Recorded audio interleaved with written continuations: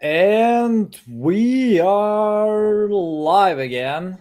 And it's Sunday, fun day, and the last day of Christmas page. So the page will be gone. And I would say that was the best deals of Christmas winter season out of any other deals you could get. So we'll have New Year packages, but they'll have a little bit less. But if you just came here to watch, I'm bringing to you the innovation guy. So Don was nice enough to join us on Sunday to make some dials to make you realize that it's all about effort. It doesn't matter when you actually attack. And to support that, sounds like Don got actually 2 contracts on Christmas Day. Actually, one of them was a listed one, so unfortunately. But Don, tell us a little bit more about how the signing went. Yeah, so I had some really good conversations. I had 2 more I could have signed, but I don't know. One was down to the studs. We actually had a deal in that area. So looking back on it, we needed to be a little bit lower, but it was close. It was close. And then we had another deal that was signed yesterday. So we spoke with them on Wednesday. They said, "Hey, come meet us at the property on Saturday." We sent someone out to the house to take pictures, get the contract signed. So that was yesterday, and then I was dealing with the realtor.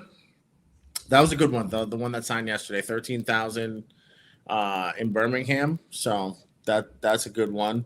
And then I had the other one, I was talking directly with the family. They then called the realtor. The realtor then maybe jumped through a bunch of hoops. So I had to sign a bunch of disclosures, on-market disclosures, and then send over proof of funds, which I had. And got that under contract this Do morning. you use your own proof of funds, or which one do you use? I have a lender. So Okay. she sends me hers, and I have a lender that does it. So if anyone's looking for a really good lender out there, 0 down. She also does 0 down as well for the fix and the flip as well. So just hit me up if you guys need that as a resource. I can get you connected to her. Okay, sounds good. And without further ado, guys, just a quick reminder: tonight's codes Fun 90 and Fun 80 are back again, so you can get sale leads. The one that actually Alex bought one of them, called yesterday and got the contract live yesterday. So active sale leads was 90% off if you got a coupon club. If you don't have a coupon club, either get a free trial, it's 14 days free right now, or just use the code FUN80 and you'll be eligible to get some spins as well, or like to win some spins.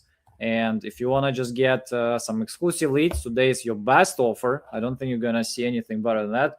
$100, 100% exclusive leads, 352 available right now till the end of the day. And you also get guaranteed 2 spins. Without further ado, I know Don already picked some leads, and let's start dialing faster until people are done for the day. Let's do it. Okay, first one is going to be in Texas here. All right, so I'm going to go on mute while I'm saying the phone number. Sure. I usually use Siri to do that. It makes it a little bit easier for me. So, hey Siri, dial 83.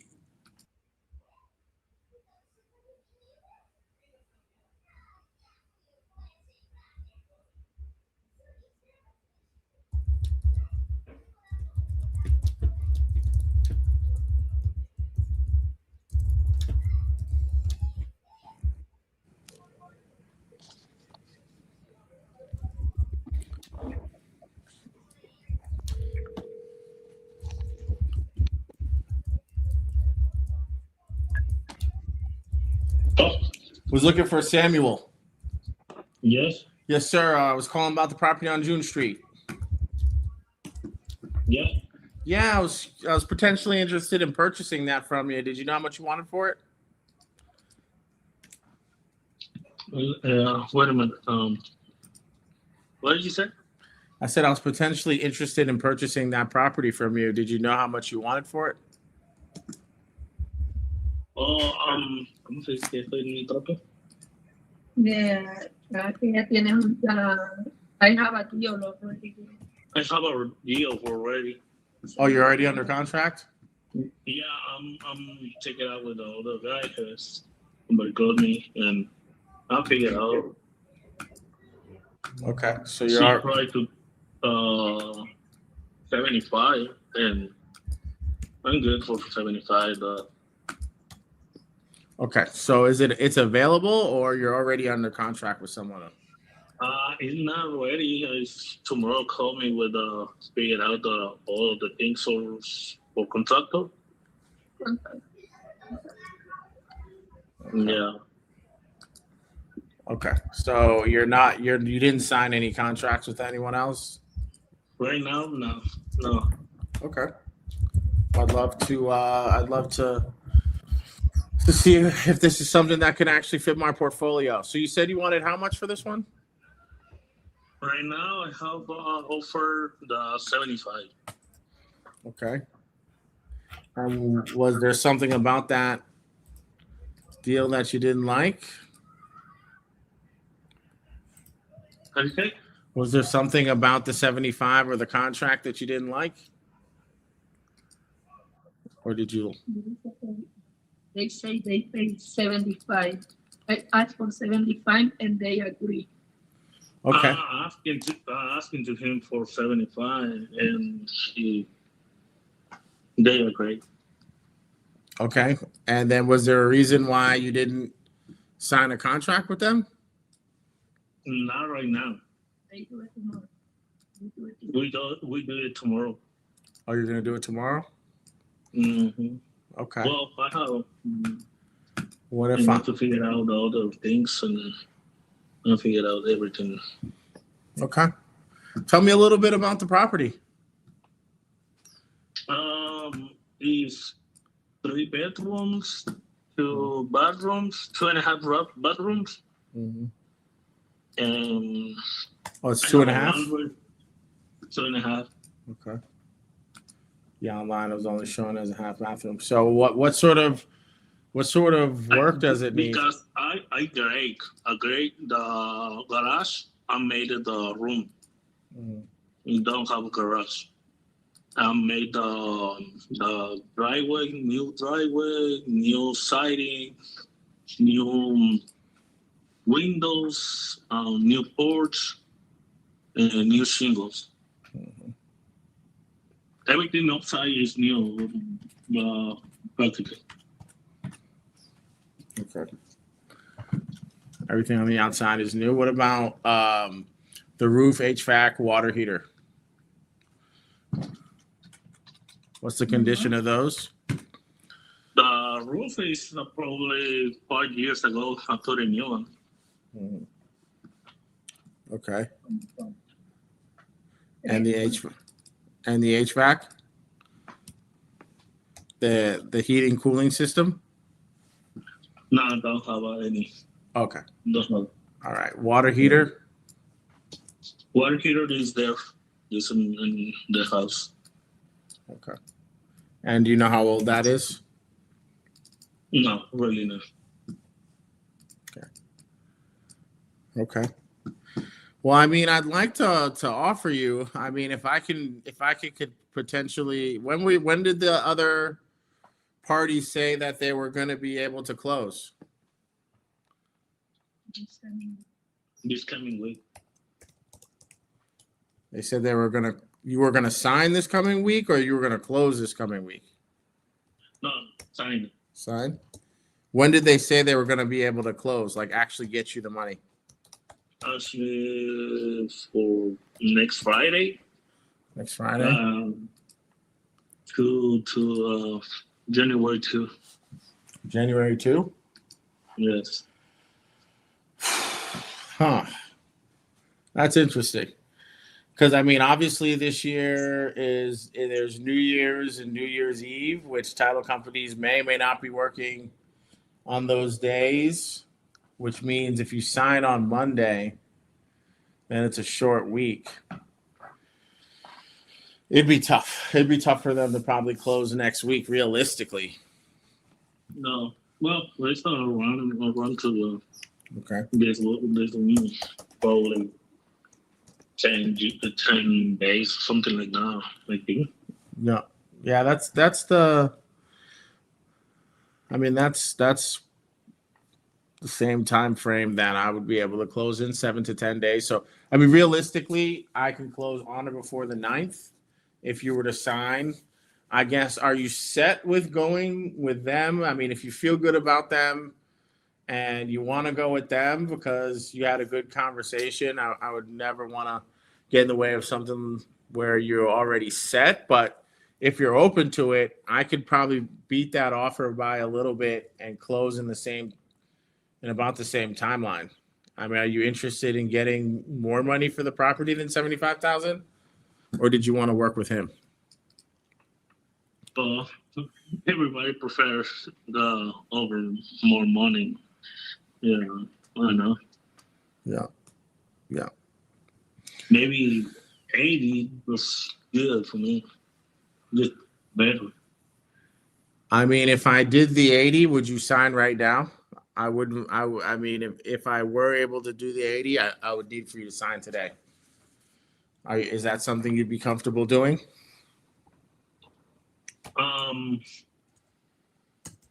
Well, I need to figure out with my wife, and Is she in the maybe background there? Is that her in the background? no. No. Okay. If your wife was here right now, what do you think she'd say? It's my how do you say sister or wife? It's your sister or your wife? It's a sister wife. It's your sister wife. Yes. I've never heard of that, to be honest. Sister wife. Your sister wife. Huh. Okay. What do you think she'd say about you getting more money for the property? We got I need to tell her maybe confirm, I don't know, and we need to figure out with the other guy. I have the good conversation, and I try to figure out, hey, maybe I have other offer, and I don't want the trouble with anybody, you know. And Did you sign an agreement with them? no, not really. No. Mm-mm. Sure. I can call back, or can you call me tomorrow? I'm not signing it. I'm not signing anything, and when I figure out with you and the other offer, I'll take it the good offer, you know, the best offer. Yeah, well, I think the thing is I wouldn't want to I'm looking at I mean the end of the year is coming up, so I'm actually looking to purchase a property between now and the end of the year. So I mean, and I honestly I don't want to end up in a bidding war. So I mean, I can offer you 80,000 for it, but I would like for you to sign with me today, and then we get it done. What I don't want is for you to take my offer, go back to the other guy, tell him I offered you more, and then we end up in a bidding war.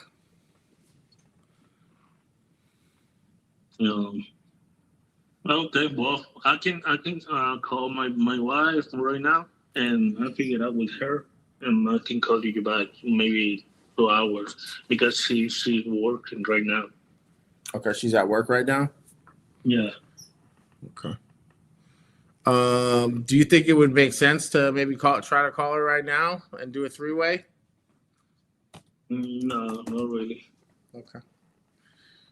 I appreciate your honesty. All right, so I'll do the 80,000. I would need it signed today. I mean, if you have to need more time than that, I mean, you probably sound like you're in a pretty good spot with the other guy at 75. So are you able to call me back here in a couple hours? Okay. What's your Okay, I think about. yeah. Get the phone. Is the phone number?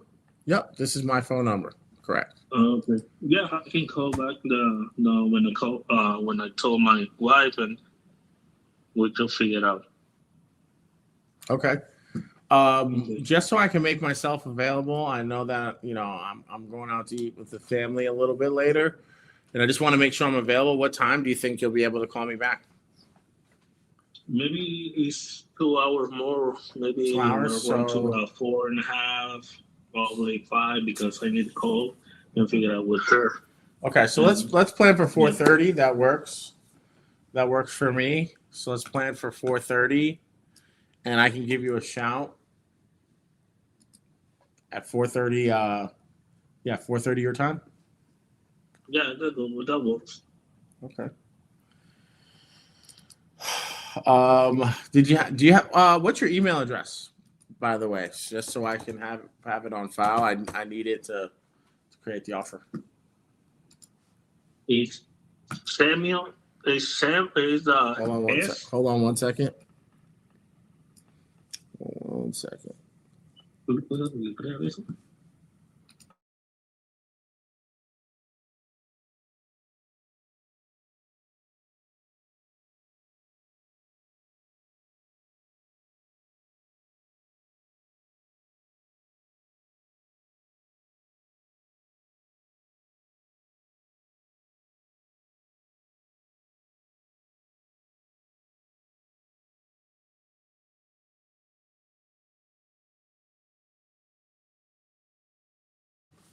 All right, no, that's fine. Text it over to me, and then I'll plan on chatting with you at 4:30. Okay. Okay. All right. Thanks. Thanks.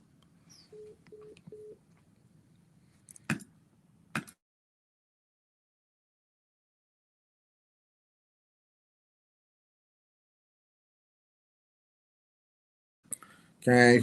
Numbers work on that. On that one, it's just about a race to who can get pen to paper. I think this is why you always want to, if you have a deal that works, get it signed right away. Don't wait over the weekend. So I'll call that guy back in a little bit. Okay. Works. Okay. Let's get my bearings. All right. That was a pretty good combo. I like that one. So offered him 80. He needs to sign 2A. Call his wife. All right, great.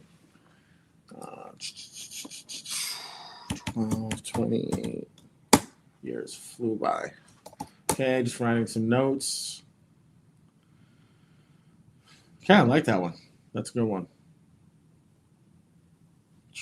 Send a follow-up. Talk to this guy. Okay. Okay, that's good. Move on to the next one. Put you on mute while I call it. Hey, Siri.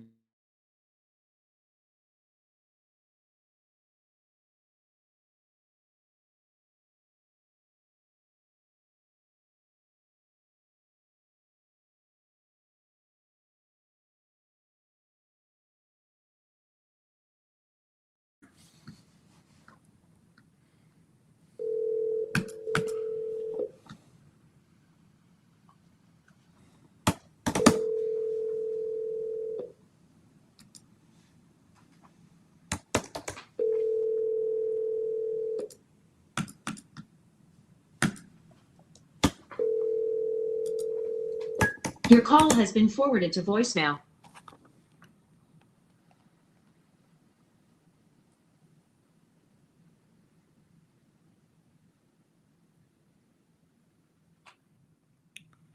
Okay. Calling about Stringfellow Drive.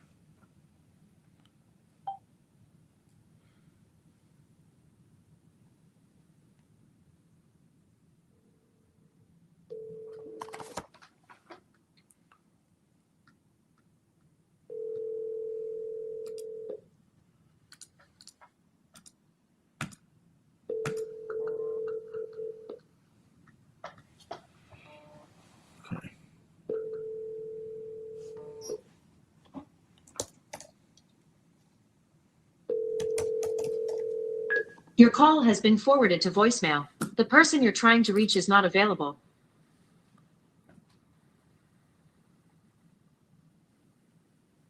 Okay.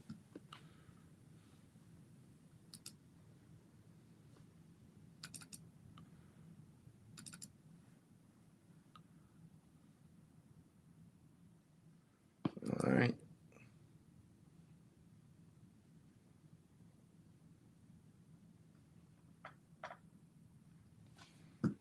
Okay. All right, moving on to the next one. Let's see.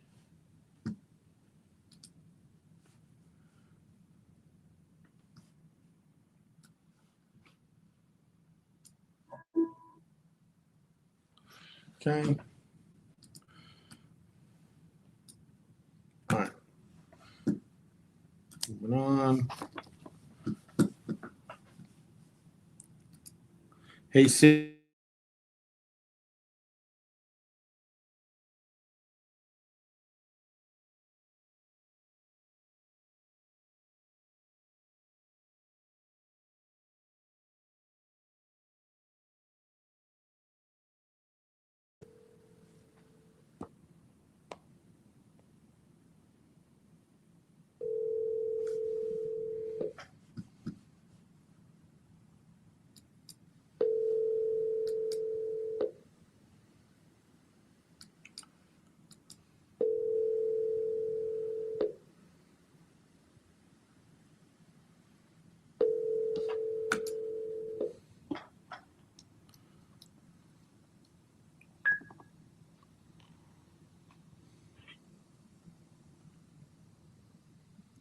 Hello?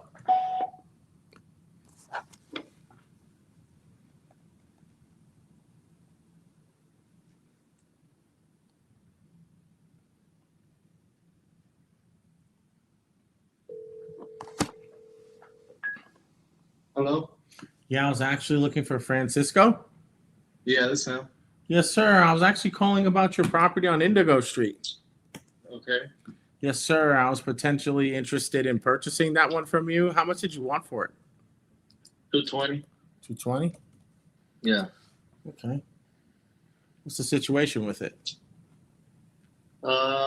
Man, did I talk to one of your people already? I mean, I keep repeating myself over and over. I really don't want to go through it again. No, we never spoke before, to be honest. Okay. But All right. I mean, right now I don't have. I was supposed to talk to somebody yesterday. Somebody was supposed to call me at 9:30. I never did get a call. I don't know if it was the same people I've been talking to, you or. No, it was somebody else. I mean, I'd like if you have a couple minutes. I mean, this is 200. I'm kind of in the middle of something right now. Okay. I guess would there be a good time to call you back? I mean, if you had a couple minutes, I can get this done pretty quickly. Yeah. Maybe tomorrow. Okay. Because I'm literally under my car right now. Okay. What type of car are you fixing up? G37 Infinity. Oh, nice. Well, all right, man. Stay safe. I'll call you tomorrow. All right. Okay. All right. Thanks. Bye. All right.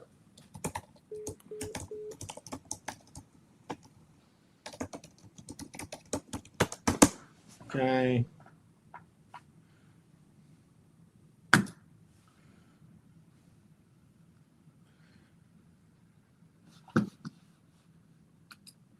Hey.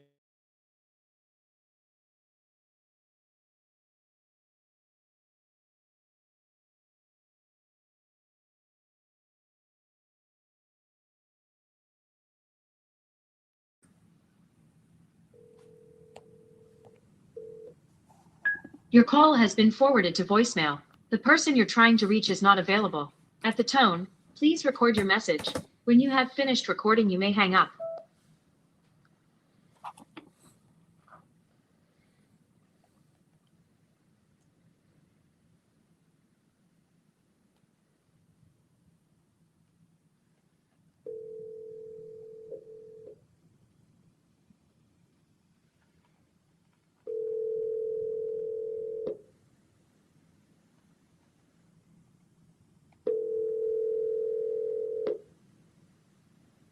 Your call has been forwarded to voicemail. The person you're trying to reach is not available. At the tone, please record your message. When you have finished recording, you may hang up. Shoot him a couple texts.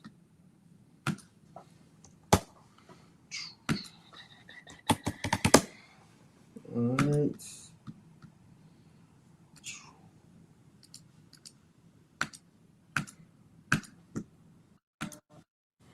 Okay.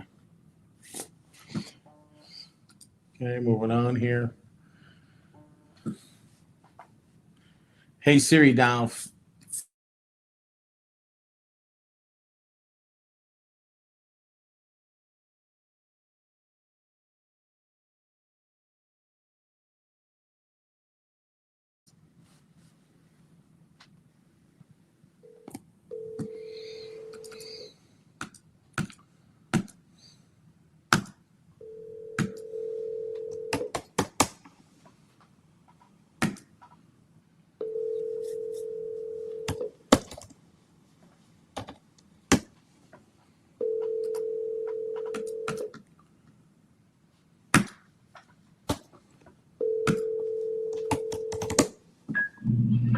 Hi, you've reached Jared Butterworth.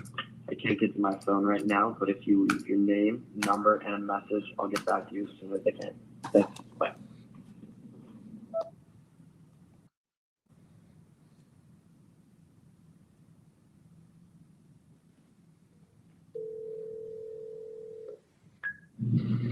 Hi, you've reached Jared Butterworth. I can't get to my phone right now, but if you leave your name, number, and a message, I'll get back to you as soon as I can. Thanks. Bye. Okay. Shot him a couple texts. All right, moving on. Hey Siri, down 832.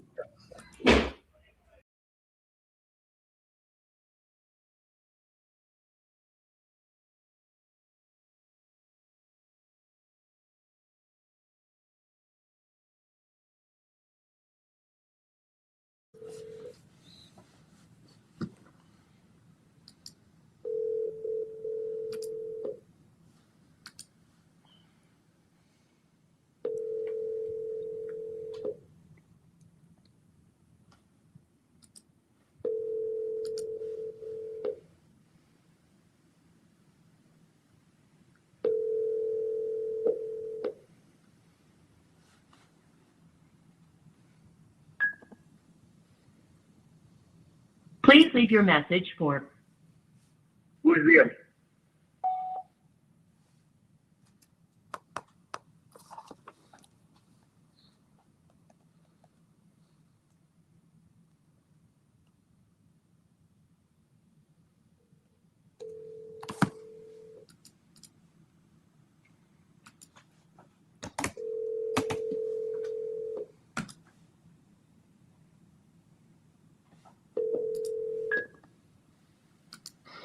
Oh, it's lit. Yeah, I was actually looking to speak with Lewis. Yeah, this is him. How can I help? Yes, sir. I was calling about the property on Belfort Ave. Okay. Yeah, I was potentially interested in purchasing that from you. How much did you want for it? I'm really not in. I mean, I'm not selling the property. That's if you want to make an offer, let me know. But I'm really not interested in selling the property. Okay. You know, if something comes up and it makes sense, well, I might think about it. Okay. So you have no interest in selling the property at all for a discount to an investor at all? Not really. I don't think it's gonna make sense for an investor, honestly. Okay. Just Because property. I mean, the property is good to go. Everything works and everything is new. Roof was done a couple of years ago. Bathrooms are new. The flooring, the kitchen is new. Everything is. All the windows are new. Paint is pretty good. The pool was redone. The fence, everything pretty much. okay. Does it have a mortgage? Yeah, it does. It does. Okay. Okay. All right. If you're not interested in selling, then that makes sense. Yep. All right. Thanks, All man. right, man. Take care.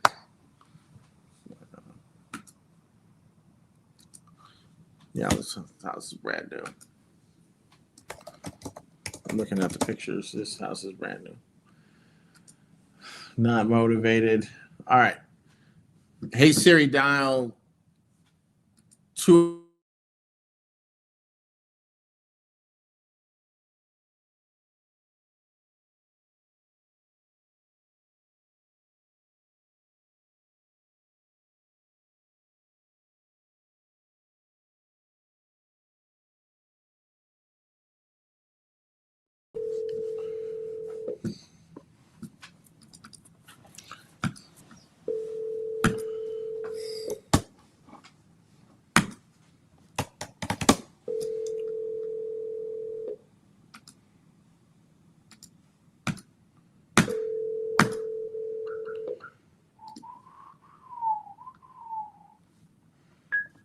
Please leave a brief message, and I will return your call as soon.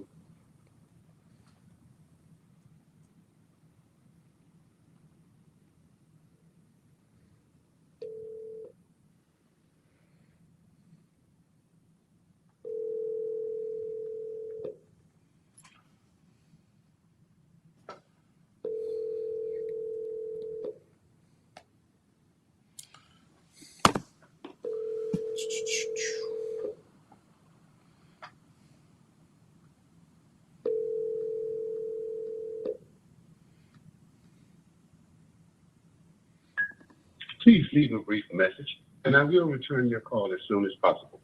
Thank you. Have a very nice day. At the tone, please record your message.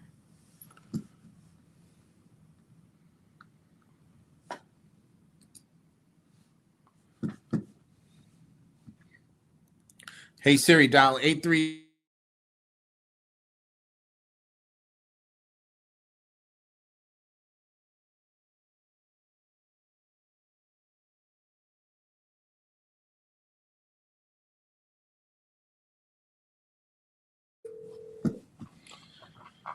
Let's get one.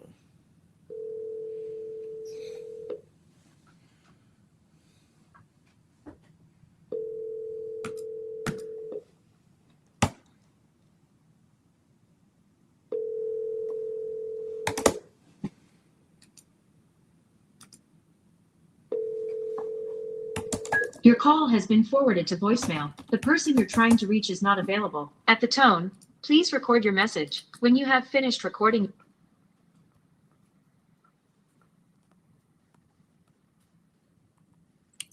Do that. That's what I do.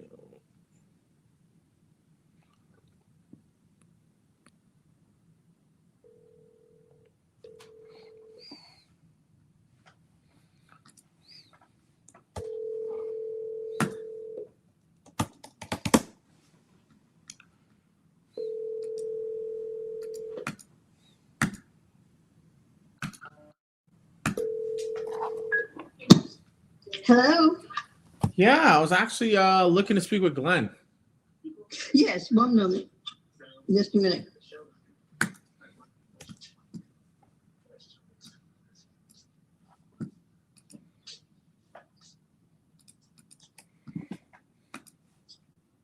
Here's a phone call.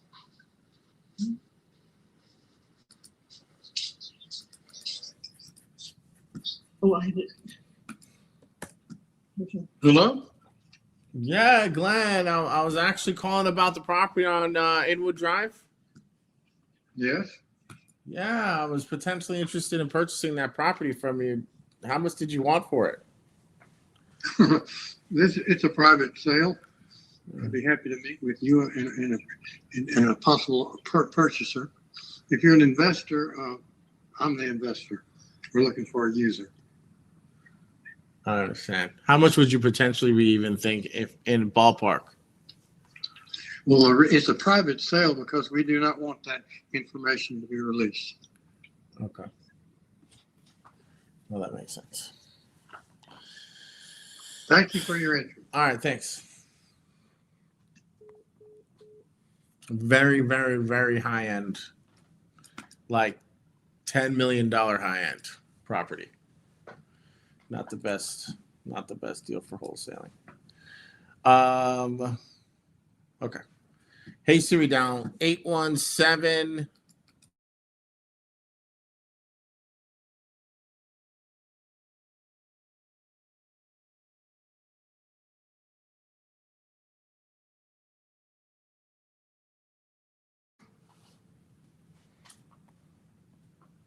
I'm sorry, the person you are trying to reach has a voicemail box that has not been set up.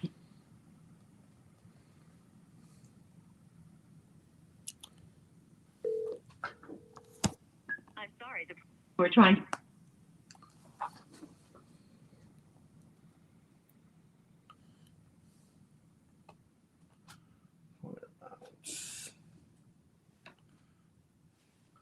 Pete.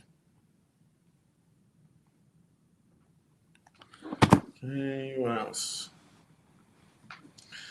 Let's see.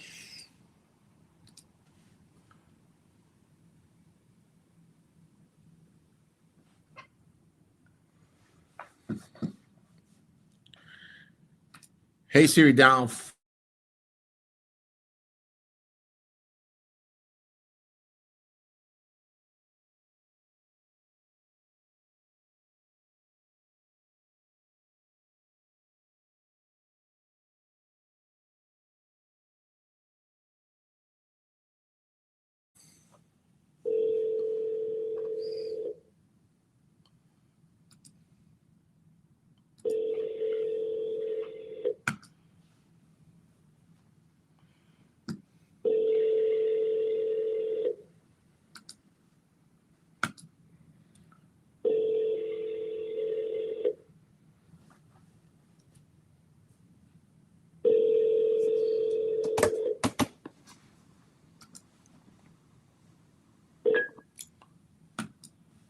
Kurt, 931-3185.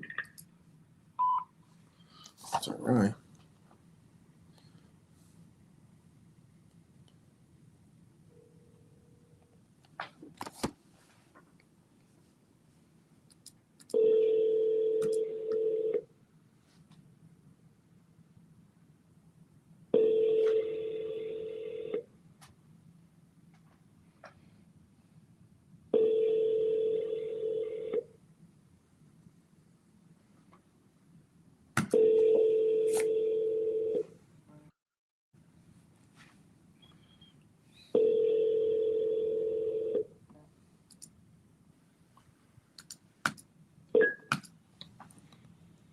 Kurt, 931-3185.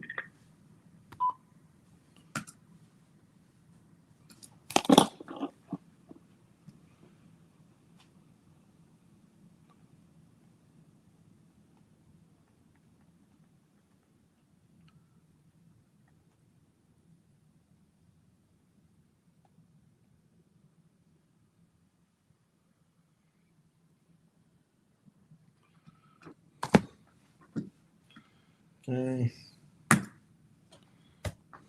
Let's see. Call phone.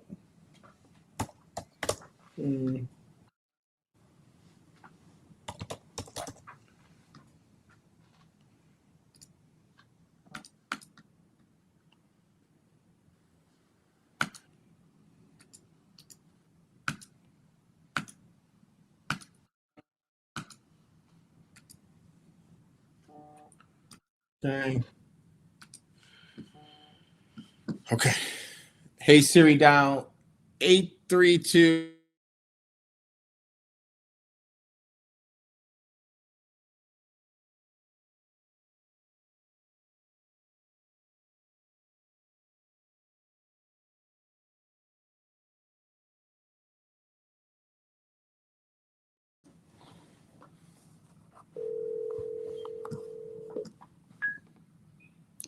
Hello? I was looking to speak with Jesus.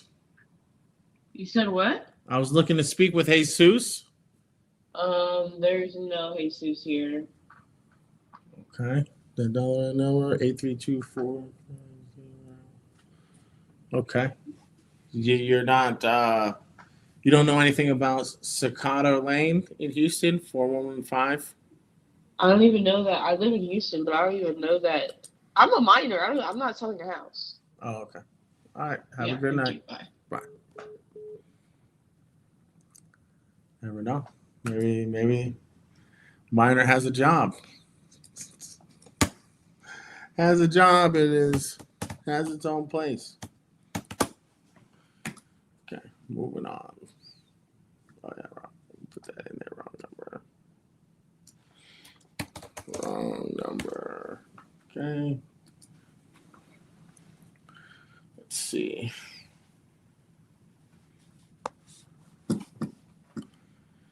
Hey Siri, dial.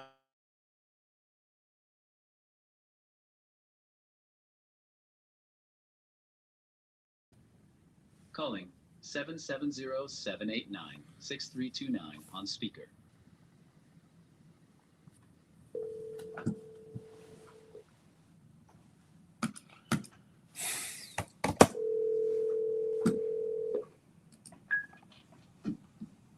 Hello? Looking for Sean? This is Sean.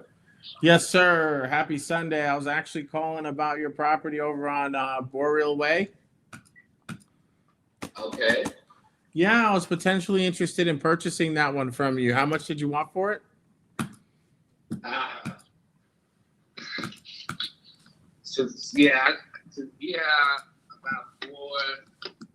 over 400, and I know that's out of you guys' ranges. So I'm gonna. How do you know that's out of my range? Well, I haven't gotten any investment. That every time I talk to an investor, they always say, "Well, yeah, you probably need to put it on the market." Well, I mean, So that's out of investment ranges. Aren't the investment ranges? Aren't you guys rated like threes or the twos, mid twos to threes? well, that's what I was calling you for. I wanted to see if I can get close to your number. Can you That's what I owe on it. That's what I owe. I have an equity loan on like 117,000, and my primary mortgage is about 300,000. Okay. So I can't go any way below that. So those are mine. Yeah, that's my reality. Okay, so I would love to sell it tomorrow and just be done with it. What has you interested in selling?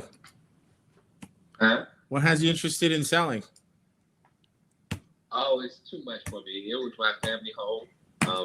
My kids are in college, and I'm no longer married, so I kept the house, and now I just want to get rid of it, get something smaller, downsize. Mm-hmm. Okay. And how much did you say you owed on it again? Sorry, I was looking up comps. Yeah, the mortgage is just at 3. It's and okay. Yeah, and I have equity loan at about 117. Yeah. You just want to get rid of it at 417. So 420 is what you'd need. Yeah, that's really. You need 420? Yeah. I mean, that's what I need to get rid of and satisfy my lenders. Okay. Yeah. Okay. So what's the condition of the property like? Is it move-in ready, or does it need a lot of work? No, it just needs a paint job. That's the main thing. It needs a little paint? Yeah. There's no structural damages or anything like that. But my sidewalk is cracked, but that's not structural. Okay. But, What else would I have to fix up? I mean, is there anything that would, like, let's just say I wanted to put a renter in there tomorrow. Is there anything that would prevent me from doing that? No. Okay. No. Other than cosmetics, no. And like I said, only my wife and my son live here, so the paint just needs to be touched up. But no major no structural major damages, no 30 AC has been replaced. The roof has been replaced. Hot water heater has been replaced. Yeah, there's no major. How do you call it? No, yeah, it doesn't need any major work. Like I said, there was low mileage, just my wife and my son, and it was way too much space for us to use it all. If I was able to do the 420 and a close in 60 days, how would you feel about that? I would do it. Would you be able to make it 425 so I could move?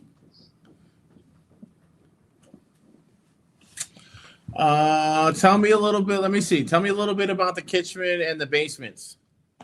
The basement is unfinished, but the basement is, covers the whole floor besides the garage. The kitchen hasn't been upgraded. It's the same granite counter kitchen. The house was built in 2006.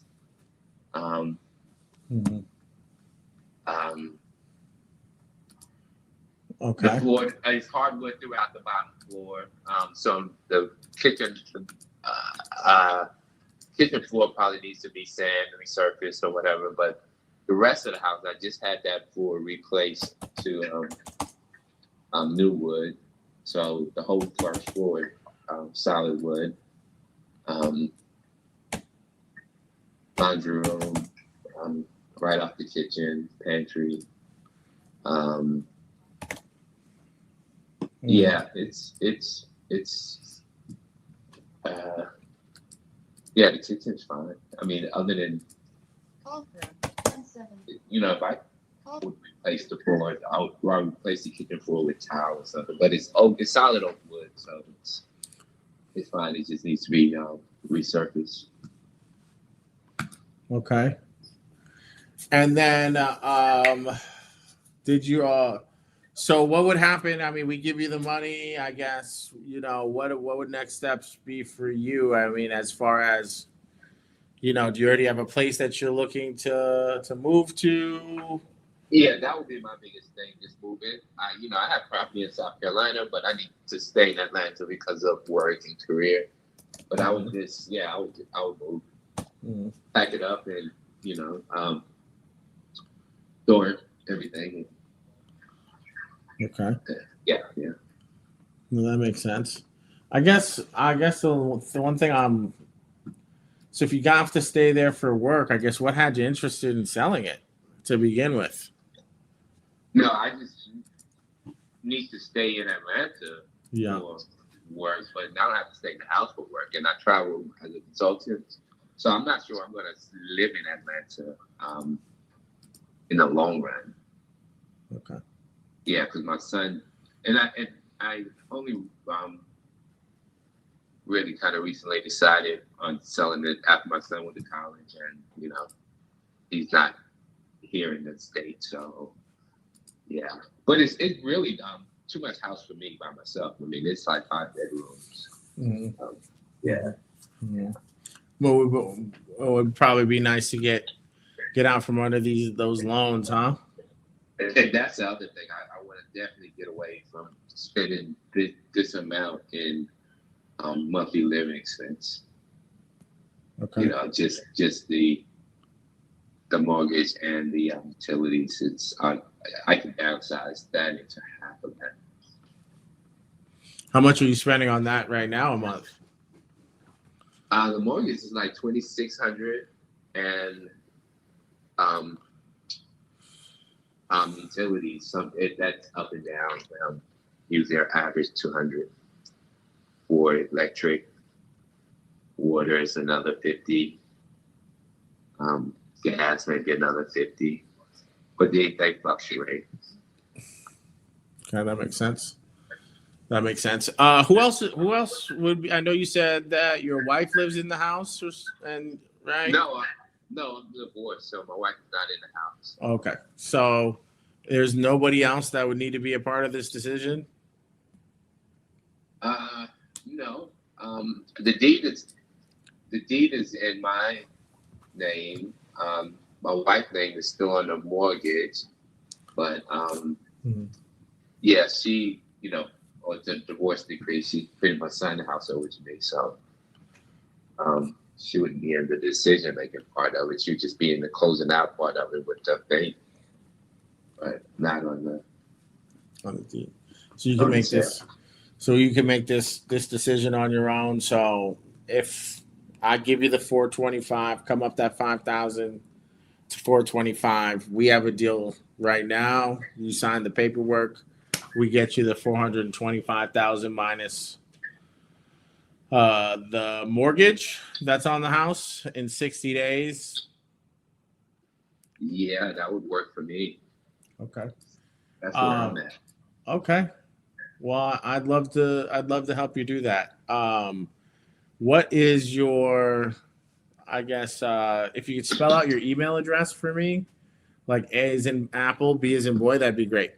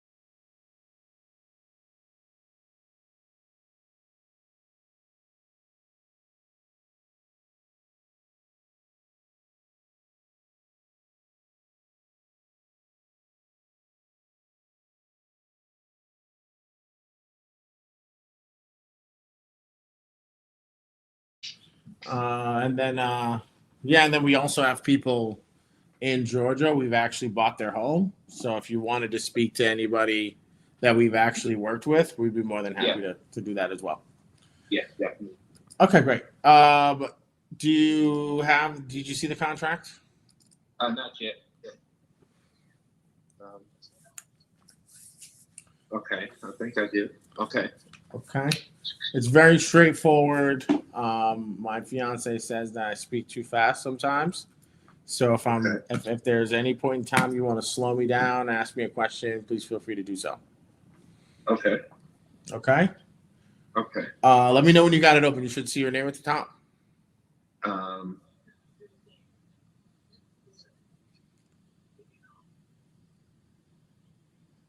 It's opening.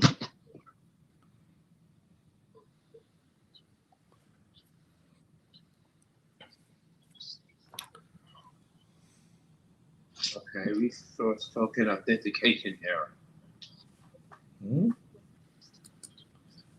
So you're gonna click review document, I did.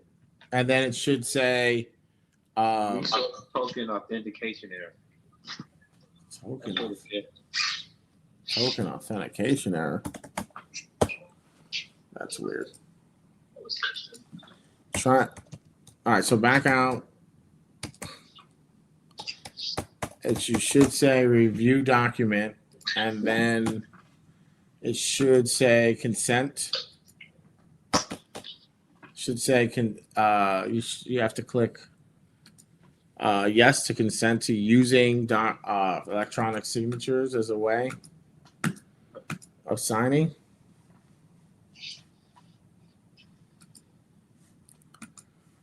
Try it again.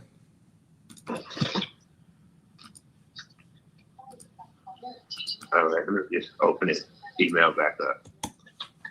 See what happens.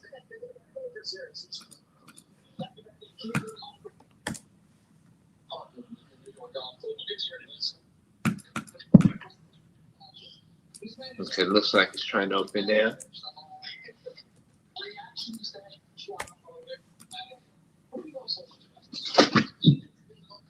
Okay, it sounds like these are just current location. Allow. Were you able to get it open? Okay, yeah, continue. Okay, 3, please read the next time document. All right, so you should. Disclosure. Okay, continue. Great. Okay.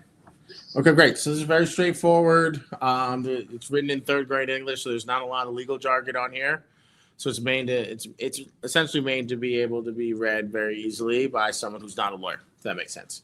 So this contract, obviously, with your name, Sean, New England Capital, we're buying 5371 Boreal Way, South Atlanta, Georgia, buying it in as-is condition. We're buying it for the amount of $425,000 as we agreed upon. So once you sign, we take this contract along with $1,000. So you see where it says earnest money deposit. We send it up to our closing attorney, the Kyler firm, and they're going to pull us what's called a specialty warranty deed. So they're going to pull ownership information, tax information, and see if there's any liens against the property. They're also going to get us title insurance for the amount of $425,000 to protect our investment. Once they get all of those documents, they're going to then send you a notary, us a notary, and then we'll both sign, and then we'll wire the final $424,000 into the account that already has the $1,000 in it. So 424 plus 1,000 that we're going to send right away equals the 425 that we agreed upon. Number one, we're going to cover all of the closing costs. So you don't have to worry about coming out of pocket for anything throughout the entire transaction. Okay. Number two, the only thing that 2 and 3, the only thing that would come out of the $425,000 at closing is your taxes and your mortgage. Obviously, if you're up to date on your taxes and there is no mortgage, you're going to get the full amount. Number 4, we're going to close on before February 27th. So in 60 days, as we agreed upon. Number 5, earnest money will be held with the Kyler firm. Number 6 and 7, we will need access to the property throughout the entire transaction. We're not going to be there any day, every day by any stretch of the imagination. We will be reasonable access, so we'll give you 24 to 48 hours notice. It's usually about 3 times, 1 time right away just to confirm the condition, and then our lender likes to come out to take a look, to do an inspection, and then after the inspection, sometimes they come out and they take a look at the property right before they fund the money, just to make sure that a tree didn't fall on it before. Make sense? Yeah. Okay, number 8. Don't have to worry about putting any occupancy of premises because I did put it on the bottom. Number 9, title documents will be done with the Kyler firm as we agreed upon. Number 10. So if there's a lien against the property that's preventing us from closing, number 10 says you'll give us time to be able to clear the lien and get the deal closed. Number 11, if for whatever reason there's a lien that just prevents us from closing completely, number 11 says we get our earnest money back because the us not being able to close wasn't on our end. Number 12, we don't have to worry about a spouse because your name's the only name on the deed. You'll sign now, but you'll both sign at closing since the mortgage is in both of your name. 13A, you do have full right, power, and authority to sell the property, correct? Yes, I do. Okay, great. 13B, property has to stay in the same condition as when we come see it. Let's just say we go to see the property and then a tree falls on it between now and closing. We're not going to be liable for any of those damages. 13C, anything left on the property after the close date, you're giving us the right to be able to throw that away at our discretion. Number 14. So this is a legally binding contract. Let's just say you sign, we get down to closing, and we're ready to wire the $425,000, and you decide you want to keep the property for whatever reason.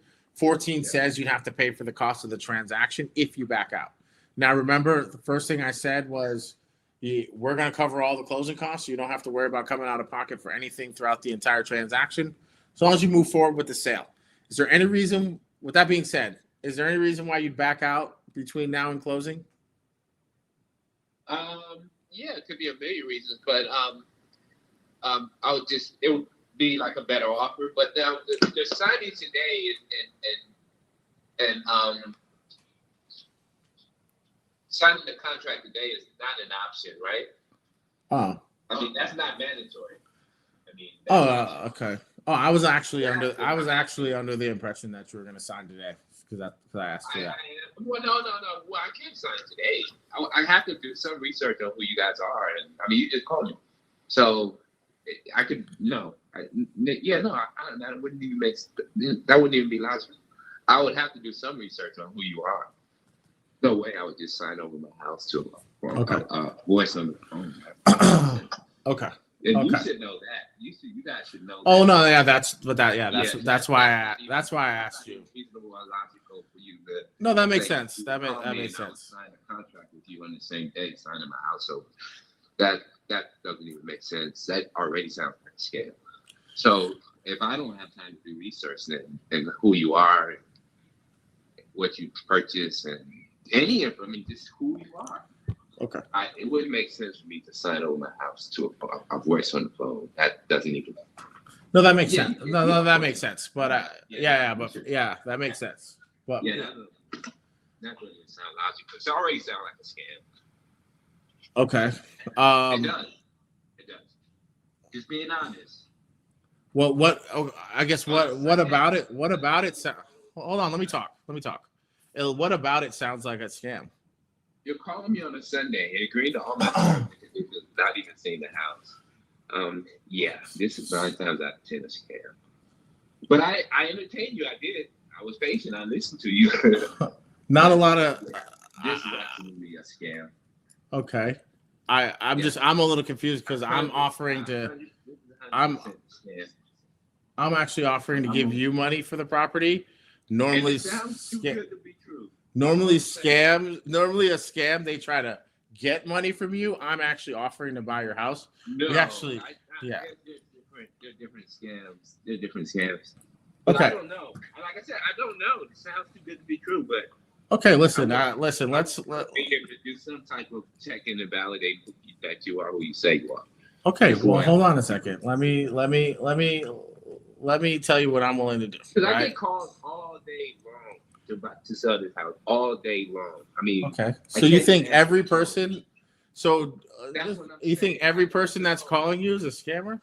No, the people that are serious are like, I can't invest that much money. You should put it on the market. Okay. Well, I'm actually almost at the point where I'm explaining how our process is a little bit different than everybody else. Yeah, if you let me. Yeah. Yeah. And then also, I'm more than happy to put you on a thread with our attorney. Obviously, attorney has on a Sunday. You're going to call your attorney right now? I said I was going to put you on an email thread. So yeah, I could do that today, and then he can answer tomorrow.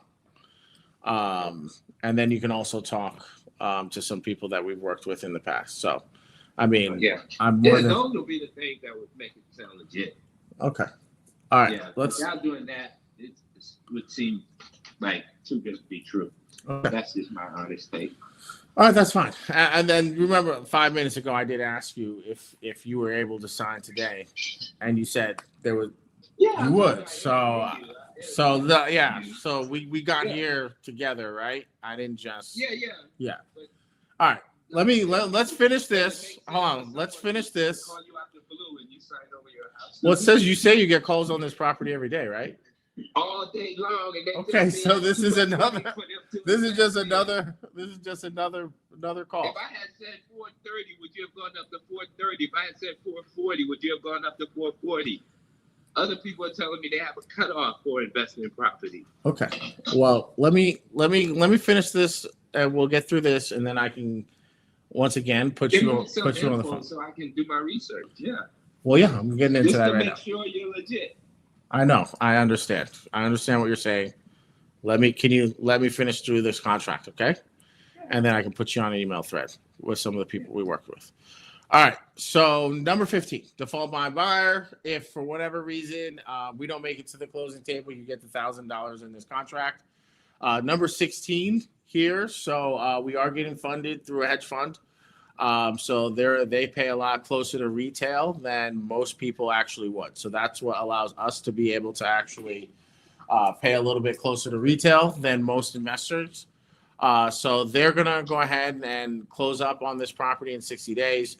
You will see it on the MLS as them marketing for renters so that they can quickly give you the $425,000 and then quickly be able to put a renter in it. Number 17, sometimes we have to tell the county we're purchasing the property. So sometimes 17 allows us to be able to do that. Number 18, everything we agreed upon is in this contract. We didn't agree to anything outside of this contract. Number 19, just additional terms on the bottom that the property has to be vacant on before the close date. Number 20, you don't have any active agreements with any realtors or brokers, do you? No. Okay, great. And then number 21, obviously we're a for-profit company, so we plan on making money on this transaction. Scrolling down here to page 4, there will be an inspection of the property. Anything that comes up in that inspection will be the ones to be able to fix whatever comes up in that inspection. It's usually little things like the kitchen drawers off the track or the hand railing is loose. And so you don't have to worry about coming out of pocket for anything throughout the entire inspection process. And then on the last page, there's like a stack of like 38 different documents that need to get done in order for us to be able to get the funding.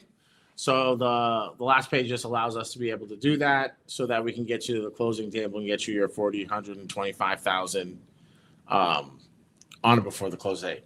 That makes sense. So what I'm going to do is I will kick off an email chain. You can call our lawyer. They'll tell you that we do these transactions all the time. I'll also put you in contact with our realtor. They'll also let you know that we do these transactions and we close. And then, do you have a pen? Hold on. This is something that you're not emailing me? No, I want you to write this down.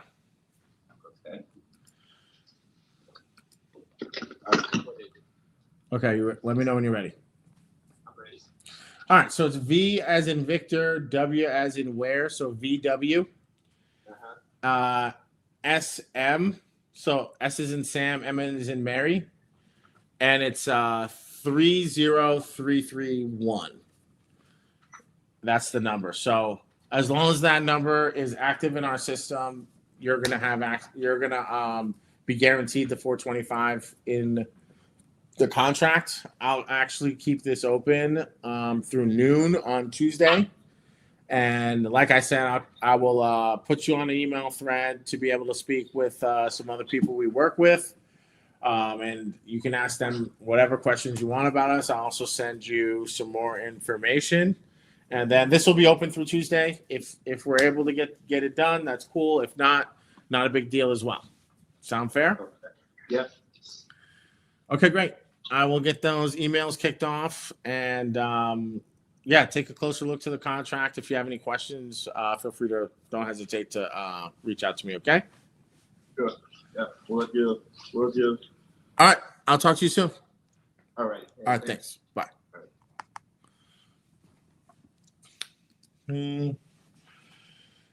Let's see. So I just got an email from another deal here. Let's see, inspection.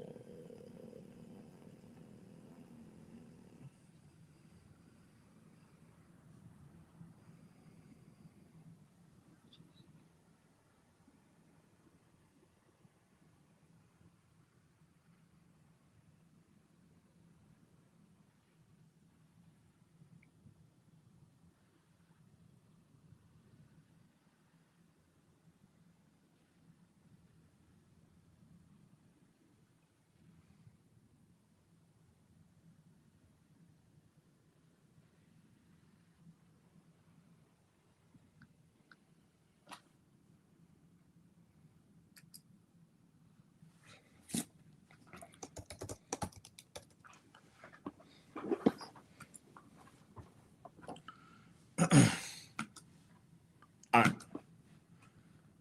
Sean McMullen, let me write that guy down. Sean.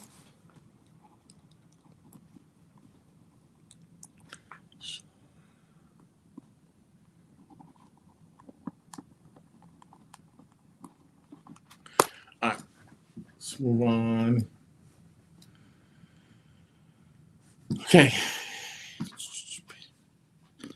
Hey Siri, dial.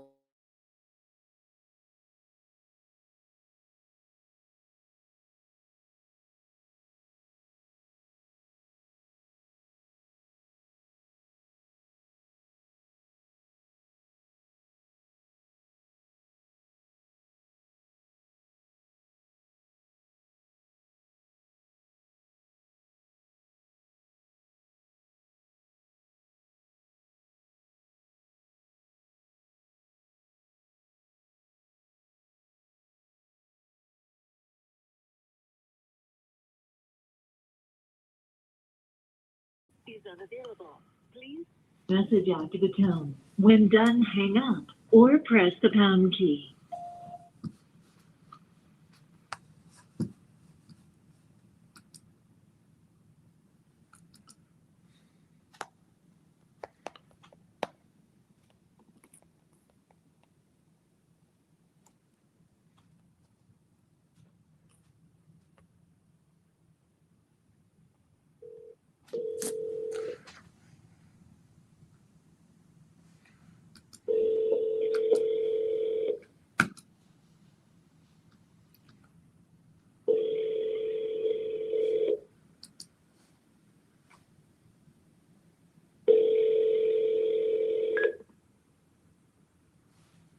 Pete Hurlbut.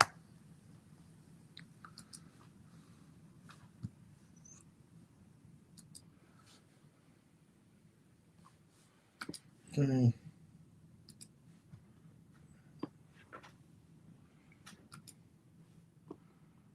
Okay. Hey Siri, dial 404-373-5125.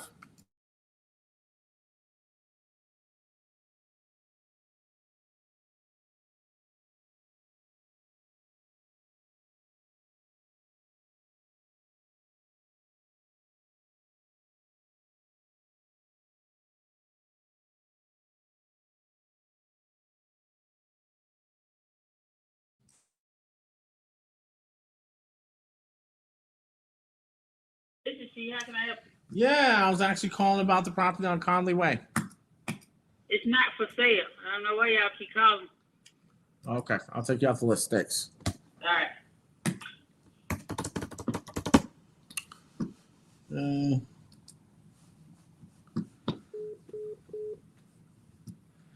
Hey Siri, down 352.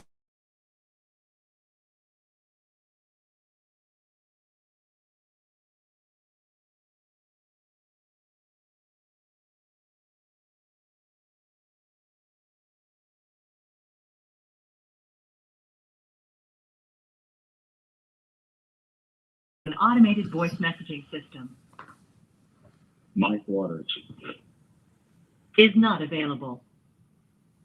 At the tone, please record your message. When you've finished recording, you may hang.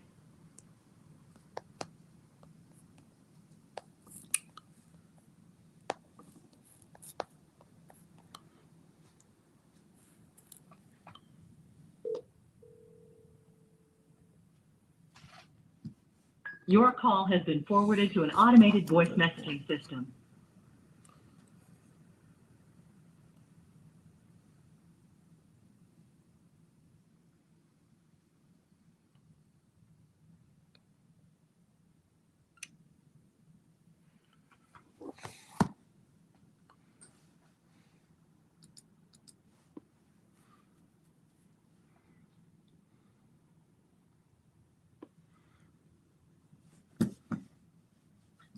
Hey Siri, dial 614.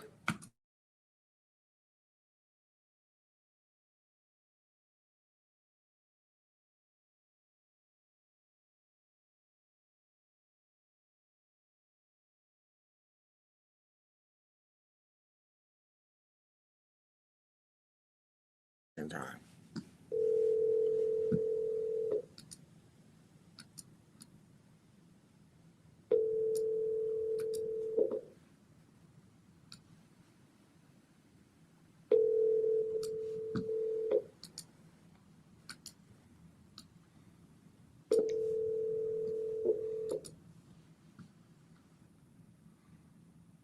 Your call has been forwarded to an automated voice messaging system.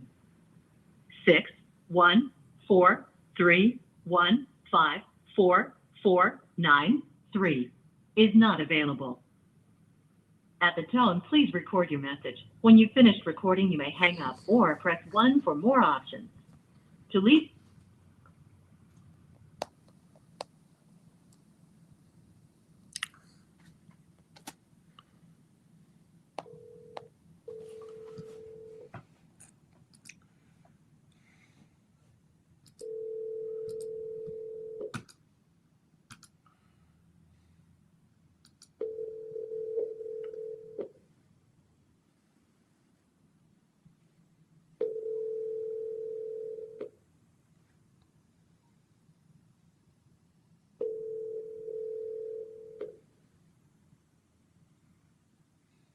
Your call has been forwarded to an automated voice messaging system. Okay. Hey Siri, dial 832-81.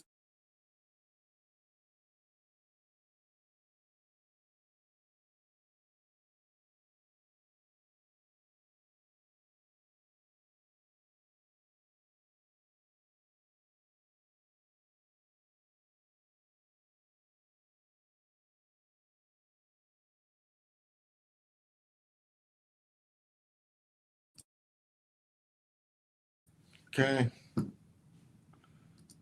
I'm gonna get a couple more leads here.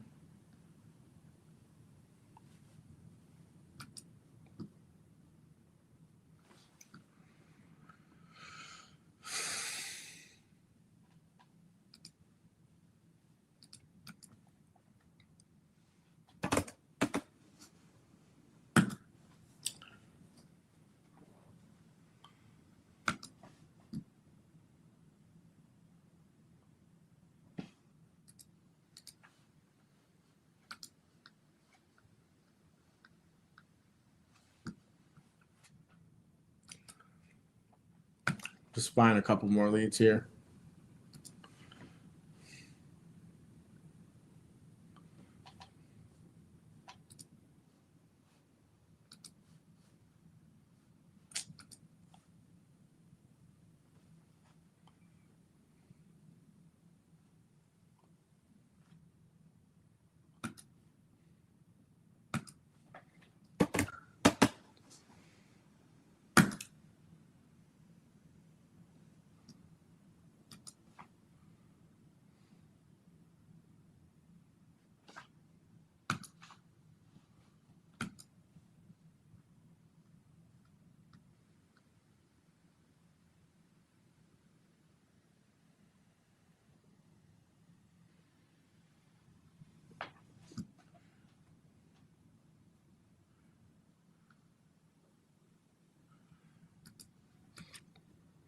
Just getting a couple more leads here. I can actually probably call through.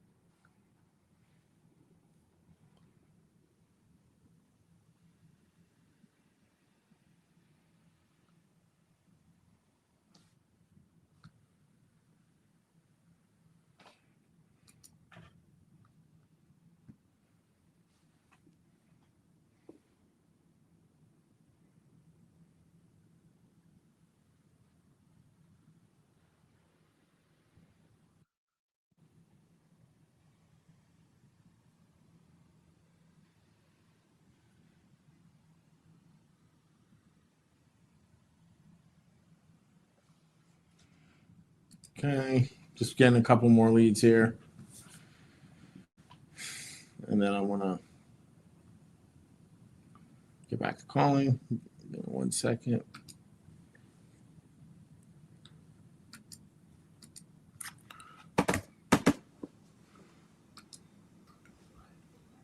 How are we doing? Doing good. Had a guy on the cusp there, but he wanted to do a little more research on. I didn't hear that one.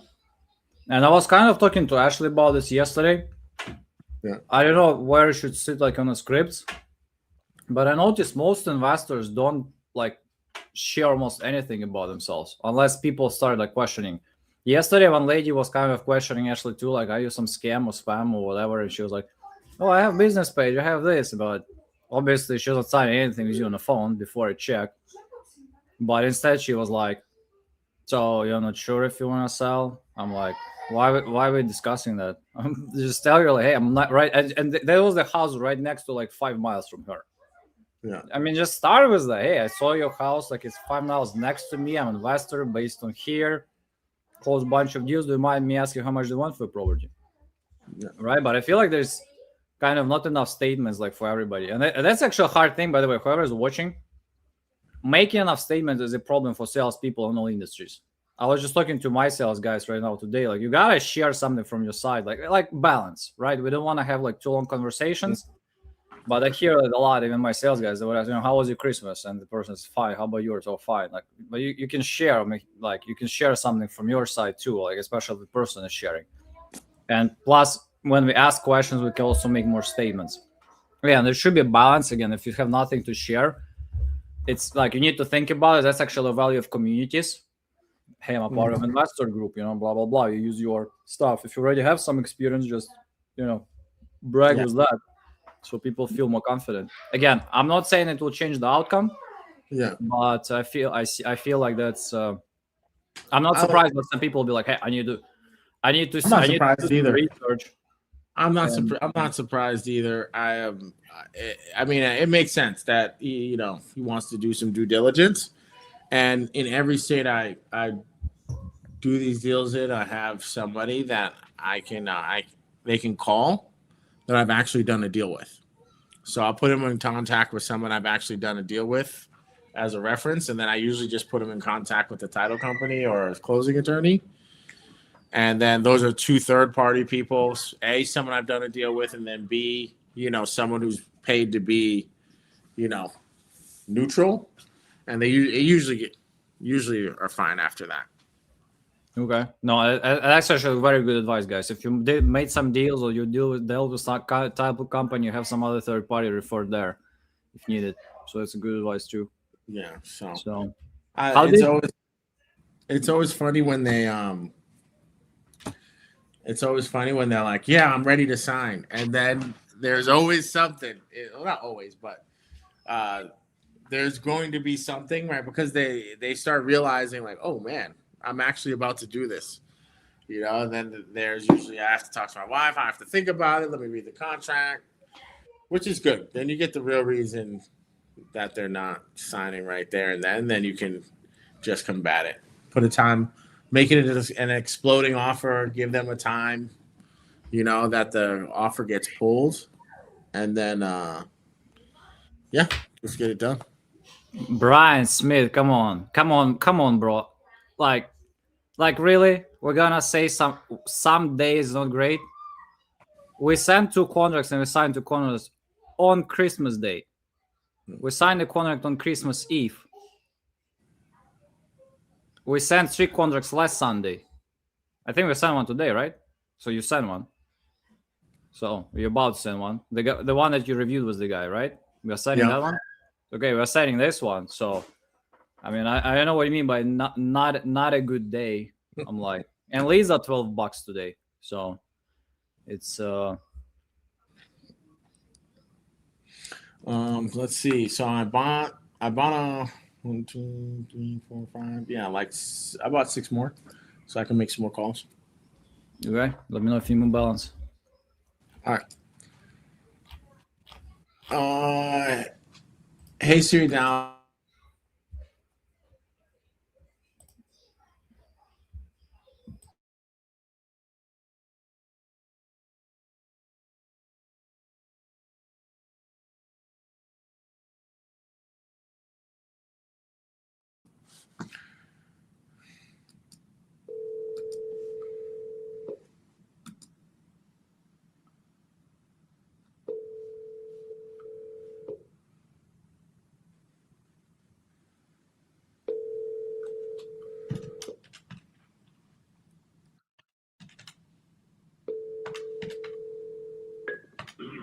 Hi, this is Doug.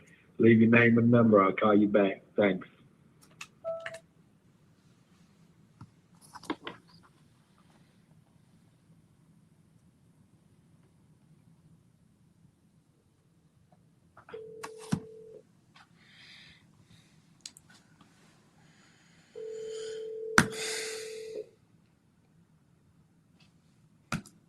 Doug.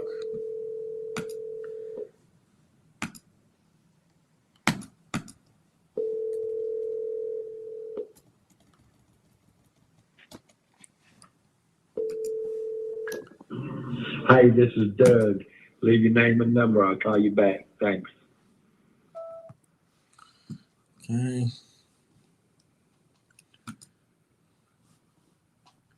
Okay, just gonna shoot him a text. My CRM.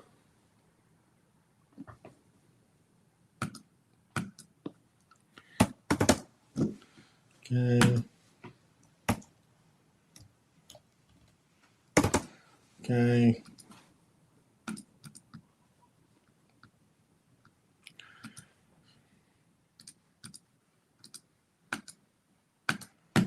Okay. Close.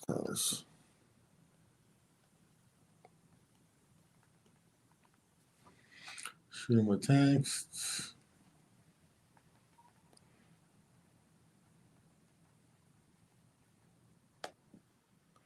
All right. Moving on to the next one.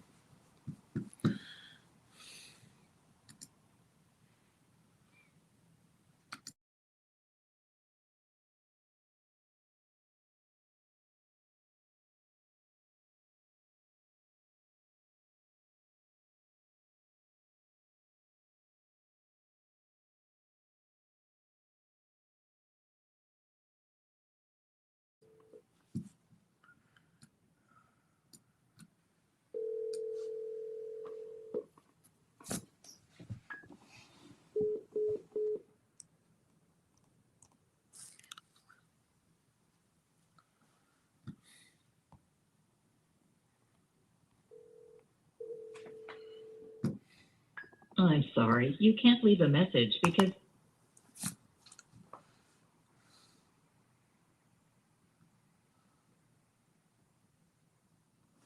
Okay.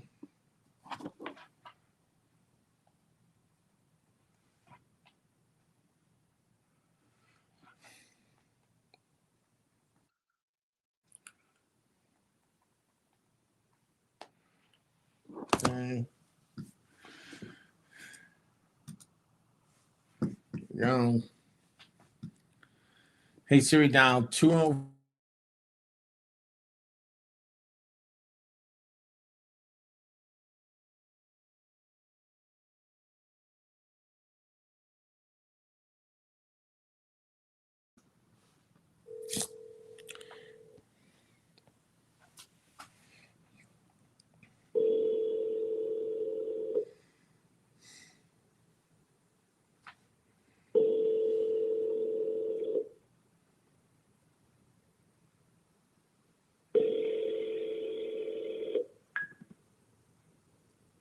Yes, you have reached 205. Hello. Yeah, I was actually looking to speak with Jackie. Okay. What you need? Yeah, I was actually curious about the property on Hillview Drive. Wanted to know how much you wanted for that one. 120,000. 120,000. What's the situation with it? What do you mean? Why do you want to sell it? What's the condition? The next condition, I just want to sell my business. Okay. Let's see. You wanted 120 for it?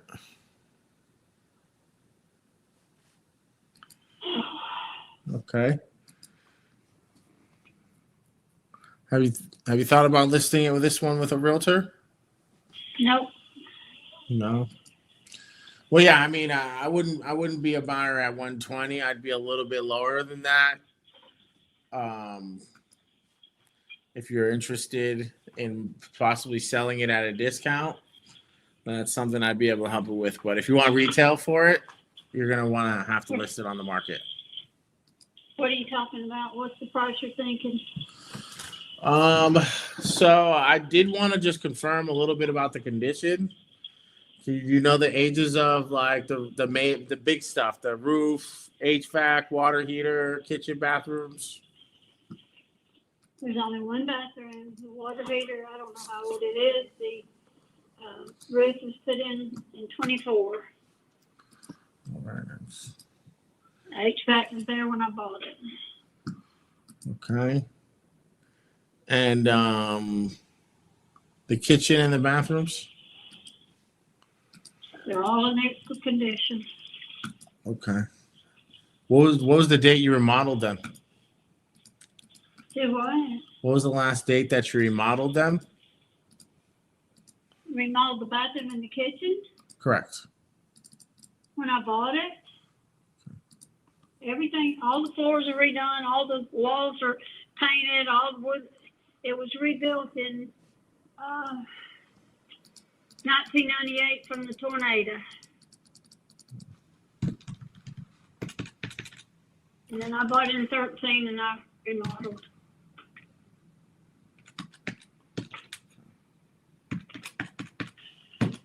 Did you have a timeline on when you wanted to close? Today? Today? Okay. That's a joke. All right. I'd be closer to 90,000 for it. No. Thank you, though.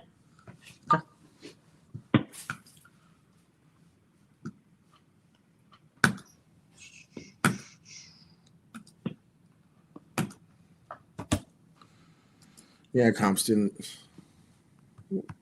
Might want to hang up before you start saying stuff. Yeah, comps was not. I'd probably have to get rid of it. From what I'm seeing, I'm probably gonna have to sell it for 120 on the market. So yeah, I needed to be at 90. I think the all the way fixed ones could go up to 170, but hers needed work. So yeah, everything's selling over that. It's fully redone. All right. She had a little motivation. She didn't get into. She didn't want to get too much into why she was looking to sell. That's actually a good time when you get there to just go back in to the lead. I'm looking at this through my CRM, so I'm not like in iSpeed. But that would have been a good time when you get those like short answered sellers, it's always a good time to go back into the lead and just maybe read off what you already have.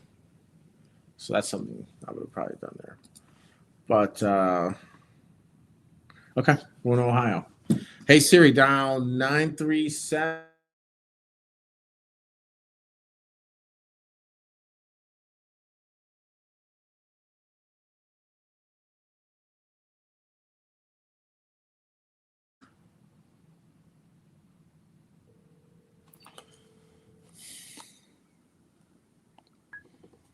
No, this is not Charles. No, Blockman. Call me. You guys didn't hear that. Oh, that guy doesn't want us to call him anymore. All right, moving on.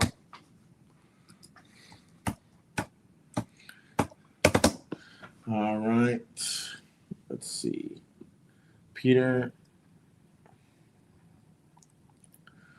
All right, here we go. Hey, Siri, dial 603-312.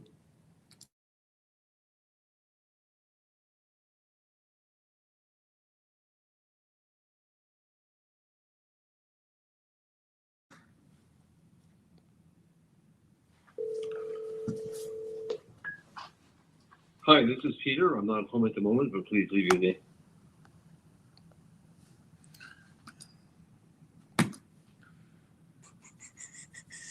Call Nick.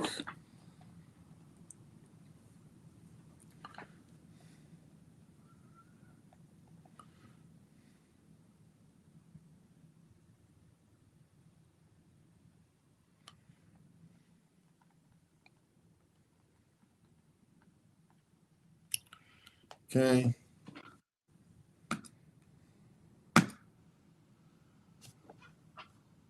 Shooting a text.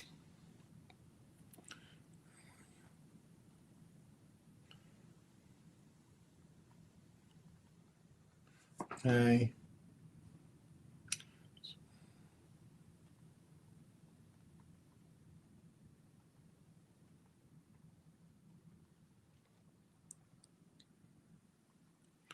All right. Let's see.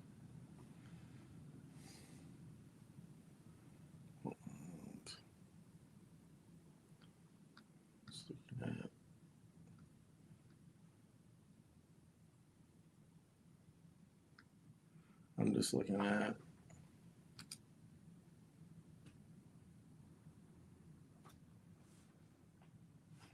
Okay.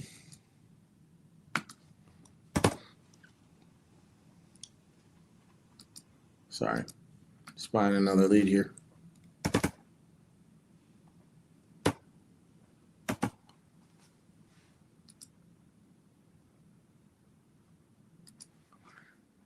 One second.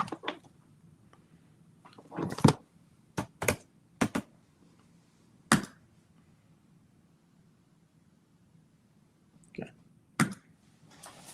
All right, just getting a couple more leads here.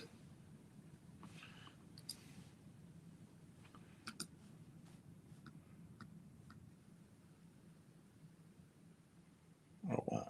Missed out on that one. Okay. Houston.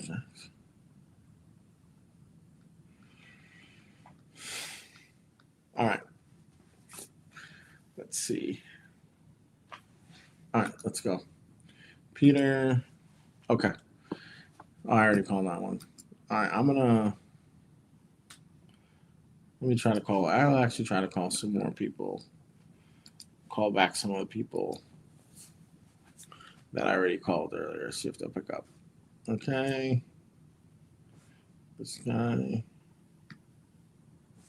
Hey Siri, dial 352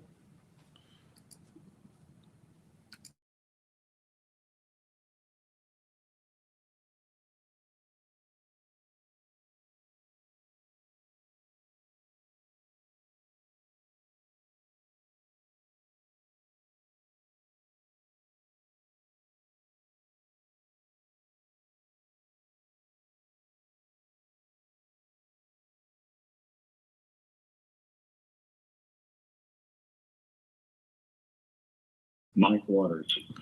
Yeah, I wouldn't. I'm just gonna call them one time this time through. Some of these are repeats.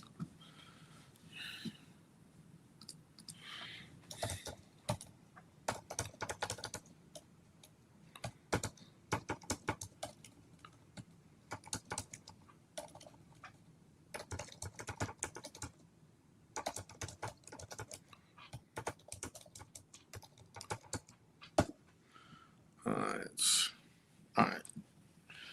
Let's see. Actually, I'm gonna focus on. I'm gonna buy some leads only in Houston. Let's see.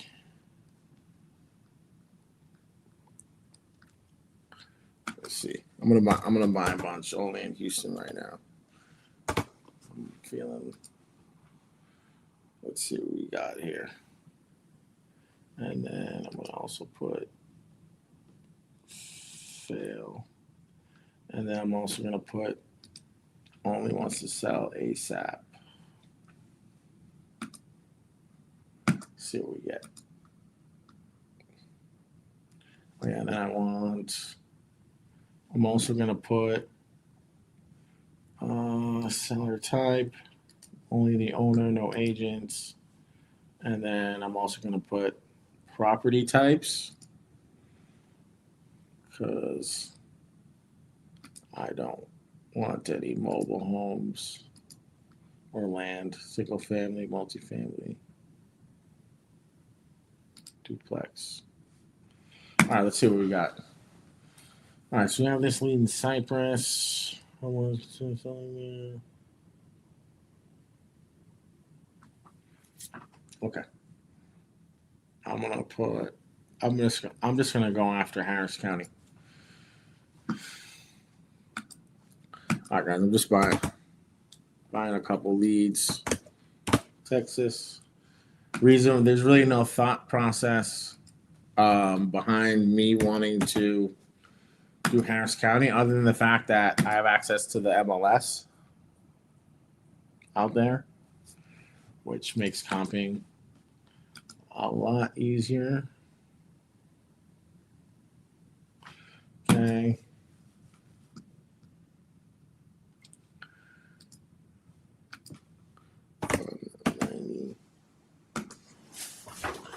Okay.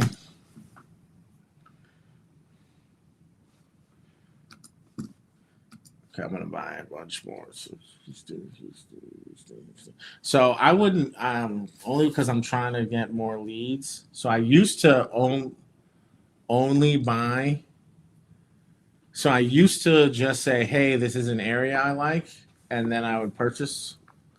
But as you guys know, reading the descriptions, urgency, reason that why they want to sell.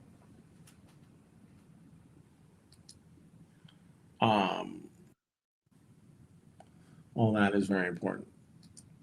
So I would say chase the motivation rather than areas. Something to think about. But just for this exercise.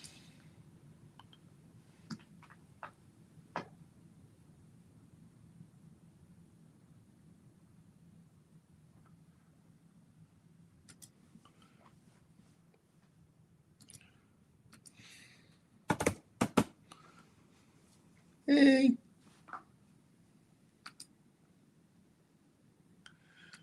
Okay.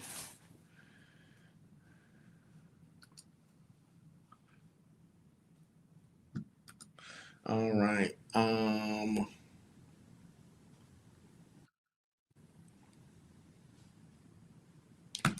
Okay.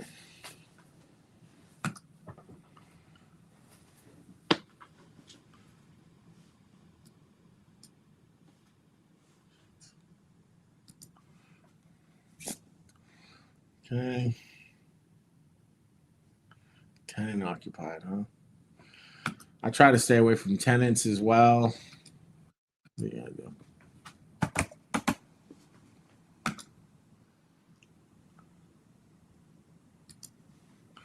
All right. I got a bunch loaded up.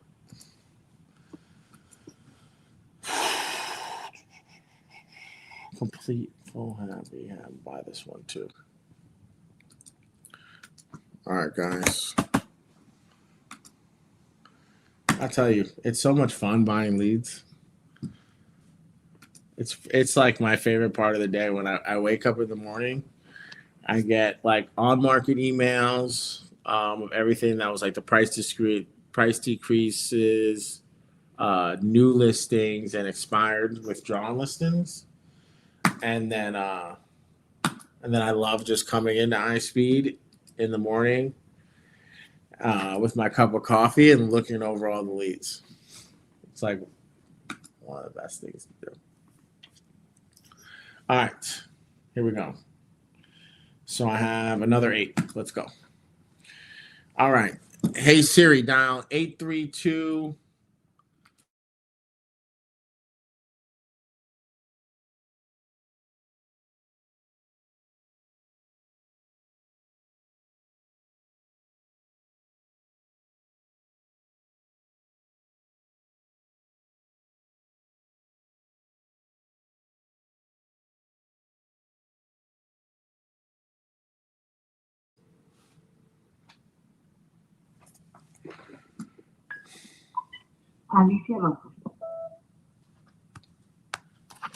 Okay.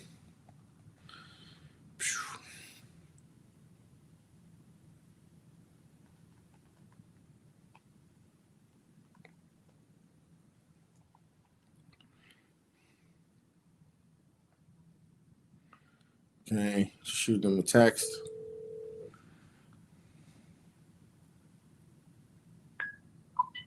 Alicia López.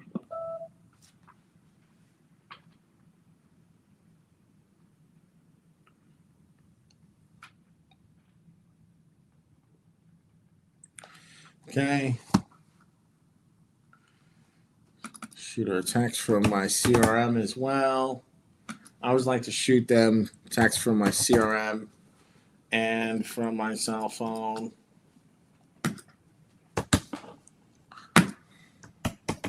Okay.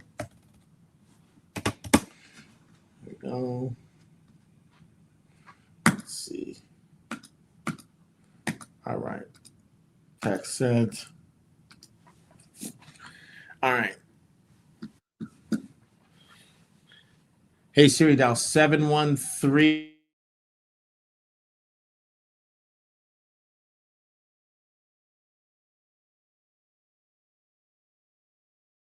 Seven 6297.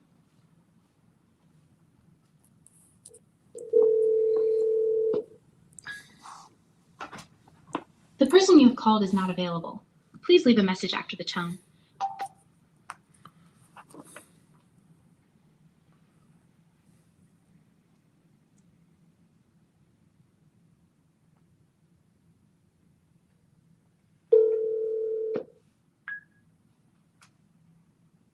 The person you have called is not available.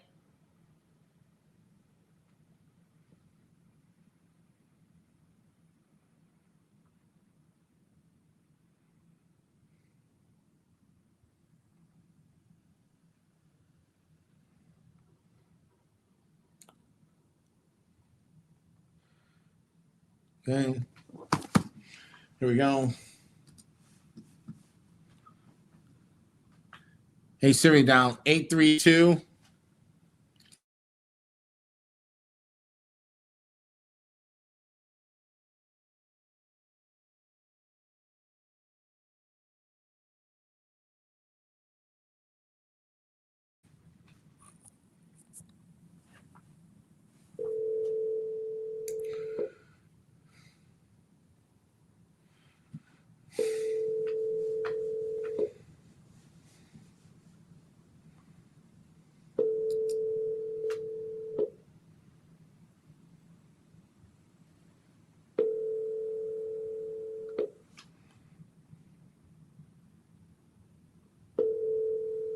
The person you're trying to reach is not available. At the tone, please record your message. When you have finished recording,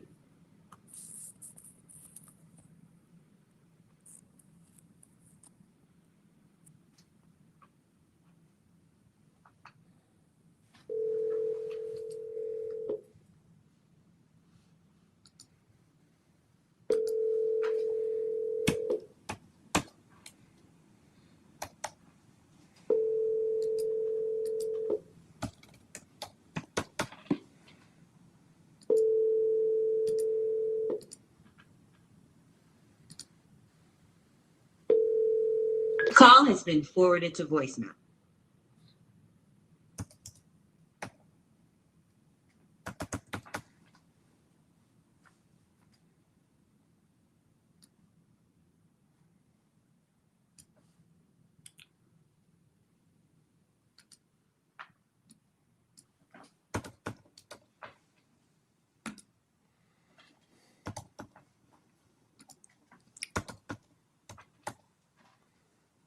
Okay.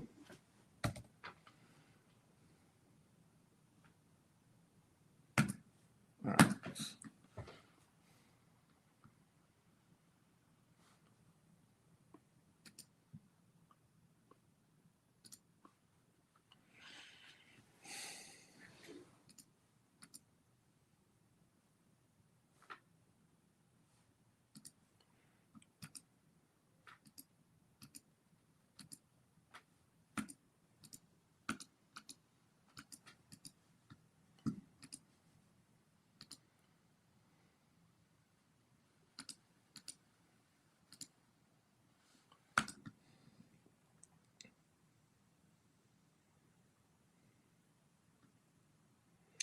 Okay.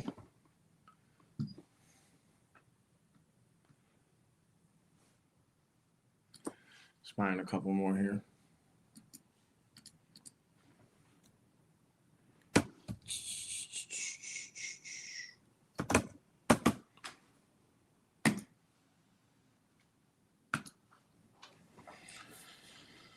Okay. All right. So we'll just call that one. Hey Siri, down 832.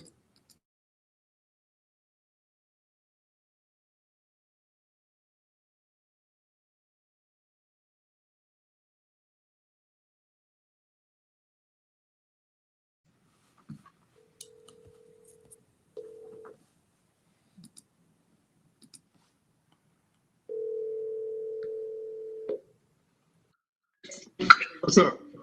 Yeah, I was actually looking to speak with Mr. Robertson. Yes. It's calling about the property on Cabot Street. Okay, what about it? How much did you want for that one? 175. Well, okay, what's the situation with it? Ain't nothing with it. I'm in it right now. Nothing with it. Okay. Was there a reason you were looking to sell it? What's the condition of it? There's no condition. My house is 100% got a roof, 100% livable. I live in it right now.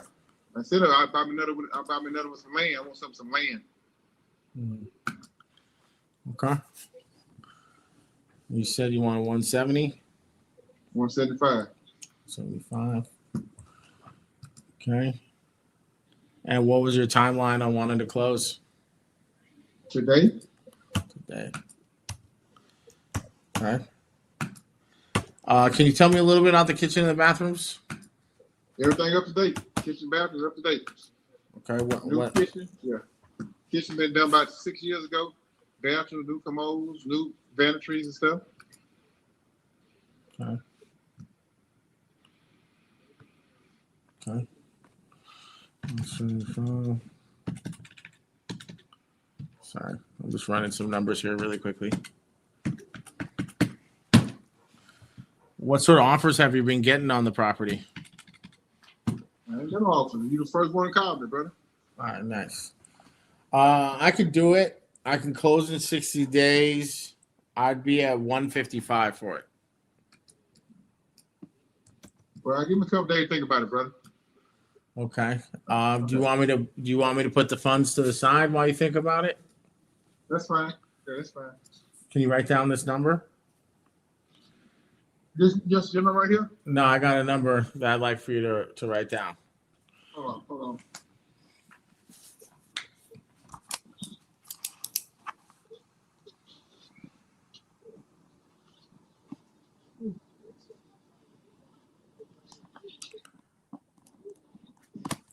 Okay, where?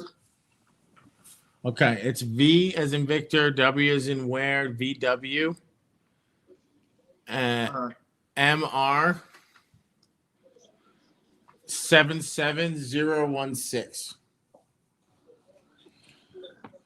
So what, that's the code or something? Yeah, it's a code. As long as you have that number active in our system, you'll have the what we quoted you will be available. I can keep it open through Tuesday at noon. Okay, what'd you say? Say it again. Say it again. V as in Victor, W as in where, so VW MR 77016. What's your phone number? It's the one on the screen, 860-471-9444. Okay, thank you. Yes, sir. And then quick question for you. Are you there? Are you there? Okay.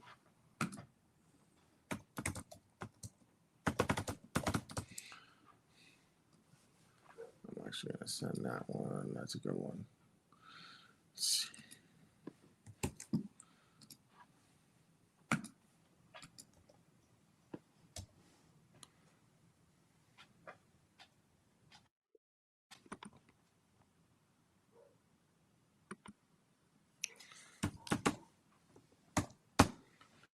All right.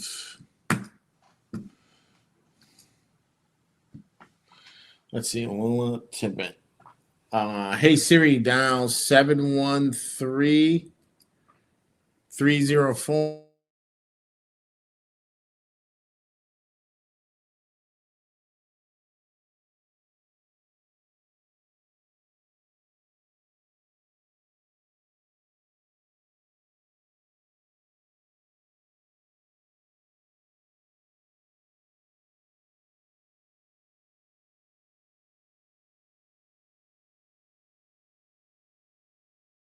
Is not available. At the tone, please record your message. When you have finished recording, you may hang up.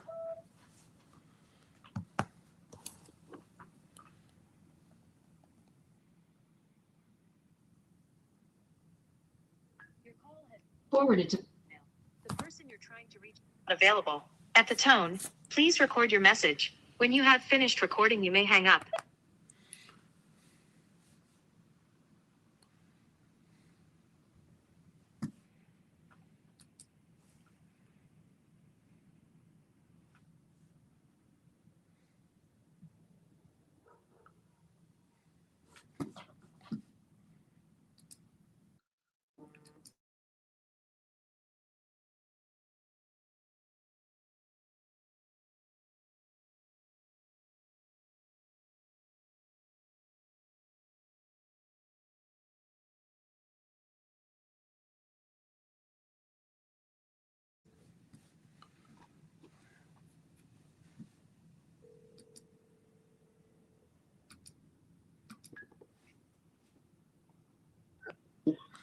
Yeah, I was actually looking to speak with Lynette.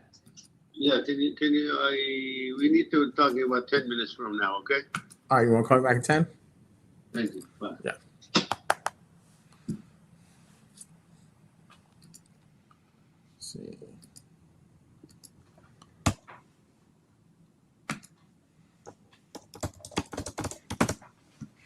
Okay.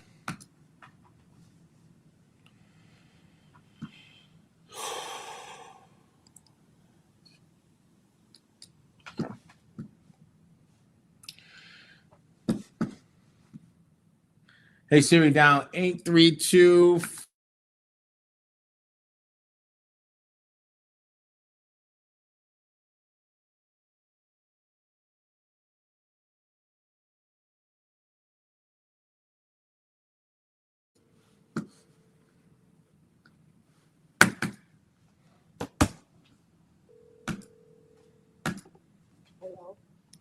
Yeah, I was actually looking to speak with Tracy. This is she. How you doing? Happy Sunday. Hey, how are you? Thanks. Good, good. Hey, I was actually curious about Watermill Drive. I was potentially interested in purchasing that from you. How much did you want for it? Well, yeah, I had a couple of phone calls, so so they already want my lowest, price, the bottom of $270. I will check it, but some other company is cash offer already, offer me $260. I still don't want to sell it. just let you know ahead of time, so that's what save your time and my time. So like, I don't want to waste your time, so we negotiate with that or that.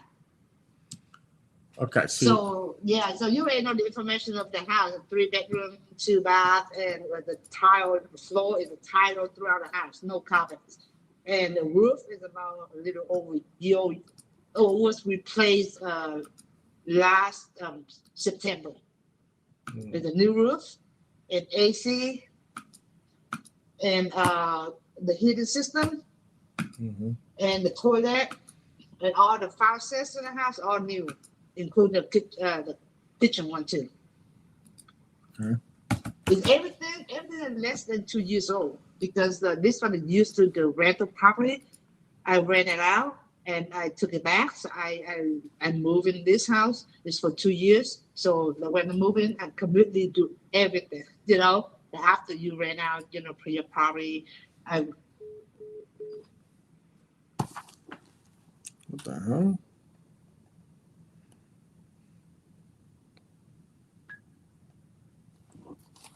Please leave your message. 8324666. All right. So, seems like her phone died.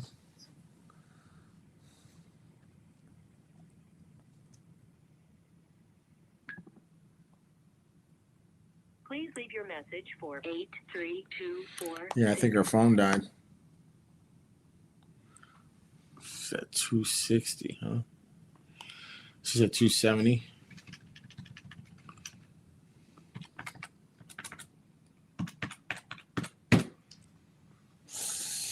That's gonna be tight.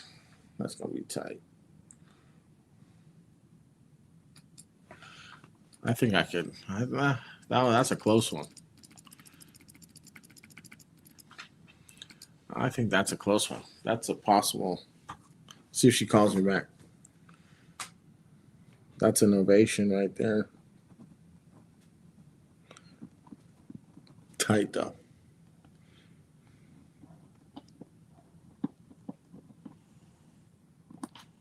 Okay. Let's see. Hey Siri, dial 614.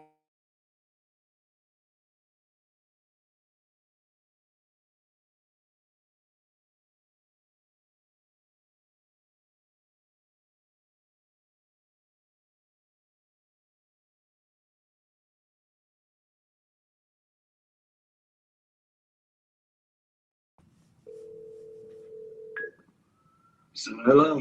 Looking for Delbert? This is him. Yes, sir. Happy Sunday. I was calling about Coolidge Ave. It's already sold. All right, thanks. Speed to lead, baby. Speed to lead. Someone else got it. All right. Let's see.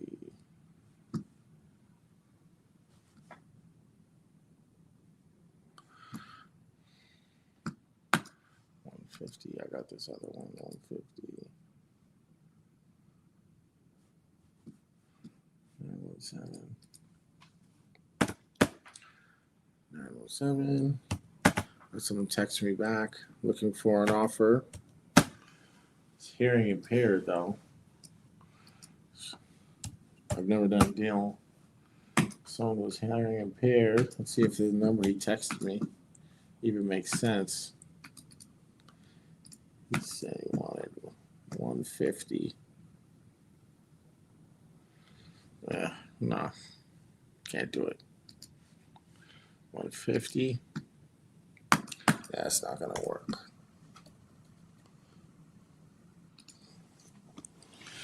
I don't know. Let's see. Actually,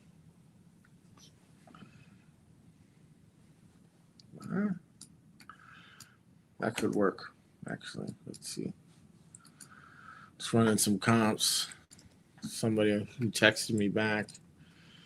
It's a 3-bed. It's a 5-bed. No, it's a 3-bed. Okay. Just running some comps for someone who texted me. see.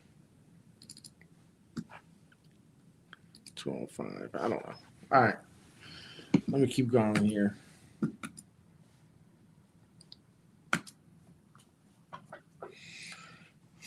All right.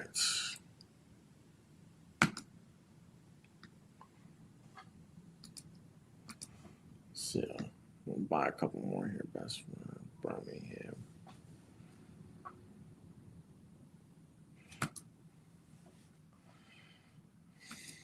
Just buying a couple more here. Going through these fast. Skip. San Antonio. Oh, this is a real good one. This is a real good one. I don't know why I didn't buy this one before.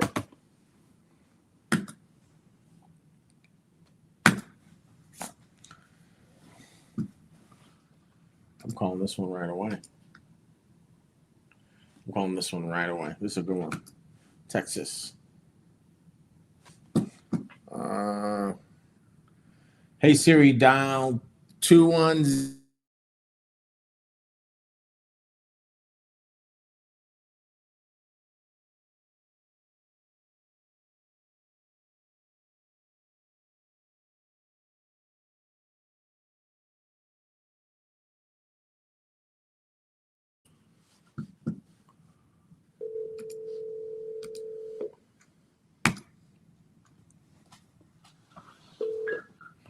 This is Emerson. May I help you? Yeah, I was actually looking for Christopher. This is his wife. What can I do for you? Hey, how are you? Well, happy Sunday. I was actually calling about the property on Zephyr Drive. What about it? Yeah, I was potentially interested in purchasing that property from you. How much did you want for it? What I want is 200. 200? 200. It's a 3-bedroom, 2-bath. It's currently rented until March. That's rented until March. Are they on a month to month? Oh yeah, sorry. Obviously, they're already still under They're under contract until March. You can have it now, but it comes with a tenant. How's the tenant? They pay on time? Yeah, they actually are renovating a home in the same neighborhood, and they just needed to be close by. Oh, nice. What's the situation with it? What had you interested in, if they're paying on time, what had you interested in selling the property? Why would you call me if you didn't think it was okay to buy it? I didn't say I knew it was okay to buy it. I said what had you interested in selling it if the tenant was paying on time? My husband is 84. It's time we started to liquidate. Okay. And why is that question important to you? I find it offensive. I wasn't trying to offend you, ma'am. I just wanted to see what your timeline was and if there was anything I could do to be more helpful.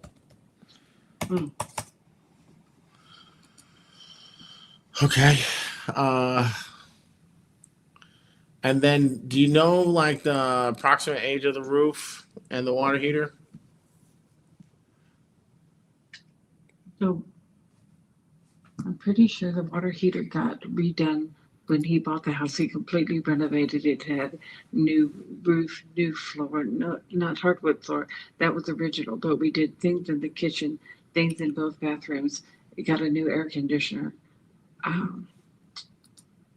So honestly, I can't tell you how the roof is, but probably not earlier than 2016. Okay. That makes sense. And then what is the tenant paying right now? I think she's paying $1,600 a month. 1,600? Yeah. Okay. 200 for me, huh? Oh, 1 second. Just 200.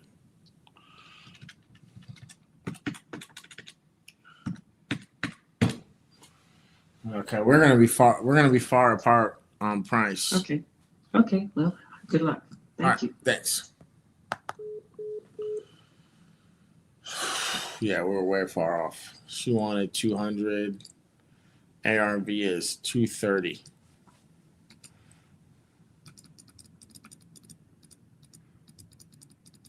If she, yeah, ARV is 230. Cash price. Let me tell you,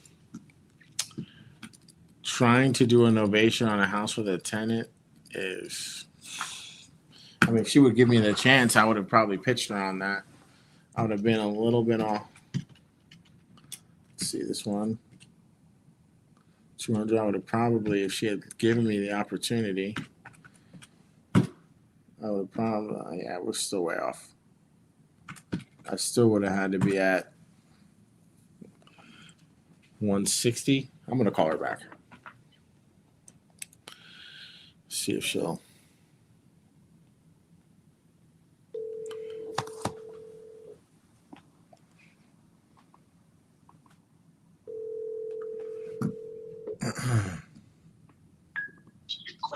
This is Anderson. May I help you? Hey, how are you? We just spoke. We got disconnected. Yes. Apparently, you said we were going to be very far apart. Yeah, No yeah. longer interested. Yeah, I got you. I did have another option where we'd be at 160. Nope. I have a good time and good hunting, but I can't interest in that. I'm sorry. This is a scam, and I don't like scams. Good day. All right, thanks.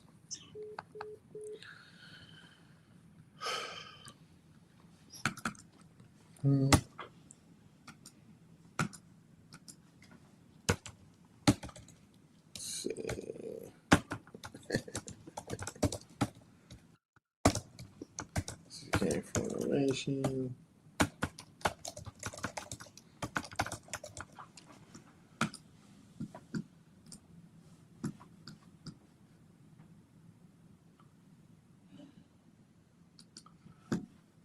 Okay.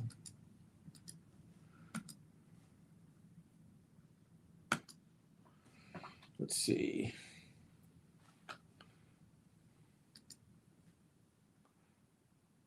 Okay, let me try this one. Still bird.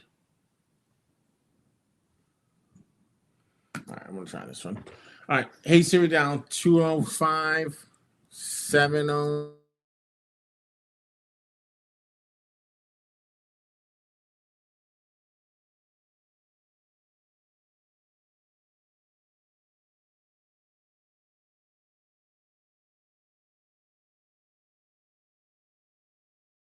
Three 8008 has been changed.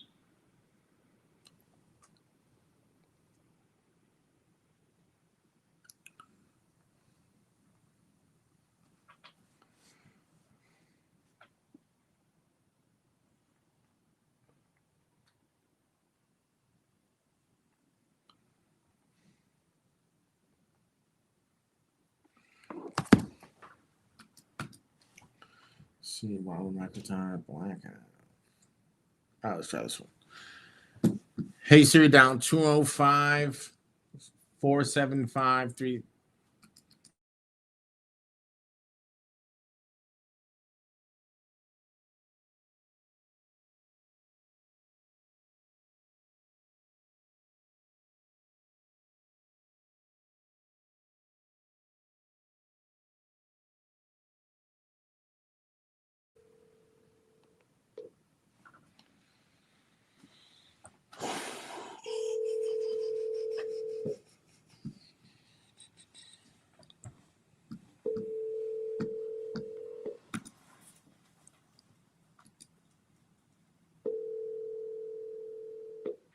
I'm sorry, you can't leave a message.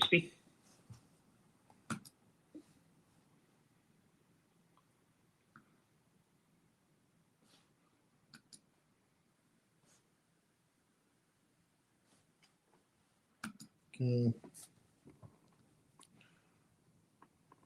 right, I'm gonna try to call back the first guy that we were talking to, Tracy Young. So yeah, I'm gonna try to call this guy back. See if we can get this guy.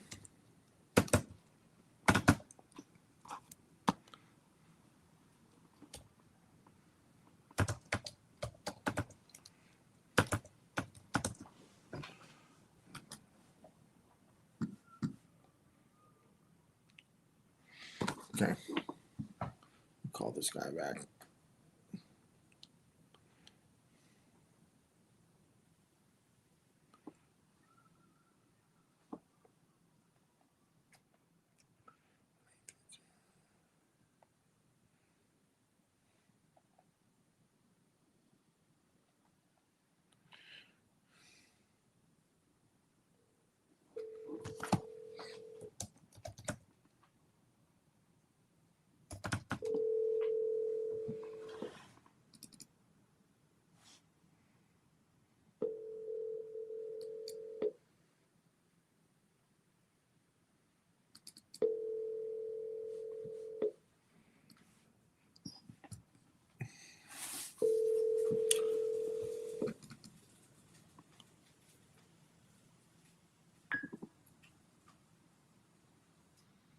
Por favor, deje su mensaje para Somos nietos.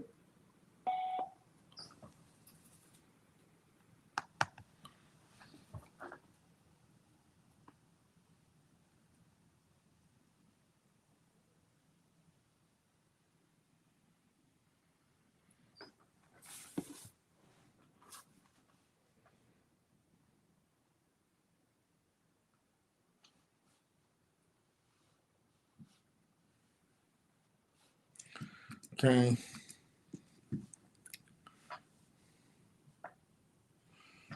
Let's see.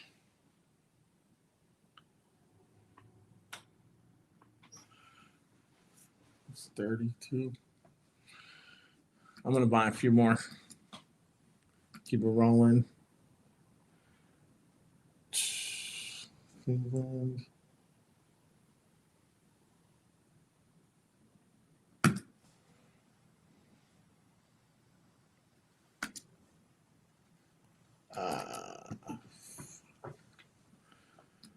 All right.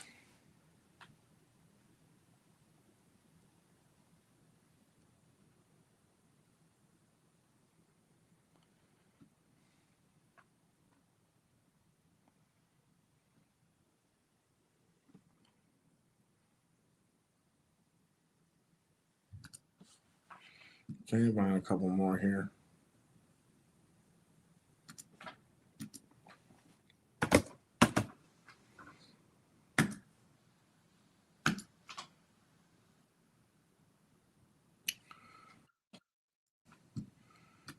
Okay.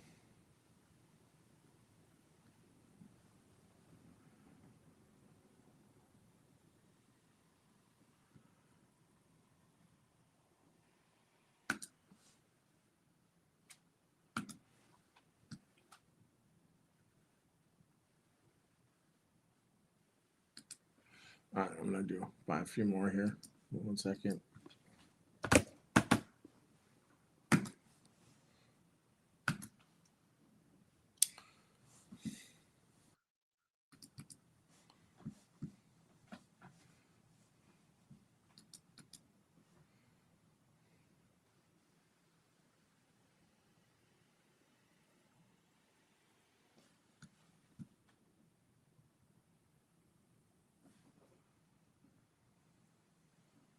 Property, prime, because this is not.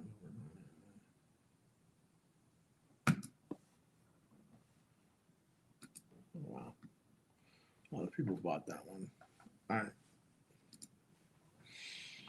Let's see.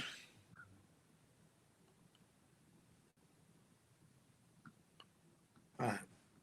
I'm gonna call these last few here. I'm just buying a couple more.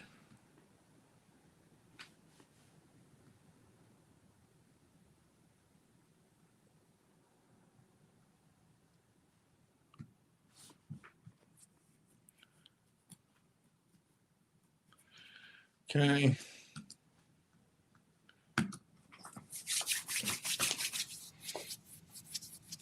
See what we got here. So let's do this guy. Bring it over Ohio. Hey Siri, dial 614.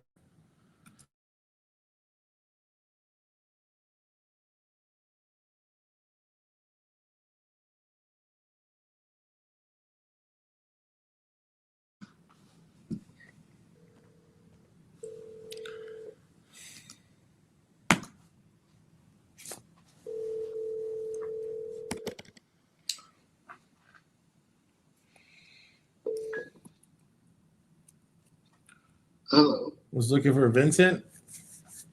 This is Vincent. Who is it? Yeah, it's Don from New England Capital. I was calling about the property on Overlook Road. Okay, yeah, what can I do for you? Yeah, I'm potentially interested in purchasing that from you. How much did you want for it? So right now I don't think I can sell it yet because I actually my property manager said kind of like there's a water damage due to kind of like plumbing issues. So I'm fixing it right now, so I don't want to sell it or kind of like put like anything to the next owner. So I don't think I'm gonna sell it for now. Okay, well, we actually like to buy properties that need work so we can Yeah. fix them up ourselves and put them on the market. I mean, would you be open to us selling it with the current issues? Or Not right now, not in that condition now, because it's heavy. I like to take care of it before anything. Okay. do anything. Okay. I mean, did you have even a price mark that might work for you, considering the condition? I mean, once I take care of it and put it back, repair it, probably I'm thinking about 240. 240. Yeah. Okay. When do you think you'll be able to? When do you think you'll be able to get the plumbing issues fixed? So the plumbing is just fixed, but I still have to kind of like put back all the drywall, clean up stuff, put like some vanity, that kind of stuff. So that's what, kind of like the progress right now. Okay. Well, So, yeah, so yeah, I probably mean, definitely keep my number. Yeah, definitely keep my number. I could be a player at around that number you were talking about once you get everything fixed. Okay, yeah. So probably let's see if it's in a couple of weeks. Okay. See where we at, I guess. I mean, if I was able to do the 240 and we just put like contingency in the contract saying that the contract starts once you're done with the plumbing, is that something you'd be open to? Shoot me down if that's not something that makes sense to you. I'm more like kind of like clean because I don't want to be kind of like if I sign any contract with even with contingency, it's kind of like I don't want to give my property manager so much pressure. I want him to kind of like do a good job to make it the property back to ship shape. All right, that makes sense. So yeah. All right, that makes for sense. now, I kind of like don't put it in the market. All right, that makes sense. All right, thanks. Thank you I'll give you a very call much. back in a couple weeks. See where you're at. All right, sounds good. All right, Thank thanks. you. Hey Siri, now 210.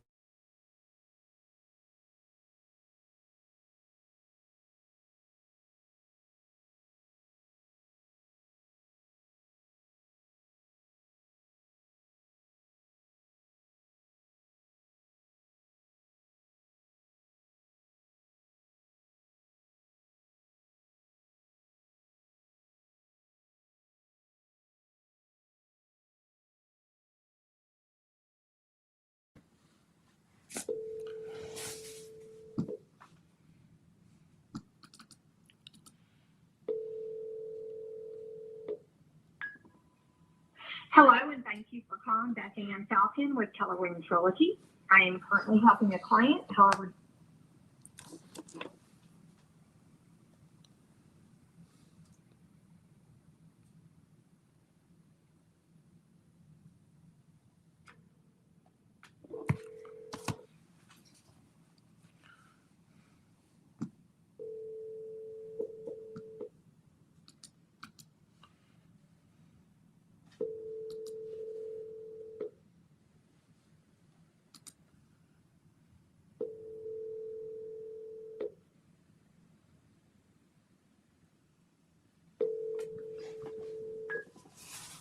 hello, and thank you.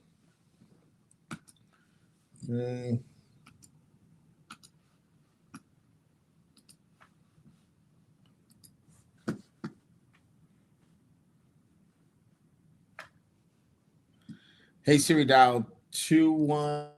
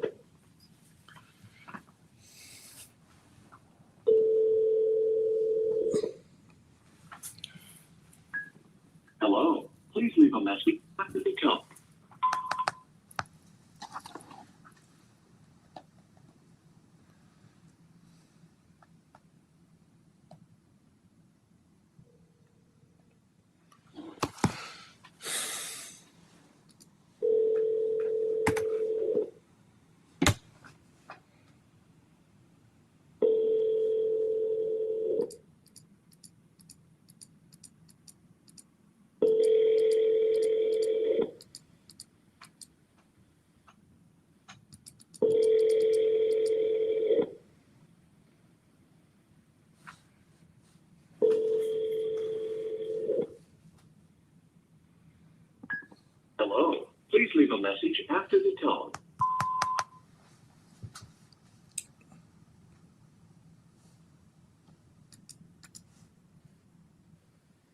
Okay. Yuri, are you there?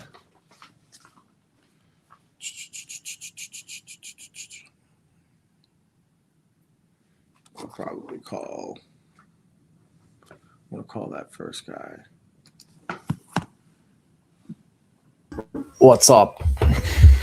And I probably. Do you want to keep going, or did you have a time you wanted to keep going until? No, I feel like you're done. You're done. It's fine. Yeah, I'm probably done. Call it a night. Call it a night. Back at it tomorrow, though. So, and yeah, guys. So as you know, like bunch of you bought packages, so I'm gonna be spinning soon. So Friday, Saturday, and today, like till we have Christmas deals, go get them. We're gonna just make some spins, and yeah, we'll start preparing for the next week. But thank you, Don, for showing up, Thank you very making much. dials. Looking forward for you to closing the deal and sharing it next time.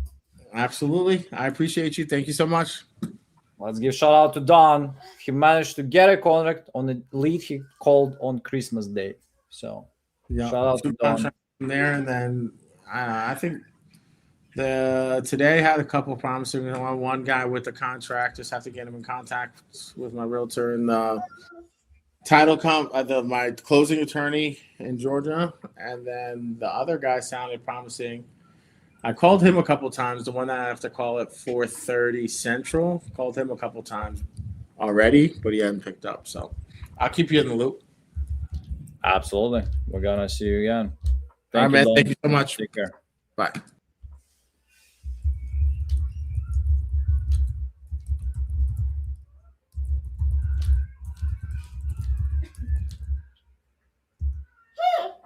And again, guys, if you want to get some leads, 90% off for clubbers.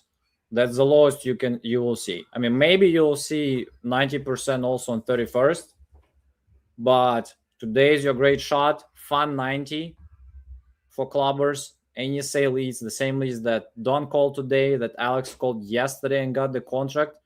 It's like $10, $11. Again, if you got a package in the bonus balance, so that's a lot of leads. If you pay with your own money, you'll be getting refunds on the bad ones. Let's say I'm not selling anymore. I'm not sure why you're calling me, and you paid it with your money, with your card on money balance. You're just gonna get a refund on that. Can I buy a package tomorrow? Just DM me or send me the message like what's your email, so we'll just hold it for you. But yes, so I'm gonna share the page right now so you guys can take a look at that, and I'll be back like in 20 minutes, and I'll see if I can actually get you somebody to make some dials to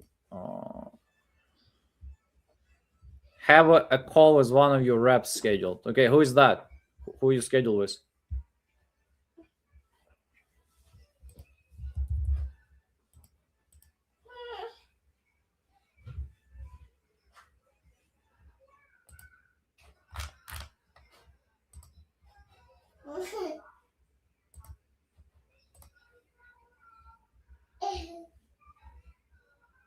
Okay. Yeah, we have like 4 girls on our team, so but they're all very responsible.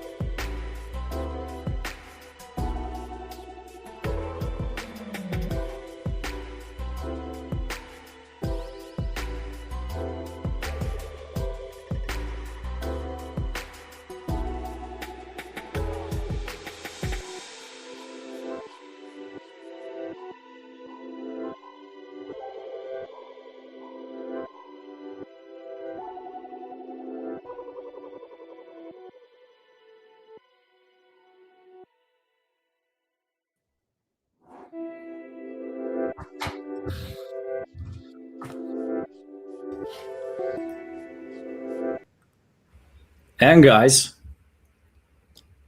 look who we managed to sneak from his wife. Mr. Christopher Bowl. What's up, brother? Yeah, you got me I'll let me you on dial. Sunday somehow. No, I'll let you dial because I know it's kind of on the later side. But while I'll be dialing, I'll be spinning. So we'll do two things at the same time. Right on. That's okay. Here, I'm about to start right now. I'm just gotta update one thing here. I was fighting with AI today again, and I think I won finally. But oh, really? Well, yeah, just some. We're trying to do some lead enhancement on my CRM, and it's working, and then it works like 2 out of 3 times, and it doesn't work for 5 leads, and then it works again, and then I think I got it to work though in the last hour or so. So we'll see what happens tomorrow. So, all right, let's see, 1921. How's your fantasy doing? Good, man. Good. I built a Barbie dream house today. Christmas present. That was fun. Not for me, for my daughter. Well, now you're getting one. Well, I think it's kind of part mine. I think I get to inherit it or something like that. I don't know. Okay. But I think I get to play with it anyways. Try to make a cash offer. Yeah, no, it's too nice. No repairs needed. Ask Brandon to. Well, unless I didn't do it quite right. We did. There you go. You can't see that because it's through blurred background. Mm-hmm. Look, oh, there we are. No, there we go. Building. How long did it take you? Oh, I don't even know. The video is only 25 seconds, so I'm gonna say like 3 minutes, something like that. Do you guys post it somewhere like a social, or is it just for home? What's that? Are you posting it somewhere, or if it's just home use? Nah, I was just messing around. My daughter wanted to do it. So she's like, "You're gonna build it?" She's like, "Can we do one of those videos that go really fast?" I was like, "Yeah, sure, why not?" So I don't know. I don't know how to edit it. We'll figure it out later. So what are you guys doing on 31st? I don't know, man. I've been running so hard for 2 months straight that I feel like I just want to sleep. So okay. I thought today was going to be one of those days, and then I built a dream house, went shopping for groceries and stuff, and then here we are doing some more work right now. But this is fun though, so we're good. So probably not much, man. To be honest with you, I'll probably be asleep before midnight. I'm getting older. I don't care anymore. What about you? Well, I'll spend time with my family, but I'm still trying to think how I'm gonna make the life in. But for me it's easier because I'm in Ukraine. We have 7 hours difference. So when it will be midnight for you guys, I can be here because it'll be 7 a.m. for me. So. Yeah, you got the little babies. I don't. It's hard. We don't. Yeah, everything I do these days it's always kid friendly anymore.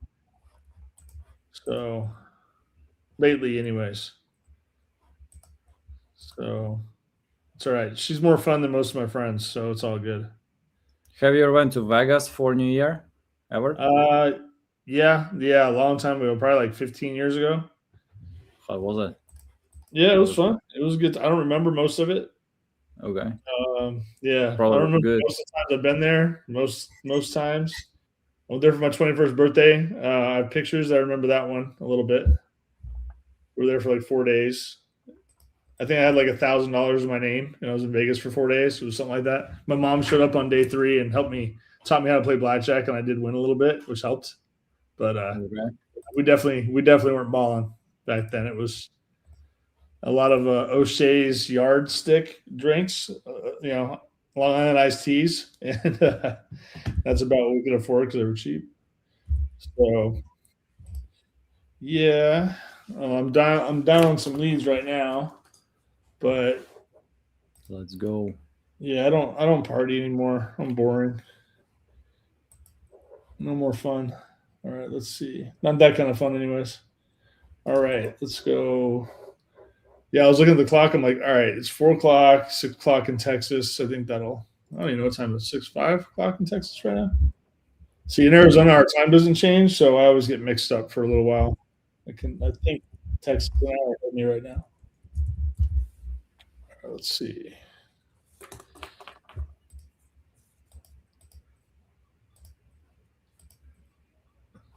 All right, let's go. Anna.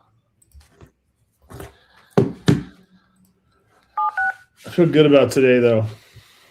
I feel like Sunday night. Hi, if you record your name and reason for calling, I'll see if this person is available. This is Chris about the house on Pavilion Lane. I don't bother. I put it on mute for a second, but I don't bother. Thanks, Chris. Please stay on the My line. intention doesn't make sense. They don't want to talk about their house right now. I don't want to talk to them either. If that makes sense. Talk to somebody else.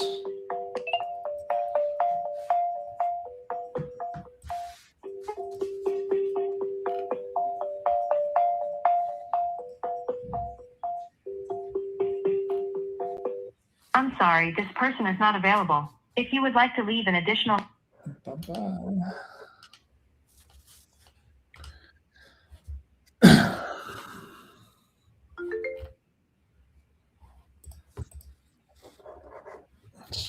Good old Frank.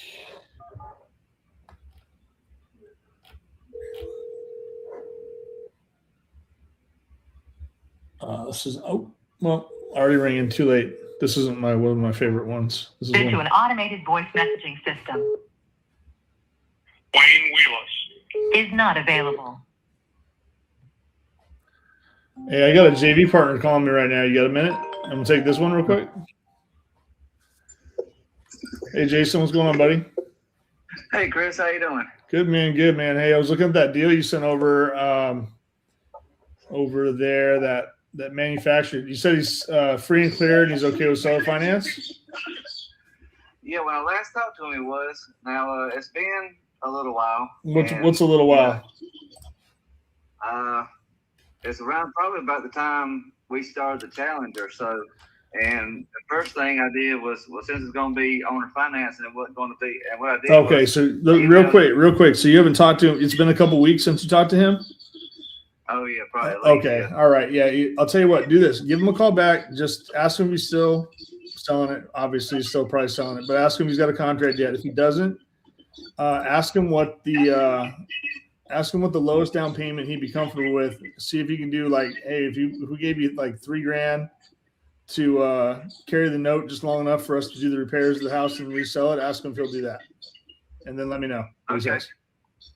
Okay, yeah, I can do that. All right, I'm on the line. I'm on with Yuri at iSpeed right now, so I'm going to jump back off of that. But make sure you make that call to him. Ask him if he can do that, and then if he can do that, then we got something we can probably work with. Okay, so 3,000 down.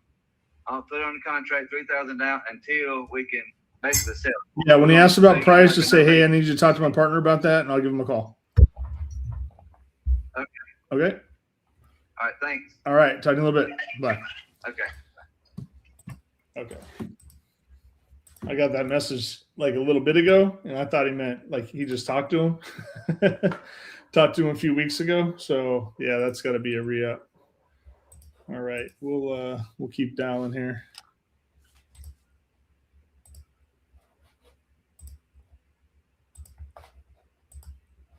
So I get calls like that a lot, but as you know, I help get deals closed. I help figure things out. It actually looks like a decent deal because of the seller financing. If the guy will go with a really low down payment, then we can do it because I'll just,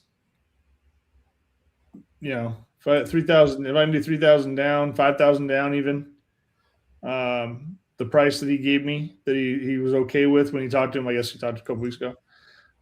Actually looked reasonable for the property. So I'll just buy it, turn around, stick it on the market for that kind of down payment. I'll just buy it, put it on the market, sell it. If we need to do any repairs, we will. Of course, we'll try to assign it if first of all, if we can't get the sign, that's probably one I could buy. All right, let's see. Jeffrey. Right.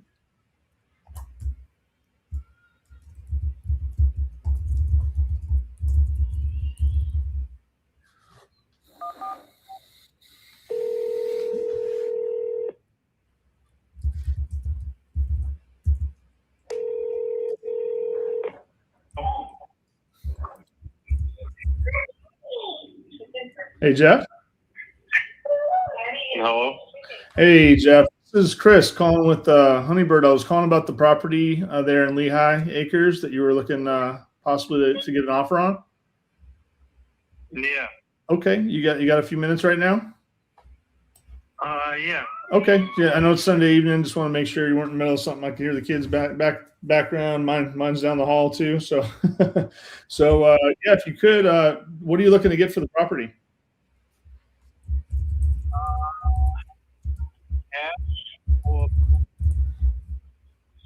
We're about to go with a real estate agent if we don't get anything that we come near where we want. Mm-hmm. Okay. So you're looking for 450 on it, and that's clear. So 450. I mean, I know if you've been talking to a realtor lately, and by the way, I'm licensed in Arizona just for disclosure purposes. So I want to let you know that, but not in Florida. If you're going with a realtor, I'm sure you've been talking about fees and that sort of thing. So the 450, is that your cash out of pocket, like walk away money before the mortgage is paid off, that sort of thing, or? We're gonna be listing it for $529. 529. Okay. All right. So 529. Yeah. What is she? Does he or she think that's like kind of a starter price, or that's like, hey, let's test the waters at 529, and then if we don't get an offer, we'll come down, kind of a thing, or what's that? Honestly, that's what they've recommended for just where we live in our community, the style house that we have. We're hoping if we go with them, we're going to walk away with a $500,000 offer. So then, yeah, I know with the fees and everything, it'll be less than that. Mm-hmm. But that's pretty much like where the comps that he ran. It's tough to run because we're in a brand new community. The house is only a year old. It's a brand new construction. Mm-hmm. But there's the last model that was of our style house, a 3-car garage in our community, sold for $560, and that had obviously all the better upgrades for the model purposes. So that's where he thought we sat at a good starting point. Okay, understood. And just to be clear, just to make sure I can confirm here, because being new construction, sometimes the records online aren't 100% accurate. Looks like you got a 4-bed, 3-bath, 2,271 square feet. Does that sound right? Yeah. Okay. Yep. All right. So 4.3. All right. And okay, 9,900 square foot lot ish. Does that sound right as well? 2-story house. Yeah. Okay. Yeah. Okay. So no, 1 story. It's just single a level. ranch. Okay. Yeah. For some reason, I'm seeing a 2-story on here. Probably again, that's the builder. The builder stuff sometimes can get mixed up. Depends on what side I'm looking at too. So. Okay, very good. What options did you explore? So you talked to a realtor. You explored any other options at all? Have you had any other offers on it? No other offers. Just kind of was poking around at the, all you guys that got the advertisements out for cash offers. So kind of just looking around there. Okay. Haven't got any other offers or opinions really. Just we're relocating. We're leaving in 3 weeks. So we haven't signed a contract with the realtor yet, but we have been talking more and working towards it. Yeah, no, that's fair. So question. So you're leaving in 3 weeks. What are you just going, are you like doing relocation through your company and they got a rental for you for now, or like what's going on there? Yeah, we'll be relocating back to Michigan. That's where we're from. We've been down in Florida for a couple of years. We're moving back up there. Okay. All right. Very good. Same work, same job and everything. Okay, so no need to. So you're not rushing off to go buy something over there. You're going to kind of like get this one sold, and then, or are you already buying something, or what's this like? In other words, do you need to have this house sold before you can really do your real plans over there, or is it kind of like doesn't matter that much? We have family and everything, so yeah, we want to get it sold as fast as possible because we want the equity out of this house to put down on the next house. Okay. But yeah, what do you owe on it now? If you $300. Okay. And did you get any kind of? I know you've only been there probably a year. It sounds like. Did you get any kind of interest rate incentives or anything when you bought it? Like, do you have like a really low rate or anything like that? I mean, we have a lower rate than what was going out at that time. It was 6.1% Okay. interest rate. Yeah, lower than 7.5 that most people ended up a with. year ago. All right. What about? Tell me about the yard a little bit. Did you do a yard out there? Did they do one for you? At the builder? No, we don't really have a yard. We live on the golf course. We live on a golf course on the 7th hole. Yeah, I actually see we that have a now. pool. We have a cage. Okay. Oh, you So do. we have you this. pool. Okay. Yeah, pool, cage. It's probably about 15 feet of yard left after the cage to the golf course. Got it. Okay. Well, the pool will make the yard work, so that's good to see. Okay. All right. And any solar or anything like that? No solar. We have a storm shutter on the covered area for our lanai, one of the smart storm shutters. So if we do have any weather or anything, we just close that. Okay. But no solar, nothing like upgrades like that. Pretty much the house is still contractor grade. We haven't done much to it besides updated the lighting fixtures and put fans up. Okay. So you got new light fixtures, new fans. What about the when you bought it, was it already like granite counters or quartz or something like that? Was it kind of more more modern? Quartz countertops. Yeah, okay. Quartz countertops, white cabinets throughout. Okay, perfect. It's all tile. No carpet throughout at all. It's all tile through the whole house. Okay. All right. Sounds good. All tile throughout.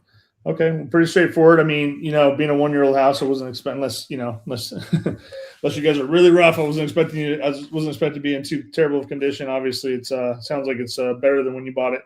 So it's really just the need to move. So yeah, I mean, typically if I'm looking, and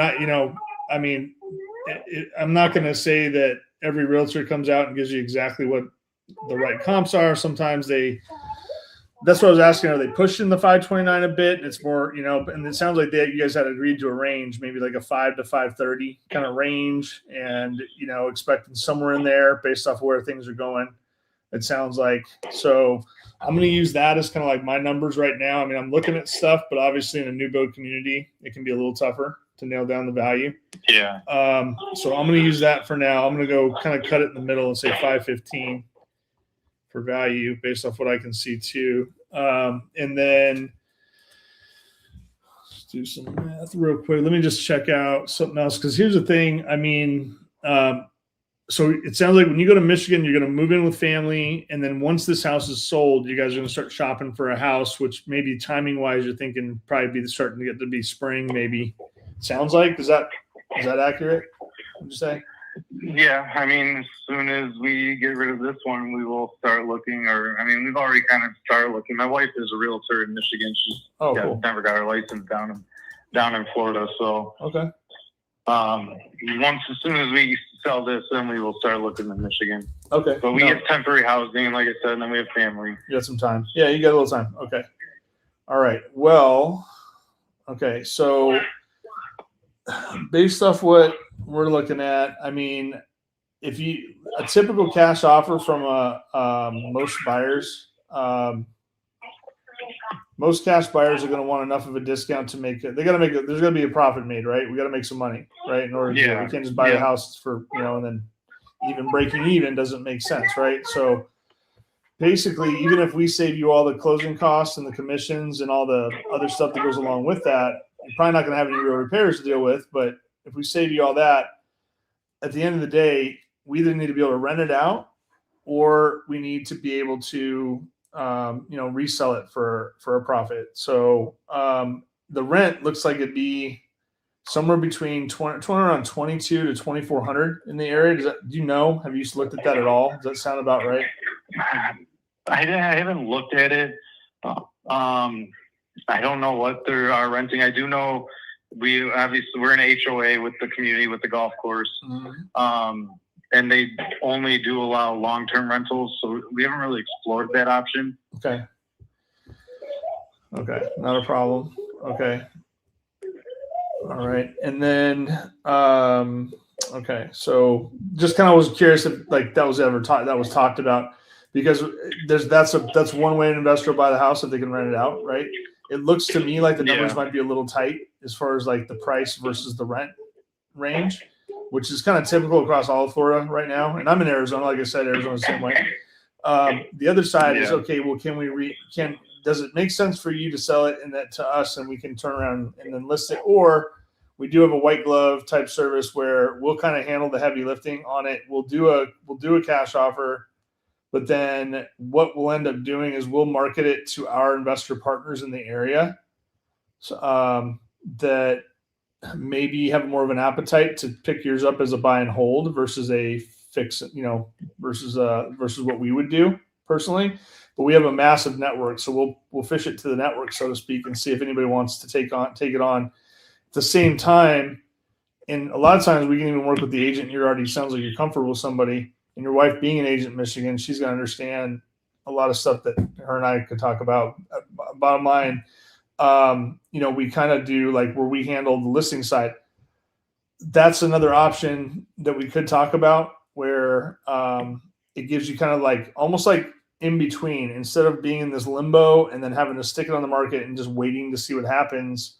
You kind of have an opportunity that it might go cash quickly because I'm going to shop it to more than your realtor can. My network in Florida is massive, so we have tons of potential buyers for it as far as that's concerned. Third option is one where we can do, I call it some now, some later. And what something like that would look like would mean we'd basically give you probably about 80 to 82% of your equity now.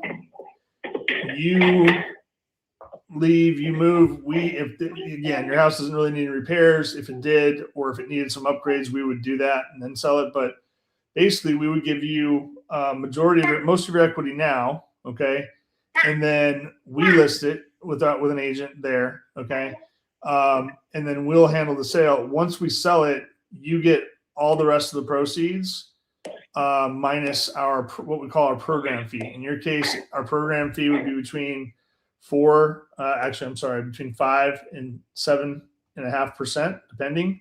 Probably closer to the 6% range, but I have to run it still. But basically, it's like you get all your equity now, so you can go make your next move, and you're not waiting to see what's going to happen with your house. And then now, you're leaving anyway, so you're going to have a vacant, easy to sell home soon enough. But it kind of gives you that, like, okay, we don't have to wait for the money, so we can start making our moves in Michigan while the house is selling. So if it takes 4 months to sell for some reason, or 5 months, you're not just sitting around waiting to see what's going to happen. And you've already got a good chunk of the equity now. The rest would come on that second sale. And I could break it down for you. I just have to run that through some calculations and some other things before I can give you the hard numbers on it. But if that sounds interesting to you, I could talk to you about that as well. All right. Yeah, if you can get the numbers and email them, and then I can look at them with my wife and look over everything, and we can see what goes best before we end up going with the real estate agent that we've already been working with. Okay. Yeah, I'll tell you what. I'll get it together. Honestly, just so nothing's lost in translation. But go ahead. I was just gonna say, I'm not really the third option. I won't. You don't have to worry about running those numbers. I'm not gonna. I get we can get half some of the equity up front, but I'm gonna still lose money and then run with being the 6.5% over the 4.5% that we're using with the realtor. That's fair. Yeah, that's fair. So I'll tell you what, just for the sake of not leaving stones unturned, because I think once we're actually doing it on one of our own properties intentionally in Texas, because it's going to be easier than waiting 4 months for that. We have a property that's worth about $800 that we're selling right now that we owe $530 on. It's been a rental for a couple of years. I'm actually doing it on my own property because it's going to be easier to do it that way than waiting, so we can move on to our next investments from that cash. We're always moving things around, but that's me personally. But either way, I've got two options I think could work for you, and I'll get the first one. The second one I'll focus on, but if you don't mind, if you and your wife would keep an open mind and let me at least explain it so you can see a side-by-side comparison, you might like what you see. And if you don't, we just wipe it off the table completely, if that's fair. Yeah, that's fine. Okay. All right. I'll tell you what, I'm going to get some numbers together and I'll give you a buzz. Rather than just emailing it over, is there a time, maybe tomorrow, anytime, day, afternoon, evening, that you and your wife might both be available for like 15 minutes? We can just go over it once I have all the calculations done. Yeah, tomorrow should be fine. I mean, what's probably later in the afternoon? Okay. Would be better. I know she's got some stuff going on, and I do in the morning. Okay. But late afternoon would be all right. Okay. Late afternoon. Okay. Perfect. So we're thinking like maybe like three between like 3 and 5 or something like that, somewhere like that. Yeah, that's fine. Yeah, that works. Okay. I'll tell you what, I'll give you a call. I'll get it all ready, and then I'll give you a buzz. And if I don't catch you on the phone, I'll shoot you a text, and then we'll jump on a call together. If we need to get on a Google Meet or something where I can do a screen share to show you some stuff, we will. But ultimately, we can probably talk through it relatively easily, being that your wife's an agent, and it sounds like you know what you're talking about.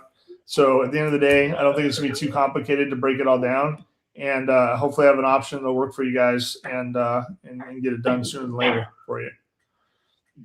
Cool. Well, I appreciate the call Sunday night, so thank you. Yeah, no worries, no worries. Have a good day and enjoy the rest of your weekend. You too. Thanks. All right, bye now. Good night. Bye.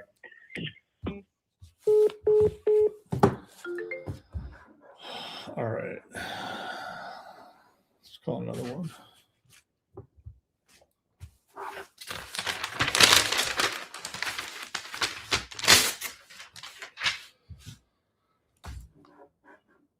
All right. While he does have some equity in that one, obviously he doesn't need us, right? He doesn't need us on the cash side of things. There's not going to be anything that's going to sway him to not list the house. He's got no motivation. Problem is the motivation, right? There's no motivation there that's going to cause him to, accept a cash offer where we would need a cash offer. Not the traditional cash offer, but I do have. So what I was talking about effectively was just setting the stage to do a novation call with him and his wife tomorrow. And then the third option is probably the best option. He just doesn't know it yet. And either way, we'll see what we can do on that one too. So whether it's a novation or the other, he's going to leave about the same amount of money on the table. So once he sees those numbers, he may have second thoughts about the whole some money now, some money later. So we'll see. All right. Let's see.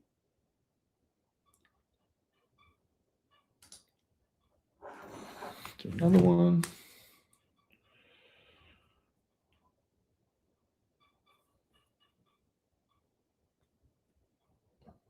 So I picked up a lead in Iowa, which I don't usually do Iowa, but we have a good, my son who works with me as well has a good buddy that is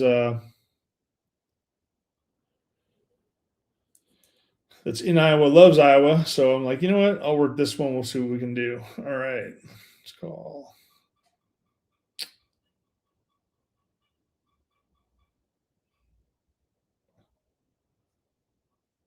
All right.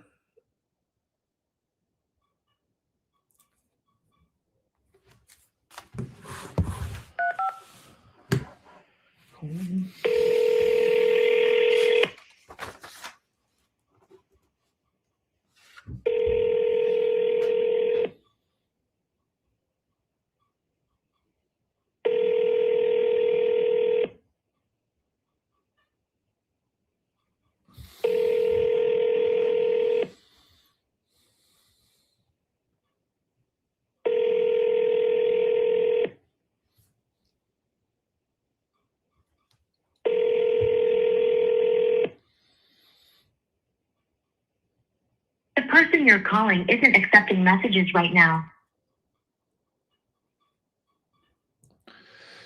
I'm only double dialing, not triple dialing on Sunday. So we'll try one more time.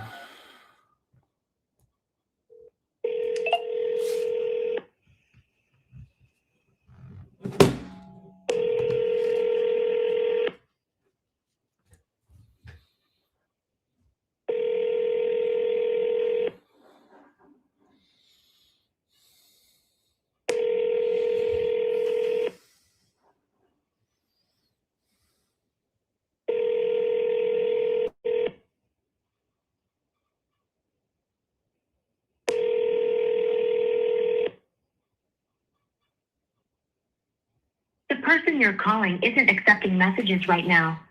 Why don't you text them or... Not today. Next.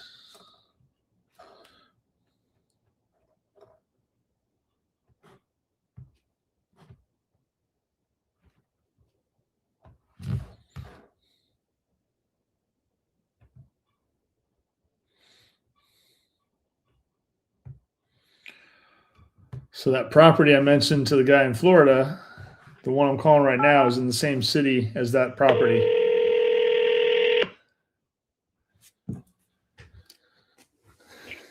Hello. Oh, shit. Hold on. I think I dialed the wrong one. Lost my place there for a second. Gonna have to apologize for my phone dropping on him, but it didn't really. All right. Oh gosh, that tripped me out there for a second. I could have sworn I just talked to that guy an hour and a half ago. All right.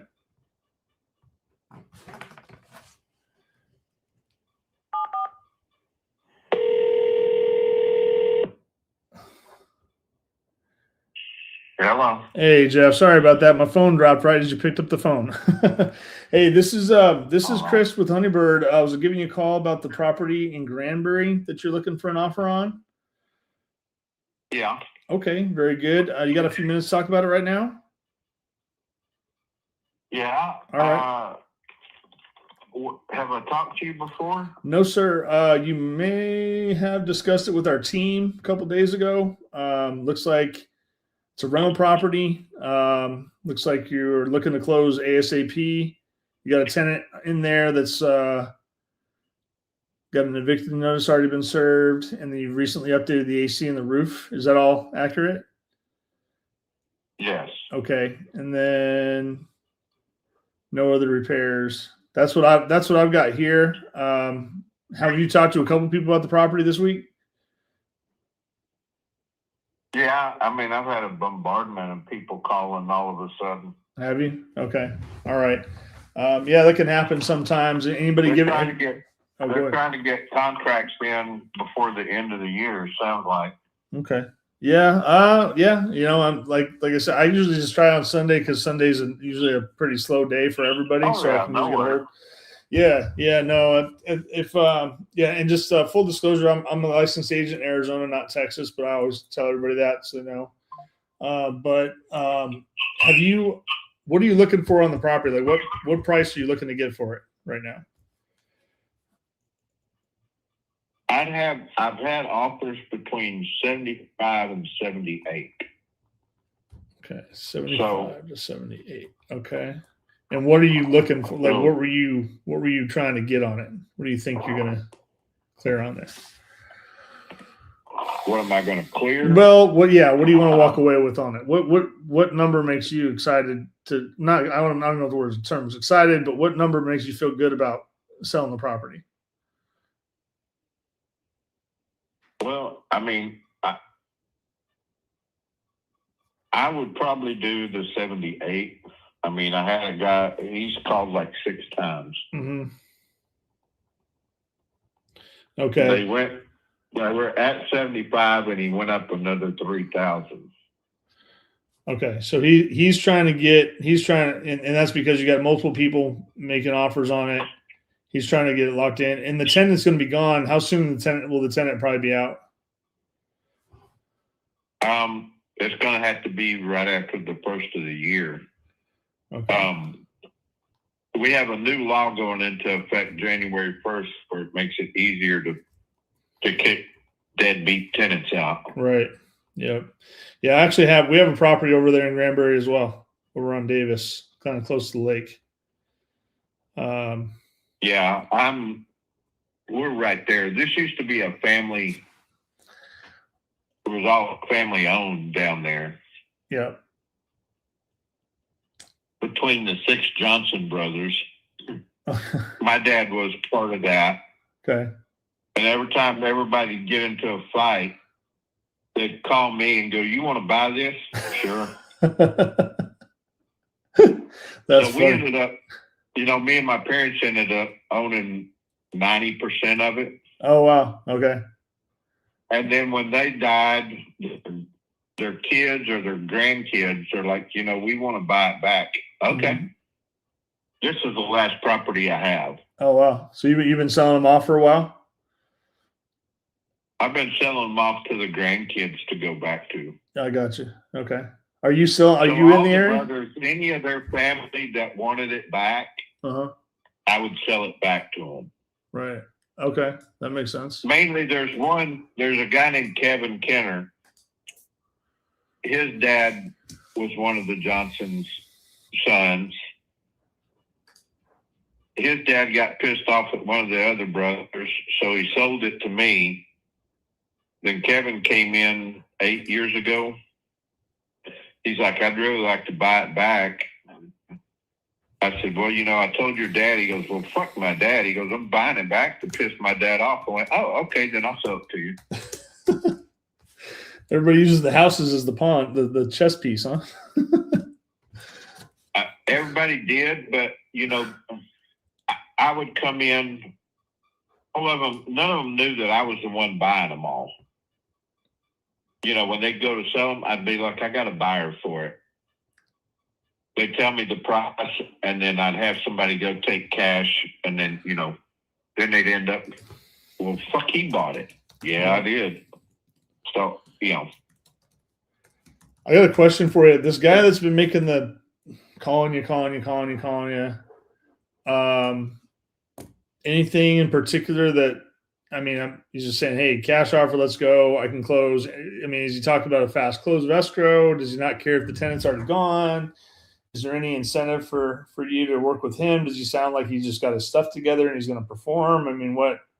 What about him makes him stand out? I'll be honest. I've signed 3 contracts at $75,000, and not one of them has performed. They've all come up with the reason. One of them was the day, like 3 days before the fucking closing date. Yeah, I call it. Well, you don't live there, but I call that leaving the seller in the moving truck with the engine running. By the way, so that's what I call that.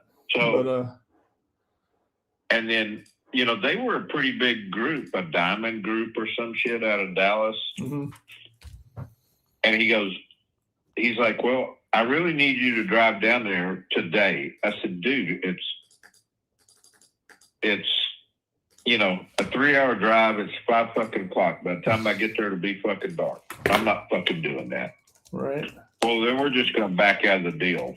Did anything? I got a question. Anybody do an actual inspection? A real inspection, or do they like send their partners, quote unquote, over to look at it? How did they've sent partners? Paid $700 to title companies. I'm like, the Diamond Group pissed me off, so I was giving everybody the Diamond Group, the title company that they'd already paid for. Right, just to because the title work's already done. They already had all the paperwork. Yeah, what title company was that, by the way, if you don't mind me asking? Oh shit, I don't know. That's all right. That's all right. Go back and look at my. I know a lot of them, so I didn't know if maybe it's somebody I know too already. So let's see here. I'm gonna check something out here real quick. No, you're all right. I'm actually just gonna look. I'm looking up some information stuff too while we're talking here, because hopefully that can be the real one. All right, let's see here. Let me look through here. Mm-hmm. Let's see.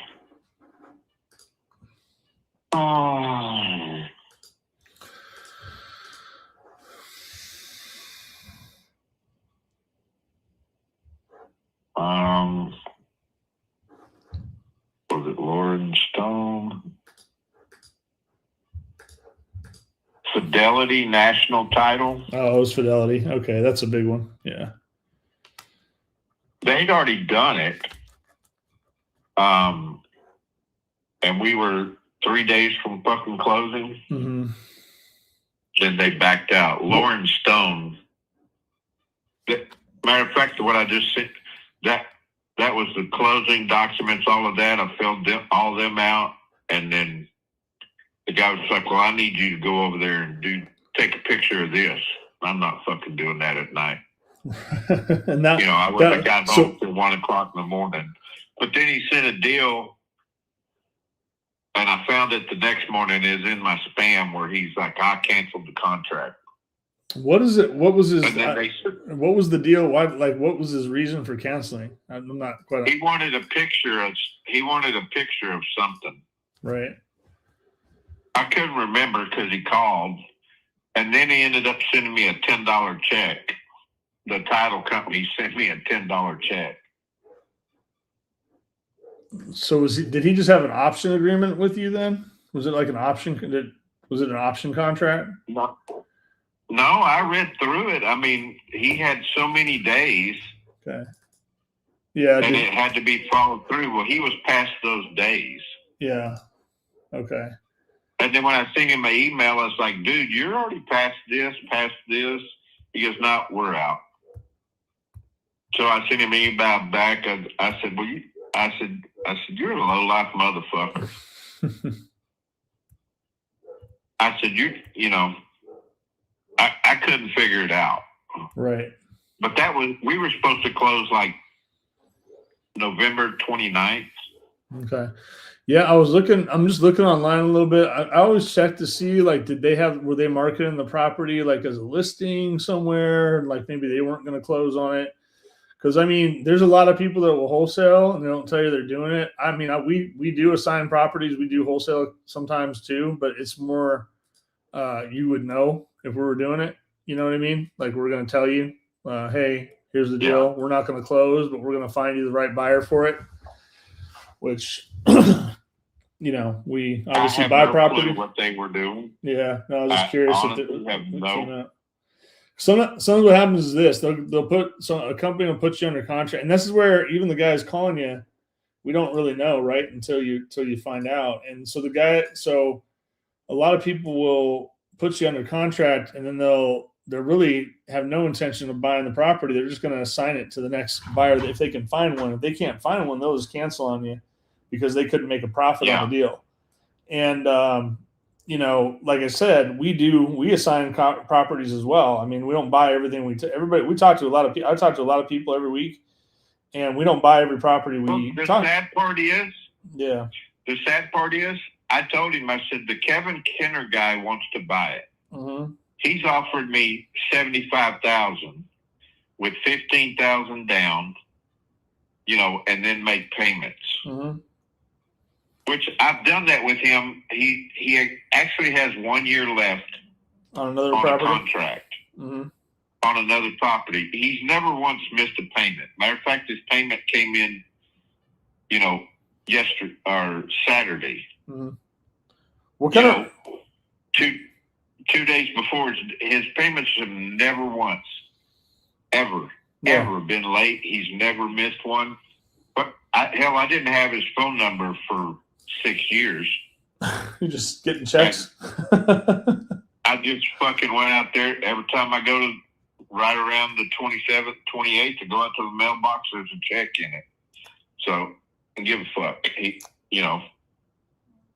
Oh yeah, no, for I've sure. never had to call him. Yeah, well, hey, I mean that sounds like a solid buyer. He's just gonna want. I mean, obviously you're okay with it, but you'd prefer to cash this one out. It sounds like. Well, I mean, I just don't want to do another, owner finance. How much? Let me ask you a question. Let me ask you a question real quick. So it needs a little bit. Is it just an older property? It needs a little bit of work. It needs a lot of work. It's dated. I mean, we didn't really get into that.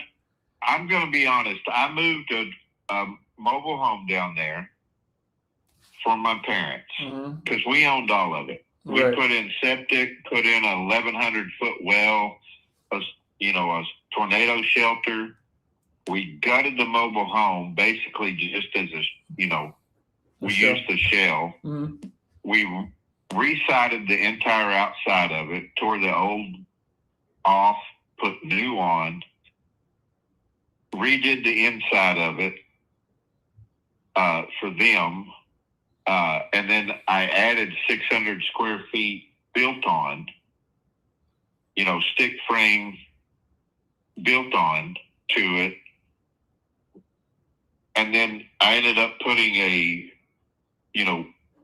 metal roof it's detached from it. I mean, it's, I get kind of like what you'd call a lean-to. Okay.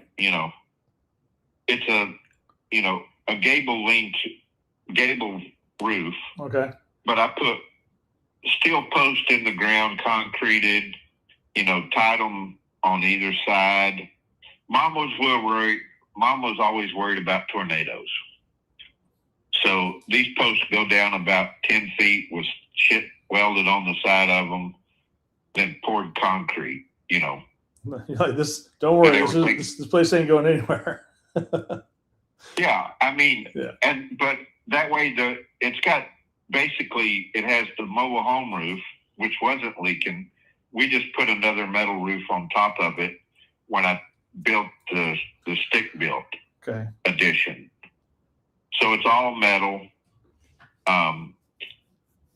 Added new AC.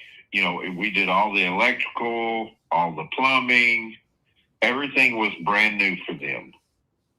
I was on the road a lot. I was a rodeo clown at that time. So when we did it, we did it, and that way I didn't have to worry about it. And then Well, let me ask you. Okay, so let me ask you a question real quick. You've had 3 people under contract. You got a serious buyer that would do a reasonable down payment if you'll carry it for them. The ones that had the contracts, did any of them try to come back and get you to take a lower price before they canceled or walked away or disappeared on you? Did any of them come back and say, "Hey, we can do it, but we need it at 60. Hey, we can do it, but we need it at 55." I had one of them. He was 75. He was taking care, of the eviction. Mm-hmm.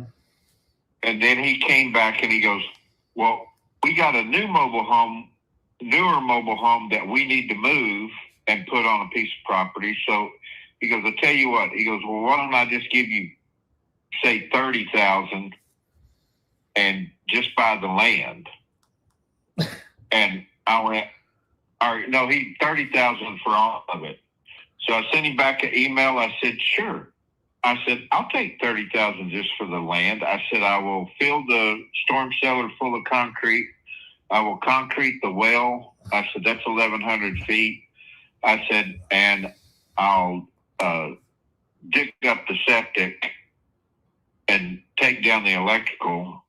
I said, "And I'll bulldoze the house to the ground. And then you can have it." I said, "And I'll sell you just the land." He goes, "Well, no." He goes, I want the septic." I said, "No, motherfucker, you want just the land. You need to." I said, "You can put it all back."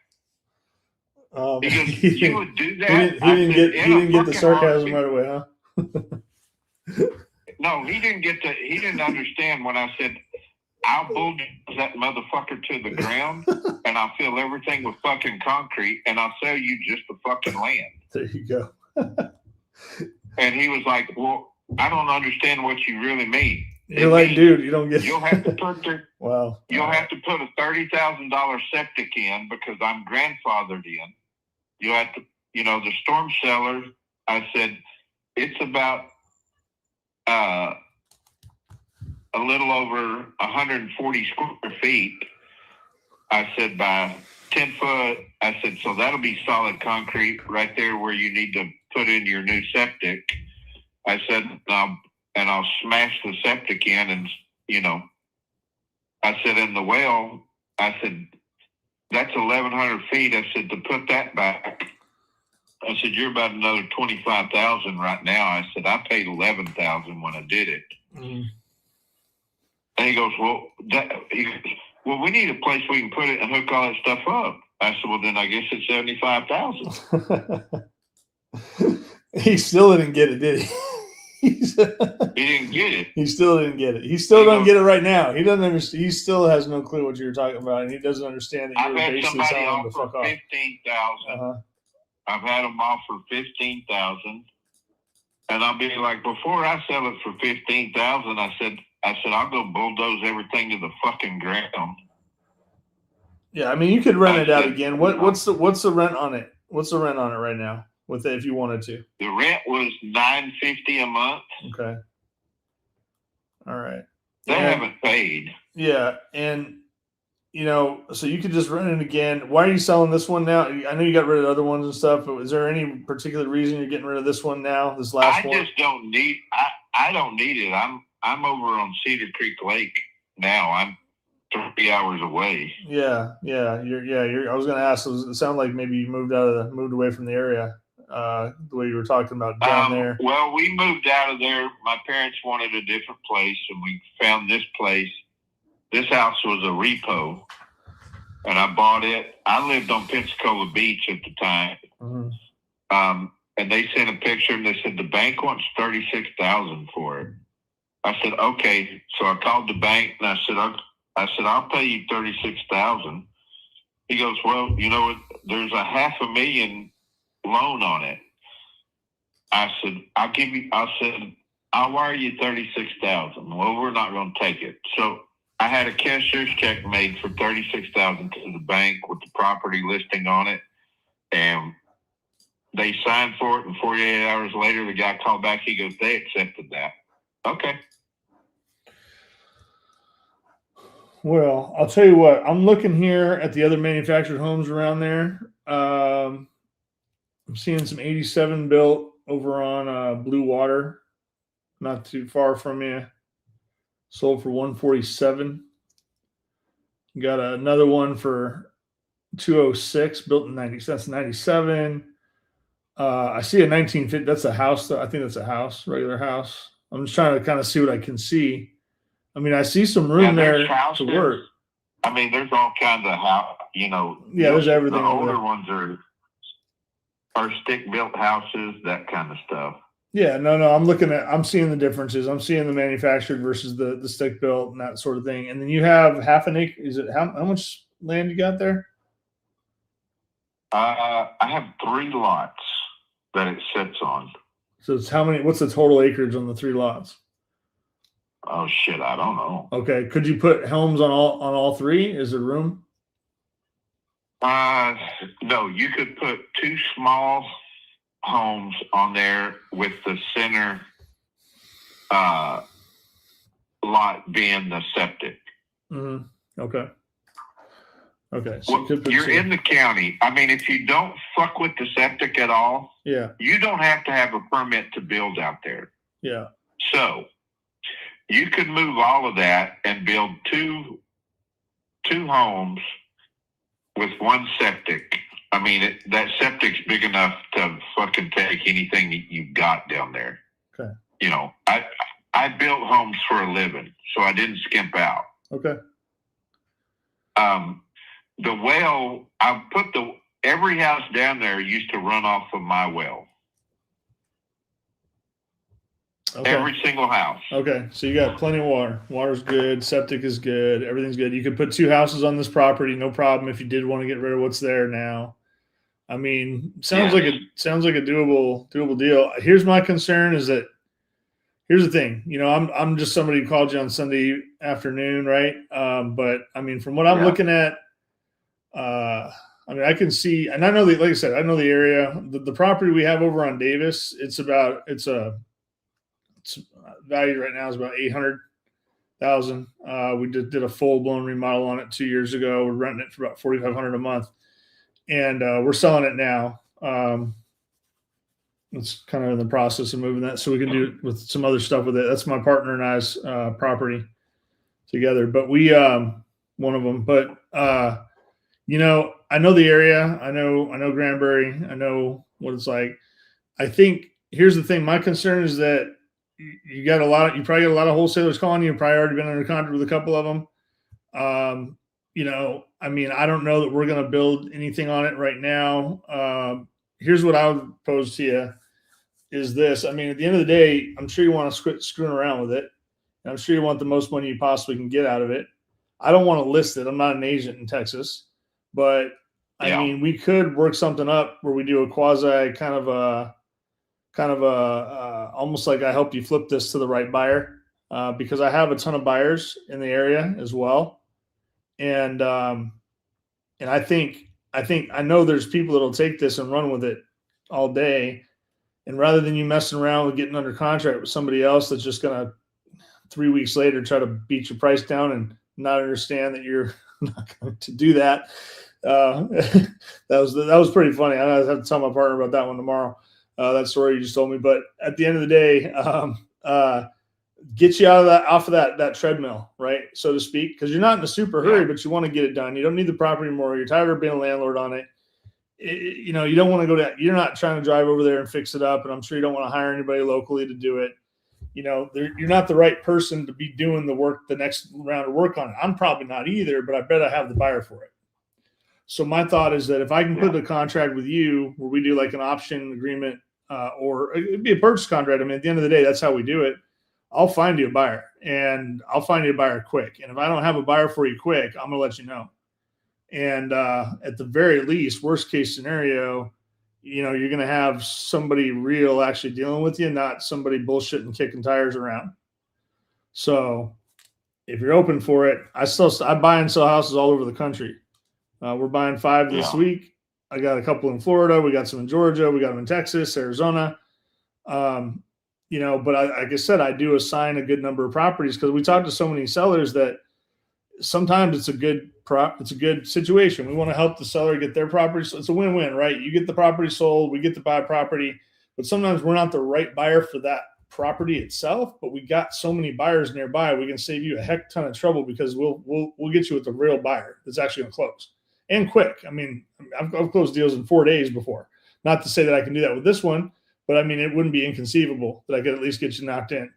So, I mean, that's what I can offer right now. I still got to run more numbers, figure out numbers. I mean, I don't want to play the game of, hey, he's offering you 78, I'll offer you 79. I don't think that's appropriate because I don't even know if 79 with someone who is, I mean, I would be asking everybody, are you even in the area? Do you do like, when was the last property you bought? What's the last one you closed on? Because like I said, about 90% of the people calling you, they have 90% of them haven't even bought a property of their own. And that's okay. There's nothing wrong with that. It's just, unfortunately, there's a lot of wholesalers that don't tell people they're wholesaling. He's out of, there's one guy, he's out of Fort Worth off of Camp Bowie. Mm-hmm.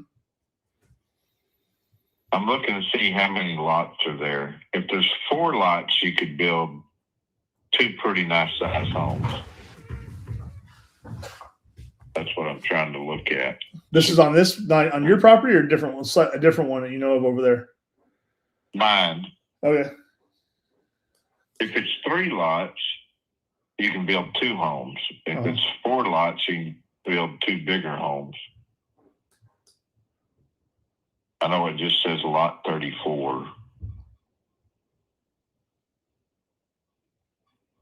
Well, if he doesn't have the other lots in there, he's fucked. If I signed with him, he only got 1 lot in this motherfucker. Is that on the contract? Yeah, just lot 34. Yeah, so he's not even paying attention to what he's doing. And that's a red flag right there to me. Yeah, I'm looking down through here. I hadn't seen any other lots. What the fuck? Yeah. Addendum 1. Hold on, let me find addendum 1. Maybe he's got it in there, but I don't think he does. It's New Western. Oh, what the fuck that is? He's an agent. Is he saying he's going to buy it? Okay, it's got lot 34, 36, and 38. So there's 3 lots. Okay, is he saying he's the buyer? Did he tell you he's going to buy it? I don't know where you'd see that. Yeah, it says he's the buyer. Yeah, New Western doesn't buy properties. They're a real estate brokerage that wholesales. So they're just going to put you on their list. I mean, same thing. It's not a real buyer. It's not that they don't have buyers. I mean, they have buyers just like I do. I got buyers too. But I'm telling you I'm telling you what I'm going to do. No one sold you the truth on all these people you've been dealing with. Yeah. So at the end of the day, I mean, here's the deal. I'd like to see you get 75, 78, 85 if it's doable. I don't know what the right number is, but at the end of the day, the way that I do this type of situation, we do like an option agreement, and then I basically go find you the buyer, and all I need to do, on a property like yours, if I can make 10,000 for the work that we do to move it to a buyer, I'm happy. And we can figure it out. It's not a listing though. Don't treat it as it's a listing. I'm talking about, and here's the thing, we do close. I mean, at the end of the day, we do close on a lot of properties, but I just don't know that I don't know yet if I could, but I can sure end the hassle for you and ride with you through it. And probably by the time your tenant's out of there, we'll have a real buyer that's going to actually close that wants the property, that really wants it. That's what I think would happen. And if I can't do it, I'm going to tell you right away. Not to mention, we can jump on a Google Meet and I'll show you. I'll do a screen share and show you how. I've taken people behind the scenes like yourself, people that understand real estate real well. I've taken you behind the scenes and shown you how I do it. I'd be happy to do that. So, yeah, if you want, I mean, at the end of the day, I'll run some more numbers on it. But I mean, at the end of the day, if you want to help just get this thing moved, I can do it. I know I can. To a real buyer. Well, I'll tell you what. I mean, run some numbers, and then. You got pictures anywhere? I do not, but I'm going to have to go down there and get some because everybody wants pictures, and I just hadn't driven over there. How long has it been since you've seen the inside? A long time, huh?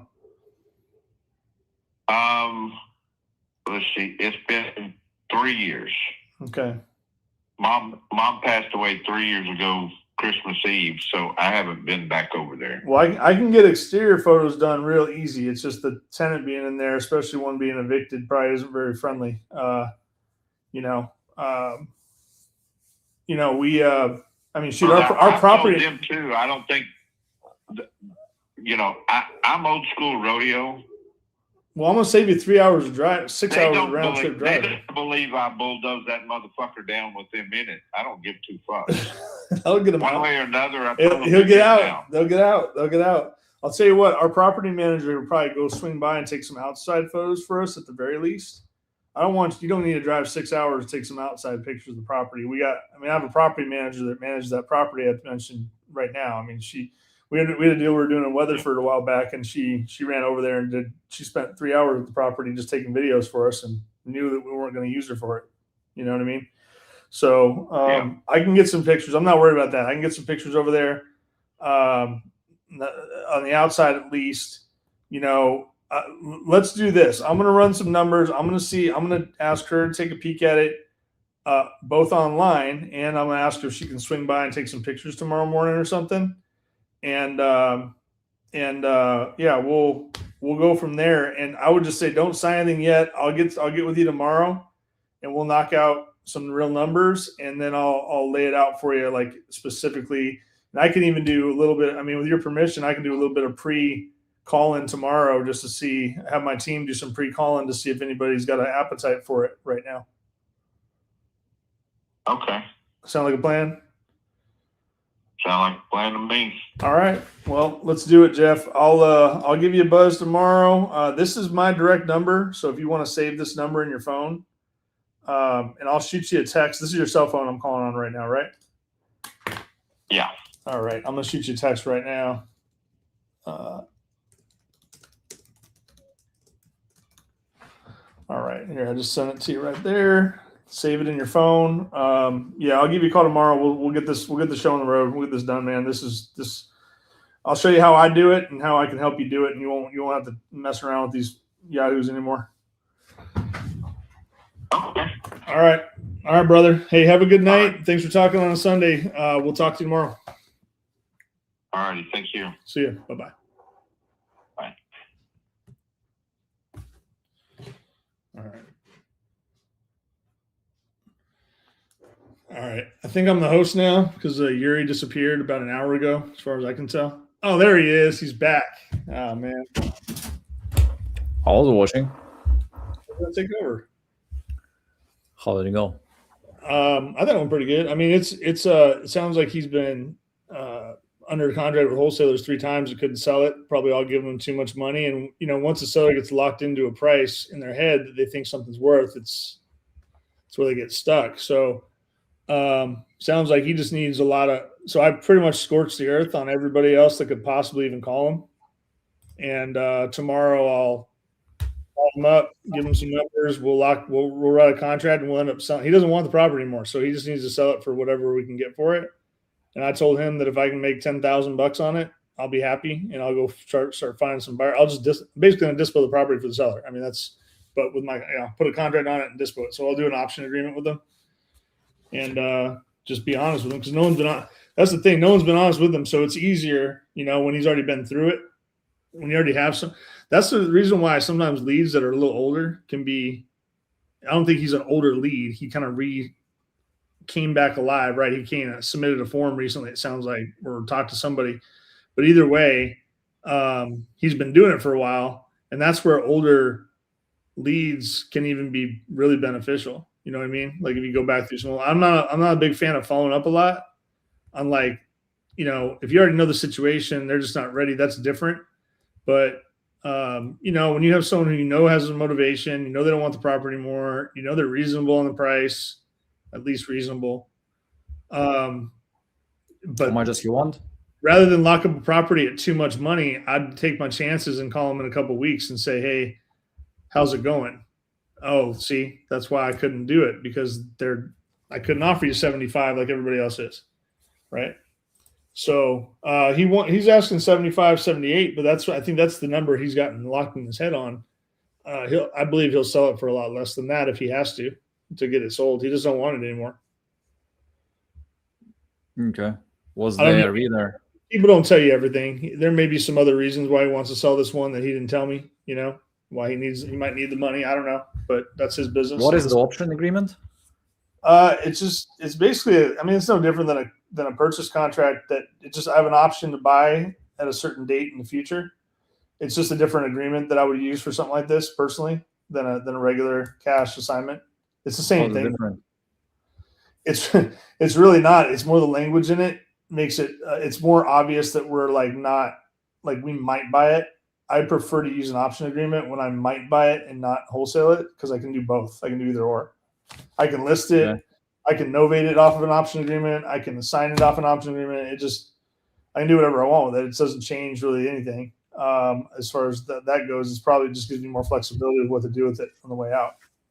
Mm-hmm. So if I give an option for, say, if I say, hey, look, I'll give you an option agreement for 60, and I can put a clause in there that says, but hey, if I get it sold for more than 80, you can get your 70, or I'll work it out. I just got to do the numbers on it. But at the end of the day, I already told him I didn't make 10 grand to mess with this deal. Okay. He might as well just list it with an agent. I didn't ask him why he's not doing that, but clearly he has no intention of doing that. But I kind of like this idea of disclosing how much you plan to make and just putting a low number, say, hey, if I will sell it for more, I'll give you more. Kind of like it. I think honestly, if I would probably, that's how I do it all the time. It's not, yeah, it just makes sense. And at the end of the day, on a $70,000 property, it's $2,000 commission to an agent, right? But I think it's by me saying 10,000 in my pocket, it's not going to scare him away, right? Sure. And at the end of the day, it sounds like I have value, right? There's more value to me than some agent that's just going to stick it on the MLS and put a sign in the yard. I'm going to actually do real work. I'm going to call people. I will. I'll hand this off to Connor tomorrow morning. And I'll ask him to make, pull some buyers real quick and just call and see if anybody got a taste for it. Because I'm not worried about it. He's not going to sign with anybody else besides me at this point, unless I, stop messing with it. Oh my guys, and it's kind of interesting how we have just kind of opposite people on the live, and somebody actually mentioned that we bring different people, different styles. But I think the thing kind of best style is somewhere in the middle, multiple exit strategies if you can. You also make statements. You're not only asking, because you'll see plenty of people just they ask and ask and ask and ask. So kind of Chris is sharing and he says why he's asking that, and he would even a little bit overshare. So there is a little bit more confidence. Oh, it sounds like this guy knows something. So that's, and again, for some might feel like, okay, you might be spending too much time. So that's why I would say, and maybe he is in some cases, but I think your perfect way and I know a lot of like RG trainings like will disqualify fast. I mean, should be a balance, because you will try to follow up and you want to make a good first impression, because maybe you take the first call a bit longer. As long as there is motivation, decent house, decent opportunity, you're gonna follow up. They remember like, oh, that was the guy who maybe shared with me the most or spoke to me the most. And I remember actually he's also agent and he's from Phoenix, and he'll remember something about you. Not like, oh, is that like you like 11th guy who asked me how much they want for my property and why the hell I'm selling? Yeah, okay, whatever. So, and you just hoping that you'll just out follow up everybody. So, and so it should be that right was about that was a 33-minute call. I let him talk. I listened to him. I let him explain things to me. I gave him his time to say what he had to say. I was doing other stuff while I was listening to him, and I'm not to mention I was clicking around on comps. I was doing what I needed to do. So that was a longer call. It was a longer call, right? But at the end of the day, he is motivated. He lives 3 hours away. He does not want this property. I assure you, he does not want to rent it again. Okay. So the motivation was there to me. Otherwise, you don't go under contract 3 times and still looking for a buyer if you're not motivated to sell the property. Right. And he's not stuck to a number. I do not believe he's stuck to a number. I've done this enough times to know that. So I did give him a little more time to go through, but that's an easy deal. This is an easy one. I just basically signed up a JV agreement with the seller. Okay. So I'm going to dispo seller's property for him for $10K, and we'll call it a day. Not a big deal. It just goes to the number on the board. Right. I'll have that conversation 5 times this week and do it 5 times over. I'll make 50 grand this week. I'm not worried about it. Some now, some later. So the one I talked to the first seller about, pretty much make 30 on average. I make 25 to 35,000 the day I buy the property. I get all my down payment back. I'm not going to explain how I do this one right now, but I get all my down payment back. I make 25 to 35,000 up front, and I get 6 months of my holding costs paid back to me by the seller when I buy the property. So I'll have that conversation all day too. So that's $50,000 a pop. And if it's in my market, I'll list the house. So I'll make 30, 35 on the front, and then I list it for our company for 3.5% on the back end. Right. So a lot of conversations I have, need more, and that's where my JV partners, when they're asking us for help with dispo, that's where they benefit, because 1, I underwrite the property heavily the minute it comes in, and then 2, if what they've got isn't going to work, we're investor lift cartel mode. So when I want to blast a property, we blast it out. Dan mentioned yesterday we're members of over 800 Facebook groups, so we can put the property with spun ads on multiple Facebook groups. But if the numbers don't make sense, they don't make sense. So if I got to respin that deal or re-talk to the seller or renegotiate or whatever, we'll figure that out quick. And I'll turn a deal that isn't a deal into a deal. And I do that probably more often than I should because it takes time, but it is what it is. Well, that's why you need to put some maybe system suggestions, some PDFs, and just think how to package it better. That's what we discuss all the time. But that's the value of guys when you GV with Chris. So, and you can text his phone number on the screen too if you need any support. And again, he's doing non-exclusive GV because he's confident that he'll kick your butt in dispo anyway. So that's and you can still search for buyers, but if they can find a better deal, you just stick with them. And will I keep dialing or no? Yeah, I don't. Yeah, if I end up having to get involved in a renegotiation with the seller, we go exclusive before I do that. Okay, sure. It's not exclusive, but if you got to get me involved and I got to rework the deal for you, then with the seller or with you, then that's where I go. We're gonna need to make this an exclusive. And I want you guys to make a point. They're gonna renegotiate with you. They're not just. They might tell you some things. Sometimes they, on decent deals, they'll make a call by themselves too. It's not like they'll just say, we blasted to buyers. Buyers came up with 50. You go back, ask for less. So, no, they're gonna give you some feedback. They'll help you out. We'll say what to say. We'll say what to try. And if you don't feel confident or you don't feel comfortable, you don't think it's going to work for you, then I'll get on the phone if I need to. Sure.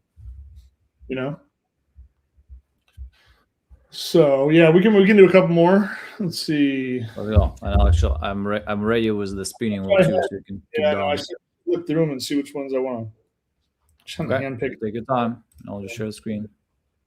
Well, what time is it now? It's 5 o'clock. So it's only 7 in Florida. Okay. All right. Let's see. Deborah.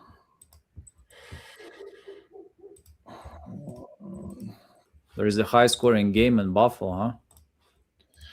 Well,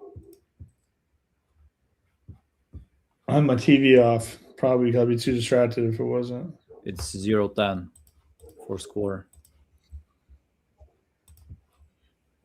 Eagles are leading.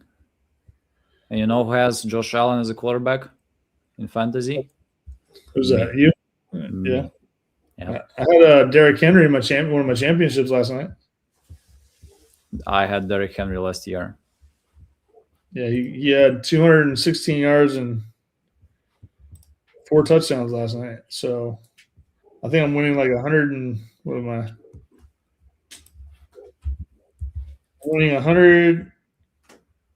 I'm projected to score 158 to 76 for this. You had Chris Olave, Gibbs, Gainwell, McMillan, everybody. Oh wow, his whole team just dumped on him on this week. That's long done. There you go. There you see that one. All right. Anyways, let's call some sellers. We still got some time. All right, Robert. That one. Give me some real distress. Come on. Let's see.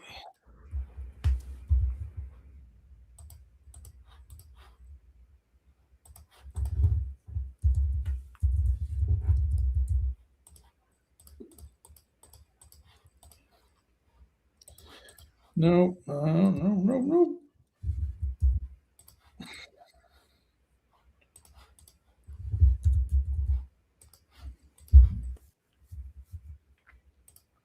All right, let's try this one. Irene.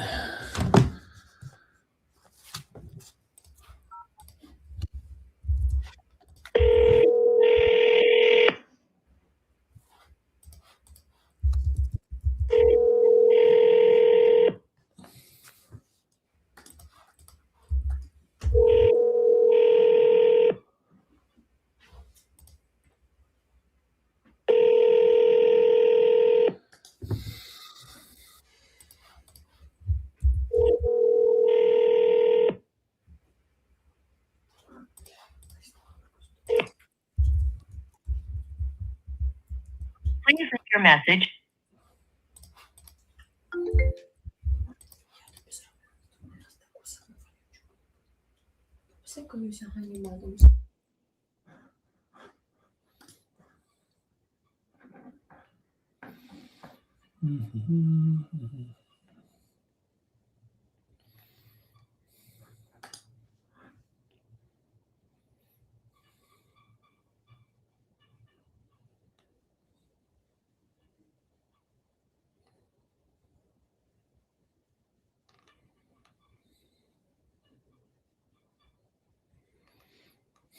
And we got $100 jackpot. How about that?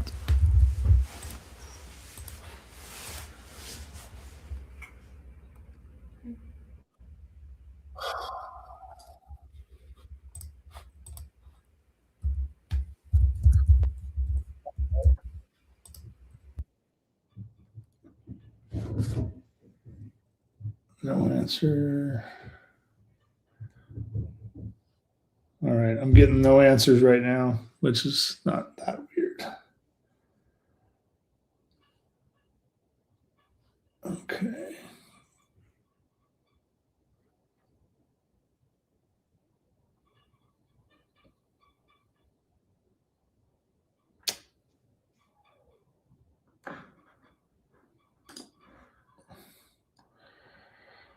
I'm gonna try to see. Let me see if I can find one over here on the my side of the country because I'm getting East Coasters. I'm getting no answers right now.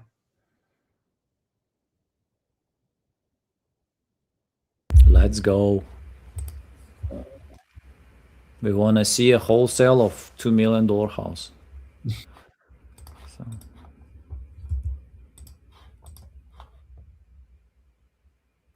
Chim.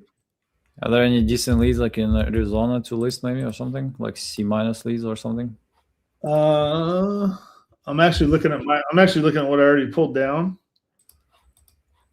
I'm trying to pick like better ones, and obviously like I called a few in a row right now, and I'm just not getting answers on the East Coast. So let me see.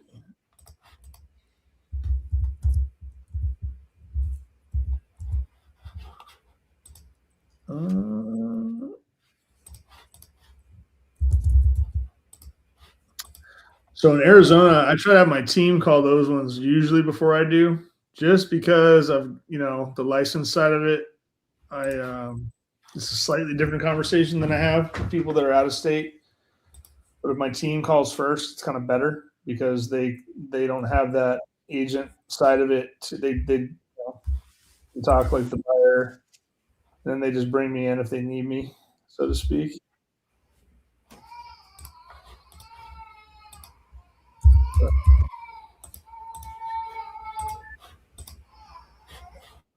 All right. Are you still doing like homeward deals? The like some now, some later. That's basically what Homeward is. It's Homeward some now, some later. We just have our own version of it. So yeah, we're closing 1, 2, 3, 4. Are you doing this homeward or you like self-funded or? We're self-funded. That's the some now, some later now. So I have our PMLs help us out, like basically help us with the down payment. Like we're closing 5 in the next. We're closing 5 between now and January 15th. Given they're for like 700,000, 650. We're doing one for like 250, and then one that's like 240. But on all of those, we basically make 30. Like I said, on the bigger ones, we'll make 35,000 when we buy them, the day after we buy them, and then we have our holding costs covered. And all of them need a little bit of work, so our lenders doing the repairs, and then we put them on the market. And the ones that are in Arizona, I just list them. So I pick up the commission on the back end. But yeah, we have 5 of them we're closing on the next 2.5 weeks. And basically what you say, like, hey, I'm going to give you like some cash, like, 5 to 10. What's the typical range you give in advance? So really, like, they have to have enough equity to make sense out of it. But sure, the one we closed, I can give the address. I don't really care. I mean, I already bought it.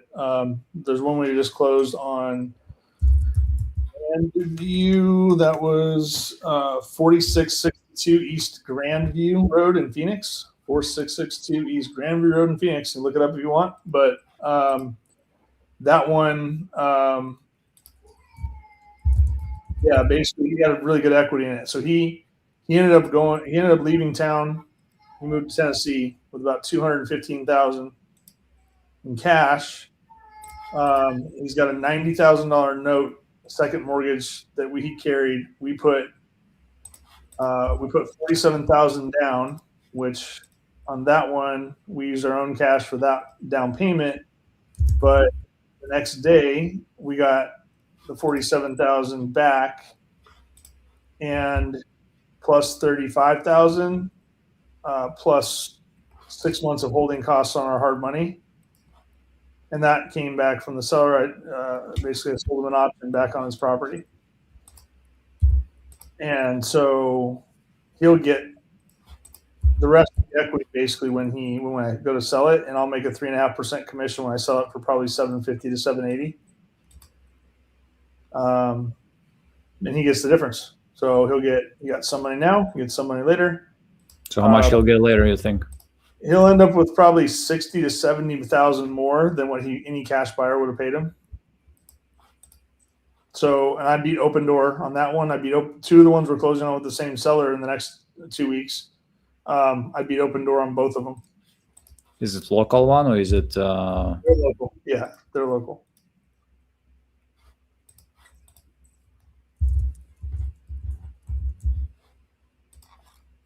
So, like I said, we use a combination of if we don't have the cash laying around, we'll use a PML to fund down payment, or we'll partner with somebody to fund the down payment, and then we get most of the time we get it back the next day. What about when you guys dispo? Let me ask you that. In terms of the process, what price do you put? Like you put like lower price trying to get buyers and you bid out, or you put something in the middle, or you put like higher and go down? What, like for pricing on dispo? Yeah. We just figure out where we think someone's gonna be willing to pay. What will we pay for it if we're gonna flip it, right? And we try to put it at that number. Of course, if the deal looks tight to us, it probably is. But we'll still, and we'll also use the number that, if you got like, if the contract holder has a number that they want to get, we'll work with it as long as doable. But I won't tell somebody. Here's the thing. So at the end of the day, I won't reject a property outright. I kind of shouldn't say that, but I really won't. I mean, at the end of the day, I'm not going to let my opinion stop you from making money on your deal. But we have to have like you think this is going to sell for 150. I think it's going to sell for 120. You're under contract for 125. Okay. We'll try the 150, but we're going to get some feedback from a few buyers. It's only going to take us a couple days to figure out what the buyers really think of the property. Again, assuming that they can get into it if they need to, if they can't, if it's not a walkable property because the seller, it's some weird situation or whatever, you got to give it a little more time for that feedback. But for the most part, we get enough buyers on every deal that we're going to know, if somebody wants this property or not. The last bad deal we put out, I actually looked real quick, was probably like a couple days ago, I'm sure. Yeah, in fact, here it is.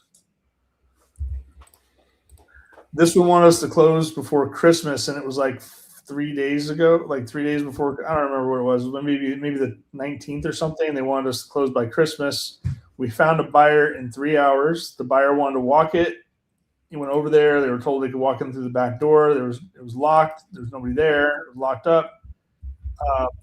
Waited 3 hours. Went back again after driving across town. This is in Tucson, and again couldn't get in. Then there's an agent involved in the middle of it.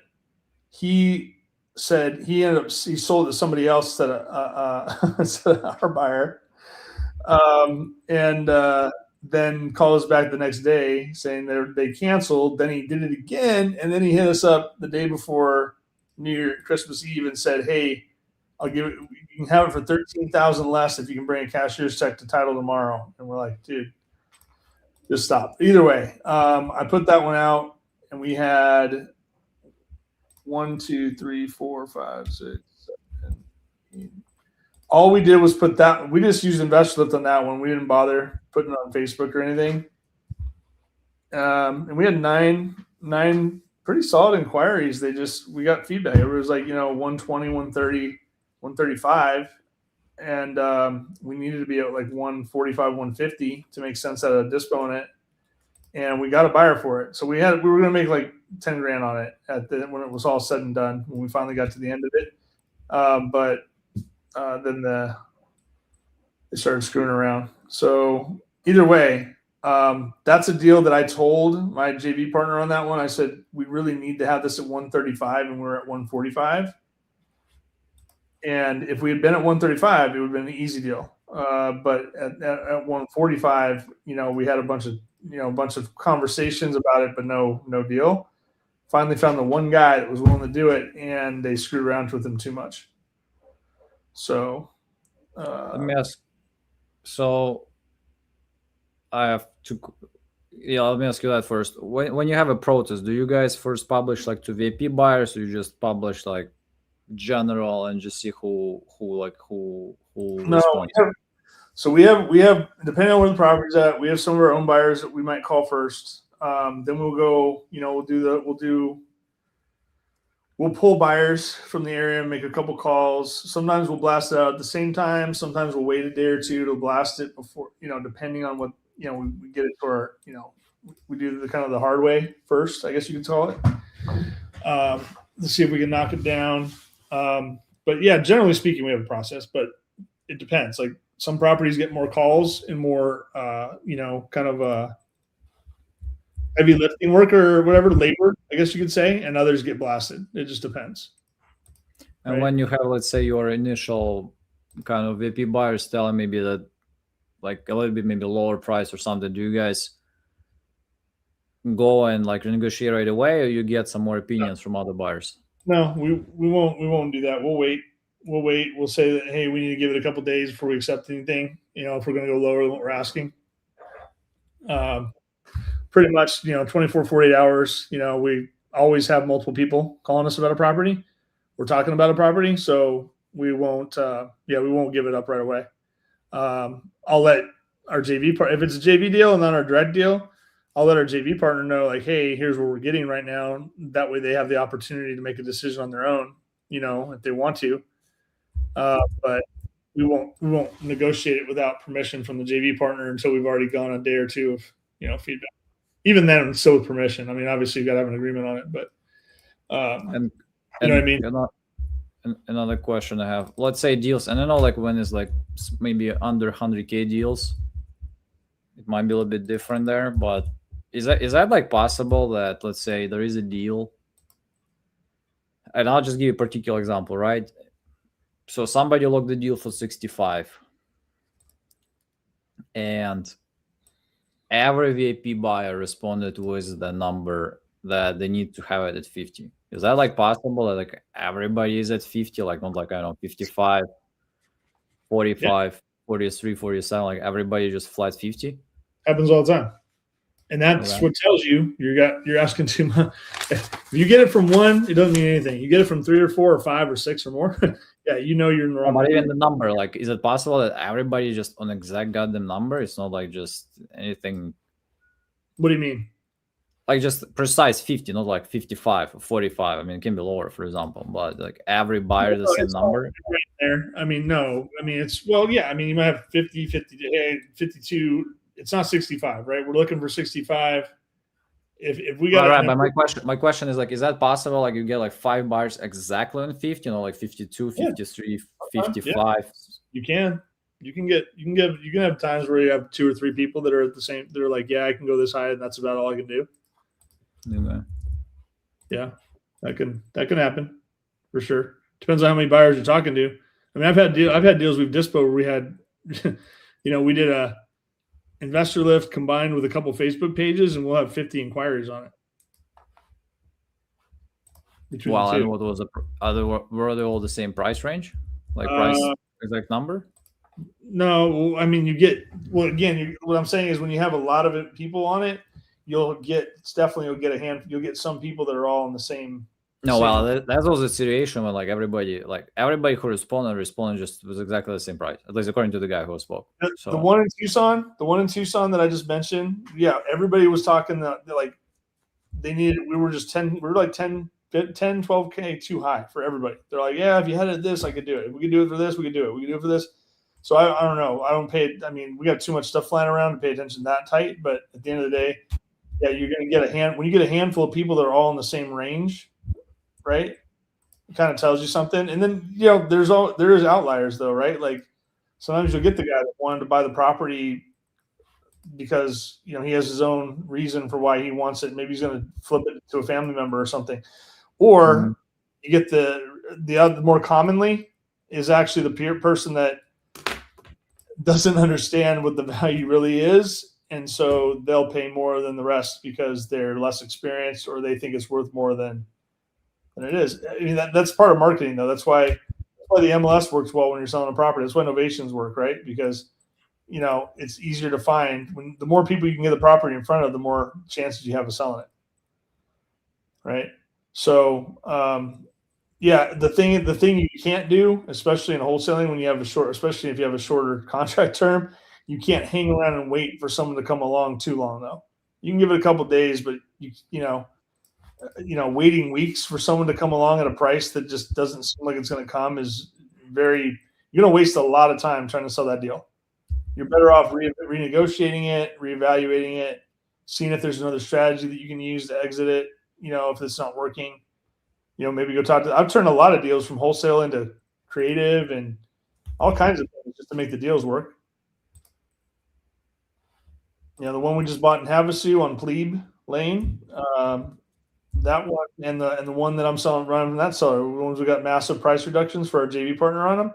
We turn both of those effectively into creative deals to a degree. We got seller carries on them and all kinds of stuff to make them make sense. Is that common? Let's say is it common for you to be off on numbers? Like, let's say somebody sends you the deal and they think they can get for that, and you're like, nah, you cannot, and you put like an. Honestly, like if I'm off on the numbers because I wasn't paying enough attention. I looked at the comps too fast. Okay. If I'm pretty. Yeah, I'm So pretty typically, if I send you the deal, you look at it, you underwrite, you check by yourself, you know all the information. Yeah, you probably will tell me right away where we're gonna sell it, right? Man, I'll pick up the phone. I'll call realtors nearby and be like, "Hey, what would a property around this area go for if it was in this condition?" I'll ask them questions. It's not hard. I mean, there's people everywhere. You can call realtors. You can call realtors that just sold flip. Shoot, man, you can sell a deal calling a realtor that just sold a flip. I mean, all you got to do is look at the realtor. Is there any remodeled properties that just sold? Okay, call a realtor. Hey, the guy that just flipped this house. You're looking for another deal? Put them to work. Go sell the deal for you. But at the end of the day, if you need to call realtors, people ask me a lot, like on land. I'll give you an example. People ask me a lot about land, and I'll go to like land.com. I don't have a clue most of the time, right? Land's hard to me because I don't specialize in it, but I know what I do. And what I do is I go to land.com. I see what land is sold around the area. I look at what agent has sold multiple parcels of land, not just one, that has multiple listings because he's got some sort of land specialty around the area. And I'll call that guy and ask him if I have a deal that's viable. I'll give him the details. I won't tell him who the seller is or what what lot it is, but I'll give him the general idea and it's around here and that kind of thing. Because honestly, the chances of someone skirting around you anyways is slim. Most people aren't that douchebaggy, but some are. But at the end of the day, if you can give a lot of detail without a lot of detail, and if you sound confident and you don't sound like an amateur when you're asking for help, they don't think you're just some, wannabe investor trying to do a deal, and they won't give you the time of day because you need time. It takes time. Like when people call me for comps, I've had wholesalers call me for comps. Hey, what do you think? And I'm like, hey, are you a wholesaler? It just depends. Like if they're honest with me, I'll give them the time of day. Right. And I'll do a little bit of work, but it is work. So I guess what I'm getting at is that that's another way to figure out what your numbers are. If you don't know, call the professionals in the area that sell a lot of stuff, whether they're investors, but same goes for you go on a Facebook group and find, or if who's actually doing a lot of deals. Call their team up and be like, yo, I got a deal over here. Help me out. It's not that hard to find help if you put the effort out. And I mean, the hard part is sometimes you got to lock a contract up quick. Right. But I don't know. I think if you're 75% sure you have a deal, 75% sure you should put it under contract. Hopefully you got your numbers right the first time. You don't have to go back and recycle and renegotiate just because you messed the numbers. But I mean, so I'm not saying don't put it under contract if you're not sure either. There's kind of a double-edged sword there. You gotta put it under contract as quickly as you can, but at the same time, so 75% you're sure, put it under contract, go figure it out. If there's the other 25%, do a little research before you try to put it under contract, and hopefully you don't miss the seller.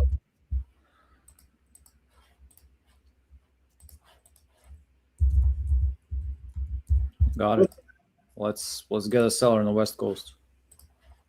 With that, I've gotten the evil eye 4 times since I've been here.